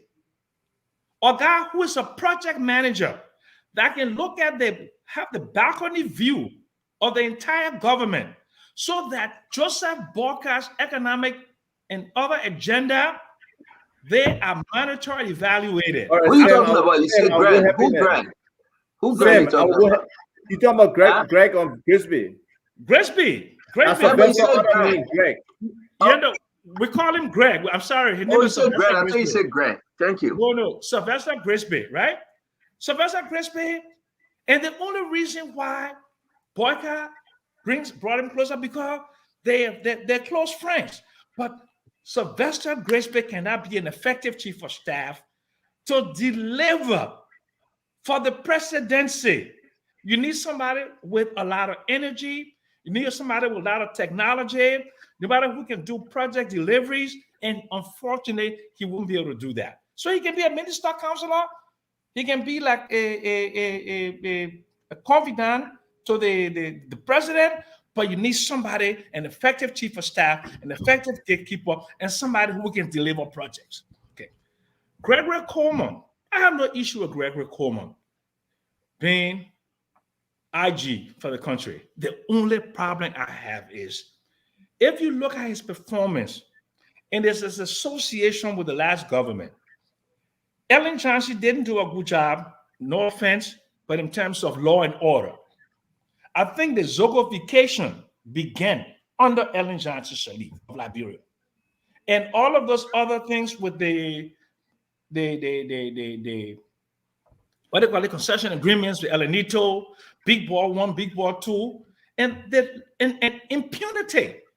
Okay? The cannibalization of NorCal by Robert Sirleaf, and she takes full responsibility.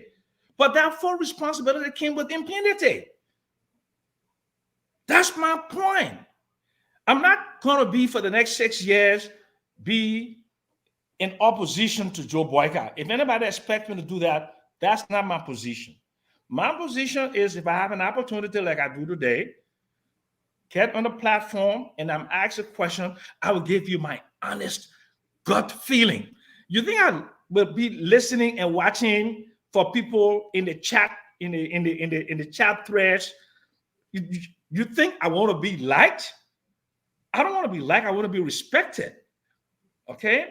And no one cannot say to me that Sam Jackson did not prepare himself with the credentials and the ability to live a very good life. So I don't need anybody to validate me by clapping. I don't need a cheering squad. And when I'm on these platforms, I ignore text messages because the text messages that came to me today against those appointments with people within the boycott, if I said that, I would be doing a disservice to myself. I would be dishonest because this would not be from my brains. I would be somebody, I'll be like a robot and somebody pulling my strings. The people are not happy with those appointments, but they may not have the courage and the bravado and the independence like I do to say what I'm doing. And believe me, there'll be no consequences for what I'm saying. Thank you, Uncle Sam. Okay, so let me just finish quickly. There'll be no consequences for what I'm saying. No consequences because nobody can take anything away from me because nobody has given me anything. So I always speak my mind and I don't care. I give a damn about the consequences. I thank you all for dealing with me. Sometimes I can come back again, Uncle Sam. Come back tomorrow. We got new list coming up. You're always welcome. But no, I'm going to Africa tomorrow. I'm traveling. I'll be on that flight but my flight is at 6 o'clock on United, and I have to get out of here. But we wish you safe travel. Next we week wish when I'm you in safe travel. Johannesburg, I love to come on. But thank you all so We much. wish you safe travel, Uncle Sam. Thank you. Let God bless you all. Fagon, now person aware is former president, right? I just want to ask an open question because you're about to do your closing, and that's your former boss. Now person aware is former president. Somebody want me to ask you, everybody that get property around President warehouse that he locked them up, can they now go and claim the property? That's your former friend. No, that's your cousin. So can they go and claim the property now? Two of y'all got common borderline on your properties. He was the one that threw you out and told you if you ever come out over there, the EPS then should flock you. So I gotta get a lot. But listen to me, Stanton. You can now go back. Actually, so my friend asked him for his property that there, so he said he can go back. There. What about your una there? But man, the man can go back. Who can go back now? George Weah? As per the law, this guy, can he go back to his property Under the now? presidency of Joseph Newman Barker, the right to happiness and the pursuit of happiness, the right to own properties, the right, all of those rights that have been taken from the Liberian people over the last 6 years is hereby now restored. I want to also assure you, Stanton, that you can return home even tomorrow. In fact, as a matter of fact, all EPS officers that were in your house over the last 6 years have all left.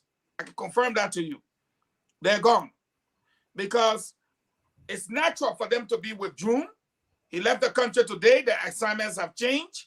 They're no longer in that house to The protect EPS him. officer living in Stanton House?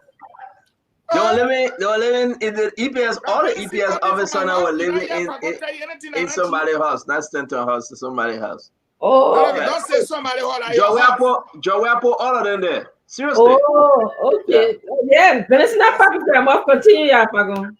But we know these things. What was he accused of? The man came outside there. It's a picture. I always show you that picture. And looked to the window and said, but I'm thinking of that girl something. You must be spying on me inside my room. Stanton window on the last flame can look just into Jowia's room. I had to move in from there. I'm just telling you, you know. So we know these things. We know it. So you can go back now and take your house, and you will still, you know, you are lucky to be neighbors with presidents.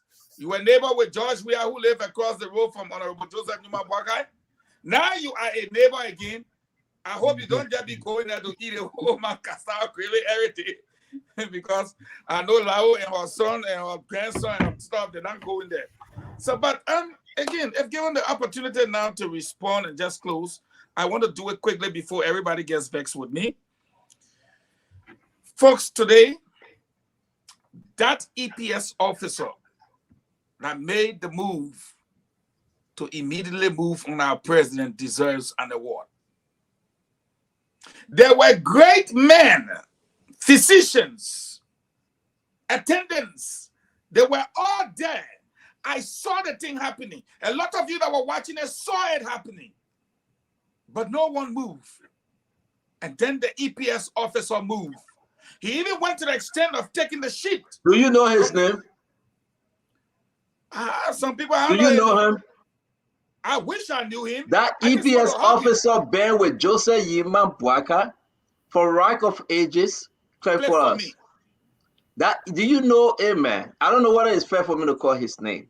Do you know that just for security reasons? Like nobody's okay. But just to correct you. Well, his name is already posted all over Facebook. Yeah, but that's just a common EPS officer, though. Mm-hmm. You saw when you saw Brian Samuka, you saw the EPS. Yes. Lina Thomas Griffith sitting. Somebody was sitting behind Lina Thomas Griffith on the other side. They were strategically placed. And everything that EPS officer did, he was trained and he was told to do. He gave Joseph Yima Bwaka the bottle of water. You remember he opened the water and people got afraid and said, don't drink it. No. He is with Joseph Yima Bwaka from Rock of Ages. He's just not he's like a son to Joseph Yima Bwaka that most people didn't know. So go ahead, yeah, from Liberia. He's your brother. The point. So you need to be awarded. You're right. Stanton, are you talking about the security guy who was right next to Boyka and like kind of holding him? The security guy that walked to Joseph Yima Bwaka and show his finger like this. And you could see the personal touch that he was engaging with Boyka. The man been there when Boyka became vice president. He was there with Boyka. The man he's a good guy. We'll talk about him later. And I will hope, because too often times we gave people the nation's highest honor, but a man who has labored with Boyka and have protected Boyka for over 15, 20 years deserves to be given that kind of honor by the state, especially for the following reasons. And this is the point I want to make. Look, listen. So now they want us to call his name. His name is Tano. That the man that been traveling, but they want because at the year in the show they want me to call his name. Let's just celebrate him. You brought a good point. This is a son to Joseph Yima Bwaka. He's just not an ordinary EPS officer. He's the man Joseph Yima Bwaka can count on. I will tell you this. I can say more about this guy. He's a good guy. He's a good Liberian. He was there when Joseph Imabwaga had nothing. He was there when Joseph Imabwaga became vice president. He was there when Joseph Imabwaga went through George Weah. He is there. That's why he was posted. He was posted. And tell you the truth, one day we said something that you don't know, but he was strategically placed by former Defense Minister Samukai and the rest of them. Standard in the language of the EPS, they don't attribute an achievement to one agent. It is the entire EPS. That is the rule, and that is the reason why I was never going to call his name. The entire EPS did that job today. If something had happened to the president, it never would have been Tanu alone. It would have been every one of them. We are talking. There's a reason why we're talking about this. So it is across the board for every one of them, not just him alone, not just he alone. For every one of them. That's a code. Let's respect that code. Prince, you love to interrupt like as if I don't know where this is coming from in you. Whenever Prince, the Fatima next on time the show, talking about no, listen. Let's respect that code. No, listen, Prince. No, listen, because you're making me mad now.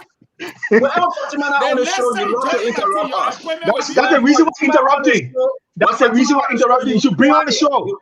You told me you're not going to be on the show, so I'll interrupt so she can come.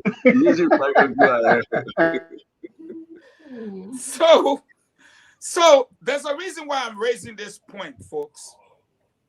Look, you put what you can call singlet. You put it on the old man. I'm not sure.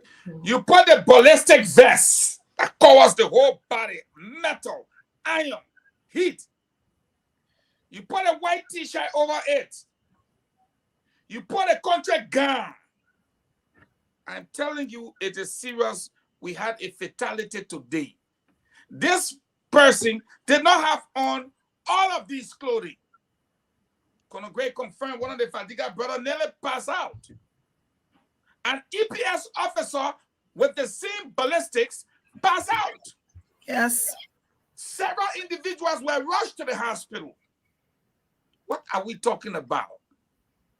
We're talking about something that could have been tragic today. An EPS officer stepped up and saved the life of our president. Because, and the reason why I'm saying because, knowing of what happened today to that gentleman from, I'm understanding, Minnesota, wherever, y'all who know the stories all over social media now, that guy collapsed. And if that EPS officer had waited for 5 more minutes, what would have happened? He moved in when he was supposed to move in. He rescued the person who came to rescue our country. But the reason why I'm raising this point, Stanton, is because we're talking about appointments that JMB is comfortable with. And the last time I checked, the president was head of state, head of government, and commander-in-chief of the armed forces, 3 functions. The last time I checked, all of the individuals serve at the will and pleasure of the president. It must be by his pleasure, his will. And now today should be an example for anyone who questions his judgment on trust and who he can put his life in, whose hands. We're talking today about Sam Gay, but Sam Gay had been protecting the old man, even bringing him all over the place, here to America. You see what happened today. That EPS officer knew when to step in. He was addressing the whole world. Dignitaries, everybody was there. He was in the middle of his speech, and the EPS officer stepped up and said, "Sir, can I have the paper? Sir, something is going on. You need to be checked." Not some EPF officers are sitting and don't know him. The same is applicable to Samuel Kofi Woods that have been with our old man through thick and thin. The same applies to the man that have been protecting him. And someone said, Sam Gay have not done EPS before. No, Sam Gay came last minute of time. He was the last guy that Ellen put in charge. And he had a force of about 800 men at the EPS. Today, that force was increased by George Weah to provide employment for seditions that would have ransacked that sector. And today they're over 2,000 strong. Whoa. Ah, brother, you're talking to the former deputy minister. They're over 2,000 strong. I left them at 800. That's what I'm saying. Why? Wow. When same day come, they will be trimmed down to reflect professionalism and higher standards, not partisan stuff. So again, the appointments today, I want to appeal to my sisters, was a strategic one. It's not one of those things where you just sit down comfortably, Glendy and Dr. Francine, sitting down comfortably and say, okay, here is my list. I'll put it up on the executive mansion. No, something happened today. After he was sworn in, there was a 6 hours to 7 hours gap. There was no national security advisor, no one in charge of civilian law enforcement, no one was in charge of his office. In fact, no one. About that. So it was strategic. I plead with you, wait for the remaining list to come up. Don't be surprised if you see Dr. Francine named there. Don't be surprised. Eugene, I agree with you. Eugene, I agree with you. Tano needs to be recognized. The old man, according to what I'm learning. So guys, let's go now. We're out of time. Feeling close now. You feeling close, if I go? What I'm learning. Franklin brought another point up. Let me. The old man said, Yeah, according to he's what still I'm learning. talking. Can you imagine that? Falcon can talk, man. Let fucking finish, man. Let me finish, man. I got 10 more seconds. According to I think he said 2 more seconds, my man. Okay, 2 more. He said 2 more. According to what I'm learning, they said the old man said, I know Liberian people. They won't blame you for everything. How you do in your same Jassy? The old man said, I'm not going to tell anybody I will appoint you. I will appoint you. You go tell Liberian people you AWOL. Then when you want to open your mouth, people say, shh. They call you, you say, you AWOL. Go sit down in the corner. And I think that's a wise old man. When they called Dr. Francine, she said she ain't AWOL. She can't have to talk. We'll be inside. I respectfully submit. I mean, it is clear that the nation owes. Let's go. Is this the same trick on rappers? No. Yes. But you guys can decide. I don't know whether that's him. That looks like Chogo Roberts. That looks like him. Okay. Whatever the case may be. Then I thought you brought a great, because I've seen him before. About actually, I thought you brought a great point about the heat and preparing for heat in our country. I think a lot of people undermine how dangerous it is, you know, that people can die for it. You know, that I think in the future we should be able to at least put these big fans, they have things to control, you know, the amount of heat that you get when you're in this situation. So I think we should consider that. I think we're so used to, we are used to heat that real hard, you know, so what and all of that stuff, but not recognizing the danger of it. But Stanton, hold on one second. As Fagan was talking, we slipped over it today, but I think, and I've been thinking about it. So when the incident happened with Joseph, with President Boyka, that statement that came is almost signifying that from that time frame to when that statement was written, Jeremiah Kuhn was president, acting president. Because the statement, the statement said, I mean, we can talk about it tomorrow because the statement clearly said that the doctors are now saying that he can go back. Let's do it tomorrow. No, it's not. It's not. It's not. All right, so let's move on, guys. The Constitution is very clear on that. It's a good. Very clear. Hold on, Prince. Hold on. It's a good. I saw that on social media. They can say what they want to say. I spoke to Jeremiah Kuhn. Just say Imam Bwaka, when he was taken to the car, he was responsive. Exactly. He was polite. Exactly. There was no change. Yeah, but the last function to perform with Rush was performed by Kuhn. But let me finish now. Talk about it more tomorrow. That lawyer business we'll talk tomorrow. Thank you very much. I beg you, please. It's very important for us to note that there was nothing as to if you escort Joe where it means that you're not a president. The president can delegate, but that's not constitutional. I got the Constitution here. You can delegate. I got the song to play, and I will not play the entire song. I just played part of the song because the song is like 4 minutes, 25 seconds long. There's a Liberian musician that sent it over I don't know her name. Dr. Richardson, you know her name? Miriam Castell. Oh, Miriam Marion. Cassell. Yeah. Yeah, Miriam Castell. Pam was a great singer. I don't know whether this is copyright, son. Give us permission. Yeah, oh, she's No, it doesn't work like that, though. No, you don't put in trouble. You think Facebook hearing that a woman give you permission? No. Sorry. But we want to send a shout out to Madame Cassell. If it's copyrighted, we cannot play Ask her it. to play the give us. She said But she there's really no way wants to say give up permission. But we can put it on the page and everybody can go and listen, not on the show live. I want to say congrats to her for great music. As a Vad, congrats, man. Thank you very much for joining us, coming to help, to make the case for Liberia. Prince Maxwell, thank you. Folks, all our guys in Liberia, those of you that are concerned, they are well. Fatima and the Fadiga brother, El Remy Gray, Stephen Johnson, Duadu, they are all okay. We give God the glory. They will be leaving. Some of them are leaving this week, some of them next week, coming back to the United States. And we look forward to a beautiful show tomorrow. Like I said, you are all welcome. What party? Which one of the party friends? So look at Asifa, ANC, strong CPP supporter. He's here. We're going to throw him away. And, look at Sam Jackson, our own Pop Sam Jackson, CDC supporter. We are sure. Hey. Sam He's Jackson here. said he will not be opposition to Joe Baca for the next. Sam, the last time I checked you in MPP, you are part of the coalition. Even if they appoint you, he called you to a house to eat. Good night. Unless you leave your MPP CDC, you in opposition. William McDavis. I served with the EPS for 5 years. Hey, I know some of the core values. One of the most important core values is that they share the glory with every one of them, not one person.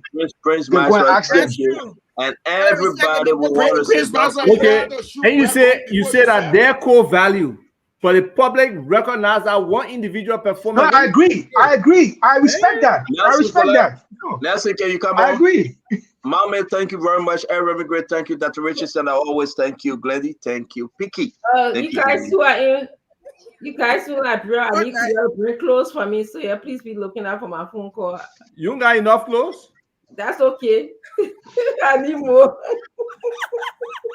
From the tailor store clothes. She looking for enough green. Yesterday she wore green. Today she wore green. You're not taking notes. Wait. When you are calling opposition just now, you didn't call Fancy opposition. What wrong? You don't switch? Who you talking to? I'm talking to Stanton. Yeah, but Francine is not an opposition. Francine said she's not supporting Cummings when he get back. She said that she's not opposition. Where were you when she said it yesterday? She's not supporting Cummings no more. Because I'm not supporting Cummings. I'm not opposition. Cummings is not necessary. Cummings may not run. So you think we're not ANC?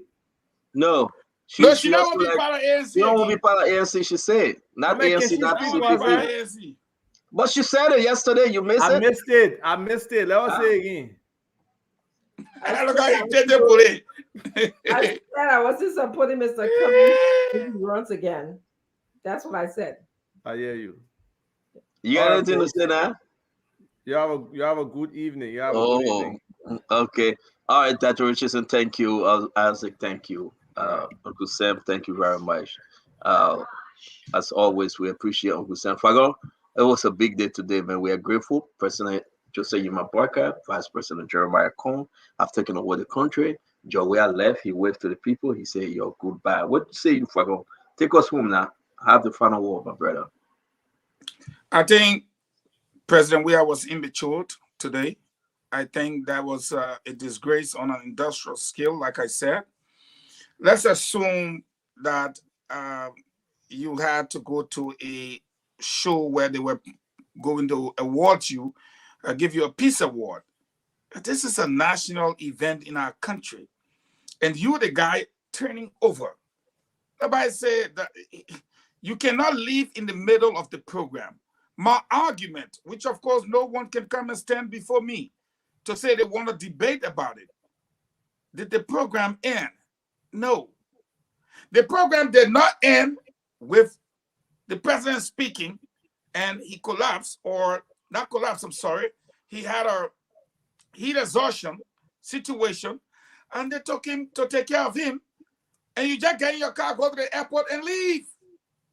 Liberians, sometimes we don't use our heads to argue. Some of us.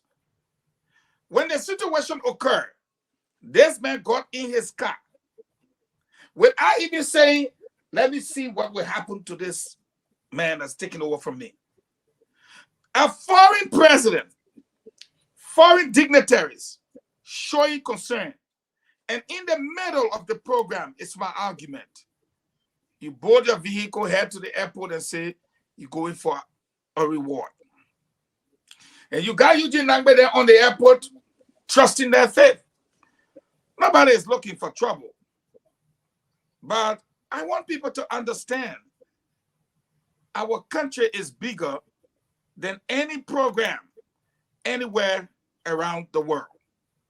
And I think, President, we are insulted, the Liberian people today, that he left the president down while people were fanning him, trying to get air, trying to get into the car.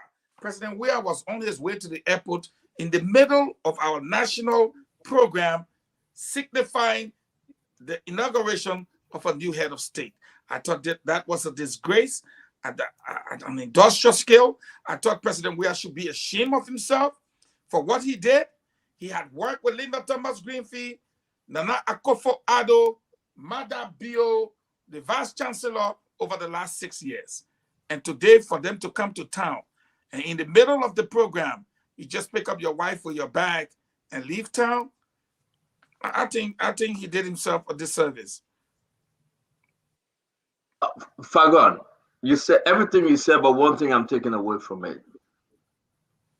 President Joseph Yimambuaka had a heat exhaustion. Yeah. President Weah looked over, shook his head, spoke to his wife, said, let's get our stuff and get out of here. And they did. Yeah. That was evil. Very evil. And every one of them that got up and they went to the airport with George Manawea, it's very shameful. It's very shameful. I am disappointed in that. If an old man falls in front of you, and that was not the case, but the situation that happened to that man, Joshua should have seen his father-like figure. He should have got up and said, oh, let's find someone for the old man. I mean, just show concern. He showed no concern. He showed no compassion. And he expects people like us to show concern and compassion. I don't know. I don't know, man. Listen, yeah. When he got Eugene Nangbe chanting, battle cry. Give us some pictures. Give us some pictures. We'll open the phone line for us. What Eugene Nangbe was trying to do give us that Eugene Nangbe video very quick. Nelson, give us that video very quick. And also show the picture of Joseph Koji crying when George Manawea got in that plane and they closed the door. Right now, we can announce that George Manawea is somewhere in Ivory Coast watching football game before even going to his final destination as to why he left the country. But I was so disappointed. So everything they say about this guy is just true. He just telling the people, yes, you'll say about me that's true. You'll say about me that's true. Fagon, you're right. The old man walk off. George Weah walk off. Though the old man that were fanning him, people were going there. He didn't even go there. He didn't go there. It was like, oh, why did he die? And madam, take a bed, let's go. We're going to the airport. In the middle of a national program. We can just announce President Joseph Yimambuaka is asleep. The compound is quiet. There's no interruption. We can announce that to you. And it's peacefully quiet. So it's a good thing. It's a good thing. You know, we'll be giving this information every day because we want you to believe everything you see. It should be exactly what is written. This too will make Liberia better. President Joseph Yimambuaka is asleep. He's resting well. No problem. Imagine he will wake up 5:30 in the morning 4 o'clock in the morning and get ready for the busy Tuesday. This is good for God. I care less what George Manaway and his people are doing. But library is relief. Library is so unique. For God, Biggie, let's take a few calls. Open your line. Let me open my mind. Let the librarian people call. Nelson? Oh, yeah, no, Nelson, let's take a few calls, Nelson. I know you got to do your show. We'll be here for 9 more minutes. Let's take a few calls. Let appreciate the librarian people. Nelson, go ahead.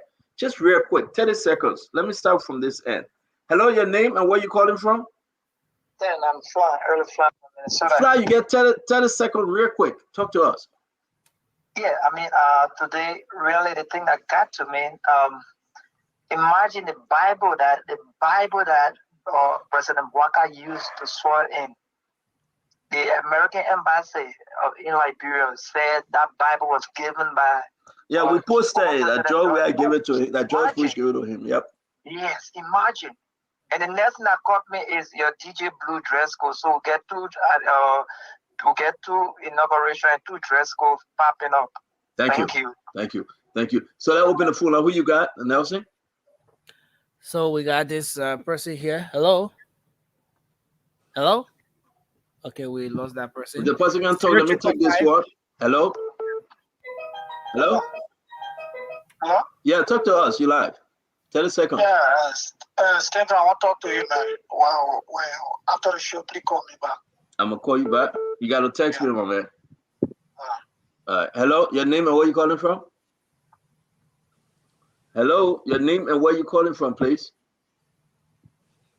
There you go. Hello, your name and where you calling from? My name is Bennett. Yeah, Bennett, talk to us. Yes. I call from New Jersey. Like the two points I want to make. One, we have a new dawn. It's a great dawn, and great waves of opportunities are about to unfold. That's number one.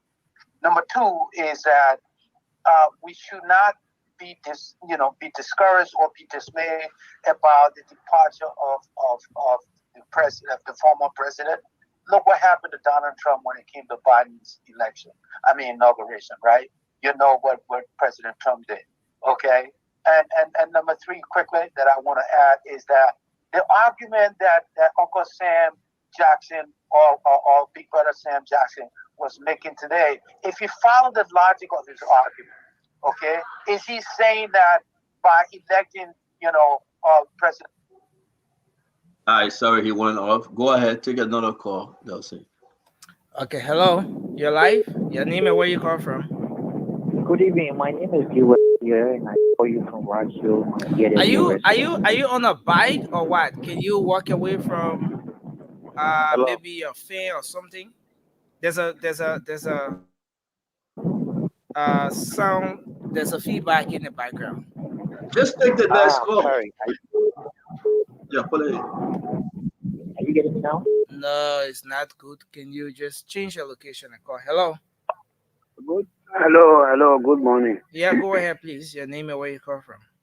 This is P. Solomon Greece calling from Soul Clinic Community. Okay, go ahead, Greece. So thank God ever so much because my we want to put this up. Let's say our president in. Mm-hmm. And I pray to God. I say, God, give me long life. Let me so just my brother as president of the nation and God long life. After voting and he was announced as winner, I said, God, give me the left again. Let me see the day he will be inaugurated in the office. Okay. The thing that happened today, it is improving on to us body. However, this is not a good. So we say, God, thank you that nothing happened to him. Thank you. On the contrary, that at least he able to recover again. That we hear from you people that he is well, he's sleeping well. The CEO telling us that he's sleeping well. So I'm going to say thank God ever so much for him. Thank you very much. And we know that he will do better for us in the country. Thank you. Hello, you're live. Your name and where you call from?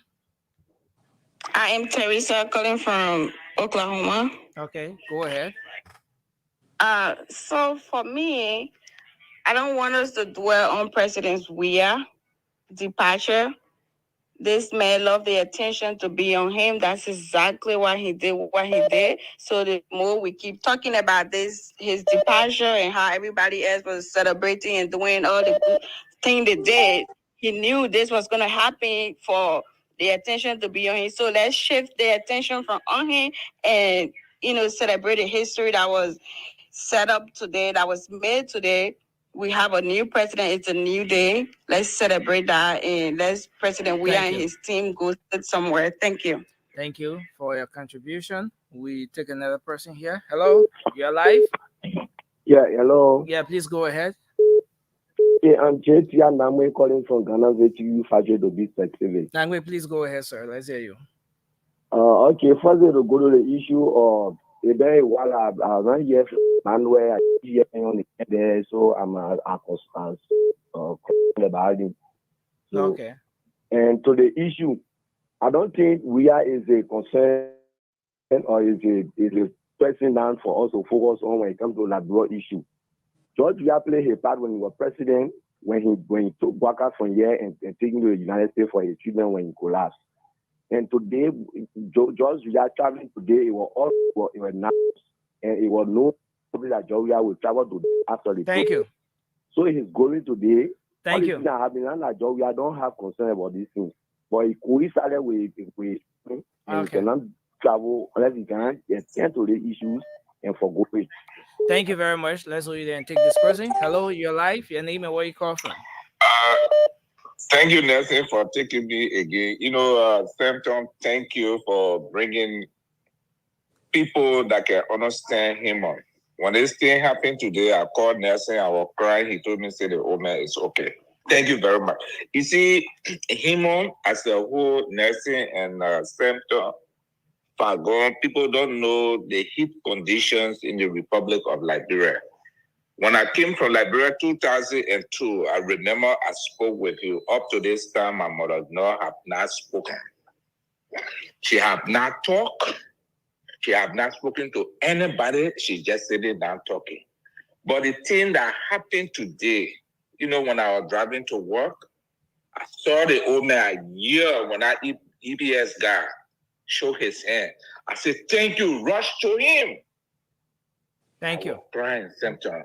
But thank you very much, man. Thank you, Nelson, for the concern today for taking up my call. Thank you very much. Thank you. Sir. Thank you. Thank you, sir. We take another person here. Hello. Yeah, that's the last person. We gotta go. Nelson, you gotta do your show. Take the last person. Okay. Hello, you're live. Your name and where you call from?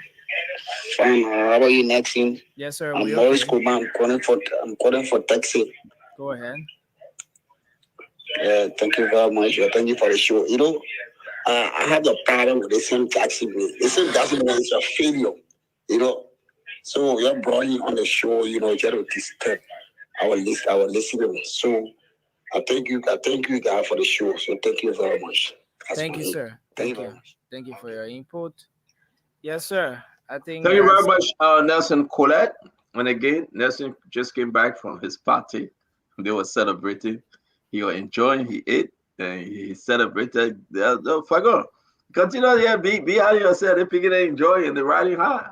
The man just came back. You want Mr. Fagon to put me in house on. No, Nelson, Mr. Fagon, you almost start today. Credit. You're right hard. But every time people ask me, but Fagon, when you come in, I always say to them, you don't see woman, you go take her transit. In that time where you saw today, those of us that have caused real serious damage to the CDC and kick them out of power, we want to ensure that when we arrive, God first, but we will be well protected by our own. You understand? So nobody should be asking me, when you coming? I will come. When my team say, come, we are ready for you. And I will come. Make no mistake. Secondly, I want to say that, you say, oh, the beginner enjoying the riding high and this and that. Stanton, I told you before, the one room that the beginner had, a partition it into 3. There was one mattress in our room. To happen. Nobody goes into that room. If you go there, you will see authorized employees only. Only. Who put out one there? Look, you know who's pay out that, or how you call it, guy? Fadiga. Fadiga, when they put in studio, you know, Fadiga used to own studio before. He started telling the man the mic is supposed to be angle at 38.6 degrees centimeter, blah, blah. The men were listening. By the time he put him more on that room, they put him outside. So, right now, where is Damo? Is Damo in our room? No, Damo stay at the ball, right? Or the ball is over? We're not hearing you, Nelson. I don't know which one, but where I went is over. So Okay. there are so many. Where you went? The one that Patrick went to? Yeah. Okay. And the There one you at go. Executive Pavilion. Okay, Yeah. so thank God. A new day has come. Thank you very much, Nelson. We got to leave you as you get ready for your show. Who's on tonight with you? You have any guests tonight? Yeah, we had a guest, but we table him for tomorrow. So it's gonna be basically to discussion. So you're having show tonight, right? Late night politics with Nelson Kolai on Spoon. So Nelson, thank you very much. We appreciate your time. Thanks to all the crew, all the work today, Aaron Kuban, Damo Slanger, Madam TT, Patrick Okai, Lorena, and everyone else. And we said it was a big day. It is done. God has done it. We appreciate you all. Thank you. Yeah, Well, we came on a mission, and the mission was to rescue the country. There were several battles, and there will be several battles to fight again. But this battle has been won, and the battle to make His Excellency Joseph Numa Boakai president was fought and won. There will be another battle, the battle against drugs, the battle for economic empowerment, the battle for law, the rule of law and order. There will be several battles to fight. But as far as the one that was dedicated to Spoon Network, by the Holy Ghost and God himself, our side of the war, we have won our battle squarely and fairly. I can now say to the only 500 people listening, carry the news. I have won my battle, and now I look up to the other people. Unless they call for help, I will remain eating my potato green, my cassava leaf, and you can remain eating your bagel. Our battlefield is clear. We are in complete control of this territory. Our checkpoints are set up. Our men are battle-tested and ready, and no attempt by anyone to encroach upon this battlefield will be allowed. So the others that are responsible for the economic empowerment and economic battle, if you need our help, we'll help you. Those that are responsible for law and order, if you need our help, we will help you. Those that are responsible for social welfare and education and other areas, we will help you. Those that are responsible for information, if you need our expertise, we will help you. But the battle to rescue the country and make Joseph Numa Boakai president, that battle is still on, but the one to make him president officially ended today at 12. And so I can say here clearly tonight, when I said to you in the beginning that there was an old man coming, the old man has arrived. He's now the president of the Republic of Liberia. My job is over on this battlefront.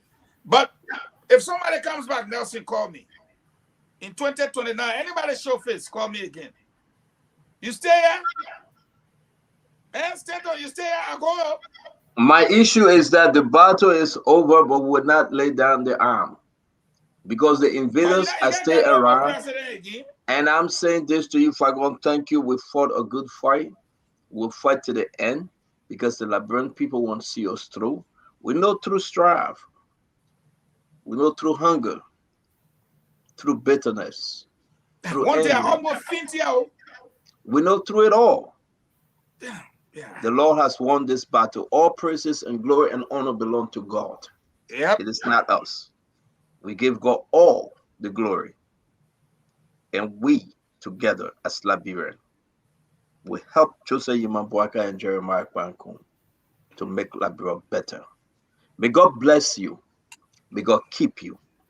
May God bless our country, Liberia. May God bless the new leadership, President Joseph Yeman Boakai and Vice President Jeremiah Poinco, and all those that will be appointed in government.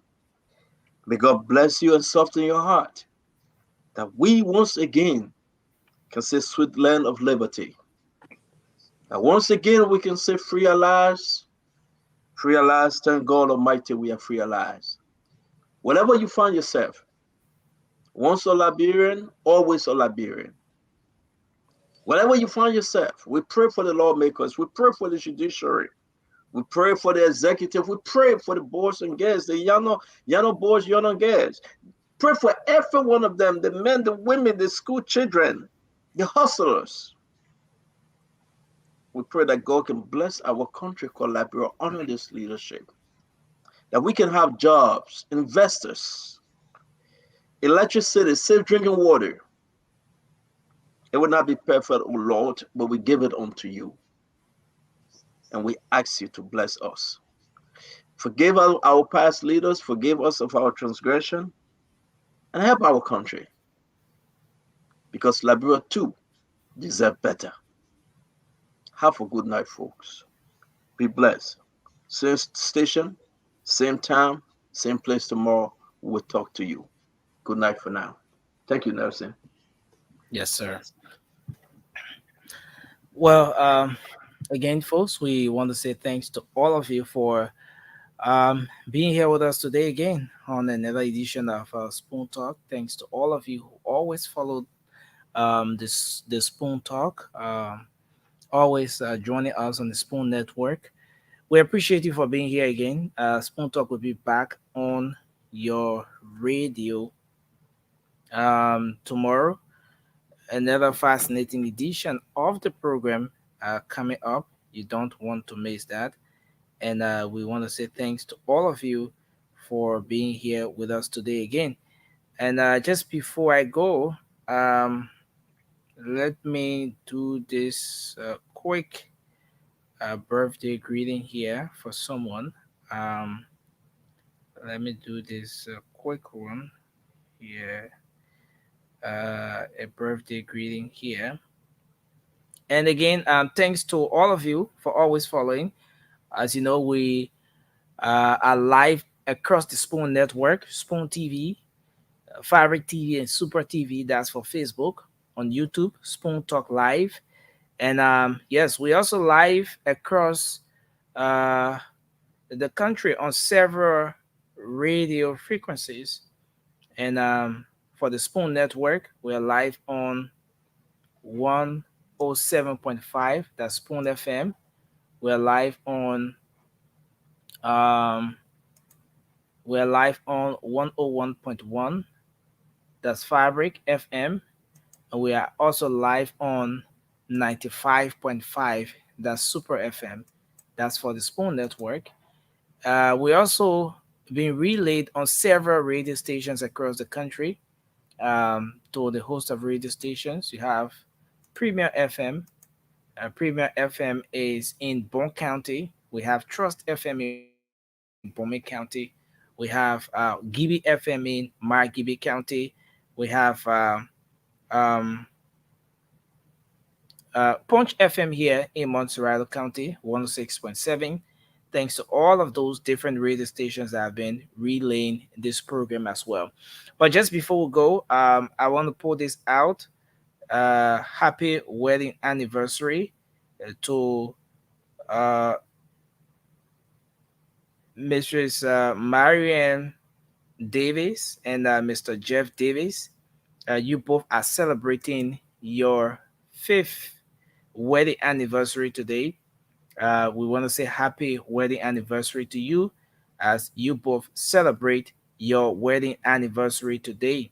That's you, Mistress Marianne Davis, and your husband, Mr. Jeff Davis. The both of you are celebrating your fifth wedding anniversary today. And we say happy anniversary to you. We wish you all the best as you celebrate the fifth years. That's the fifth year of your union. Again, thanks to all of you out there. Thanks to our followers. Thanks to the viewers. Thanks to all of you for being a part of this. We'll be back shortly with a late night show. You can make up time to join us. The late night show on Spoon is coming up very shortly. That's in a couple of minutes from now. We will be here with the program. Until then, have a good night. I'm Nelson Colette. Uh, Stay safe. Let's remember Liberia is all we have. And so let's keep the peace. Bye bye.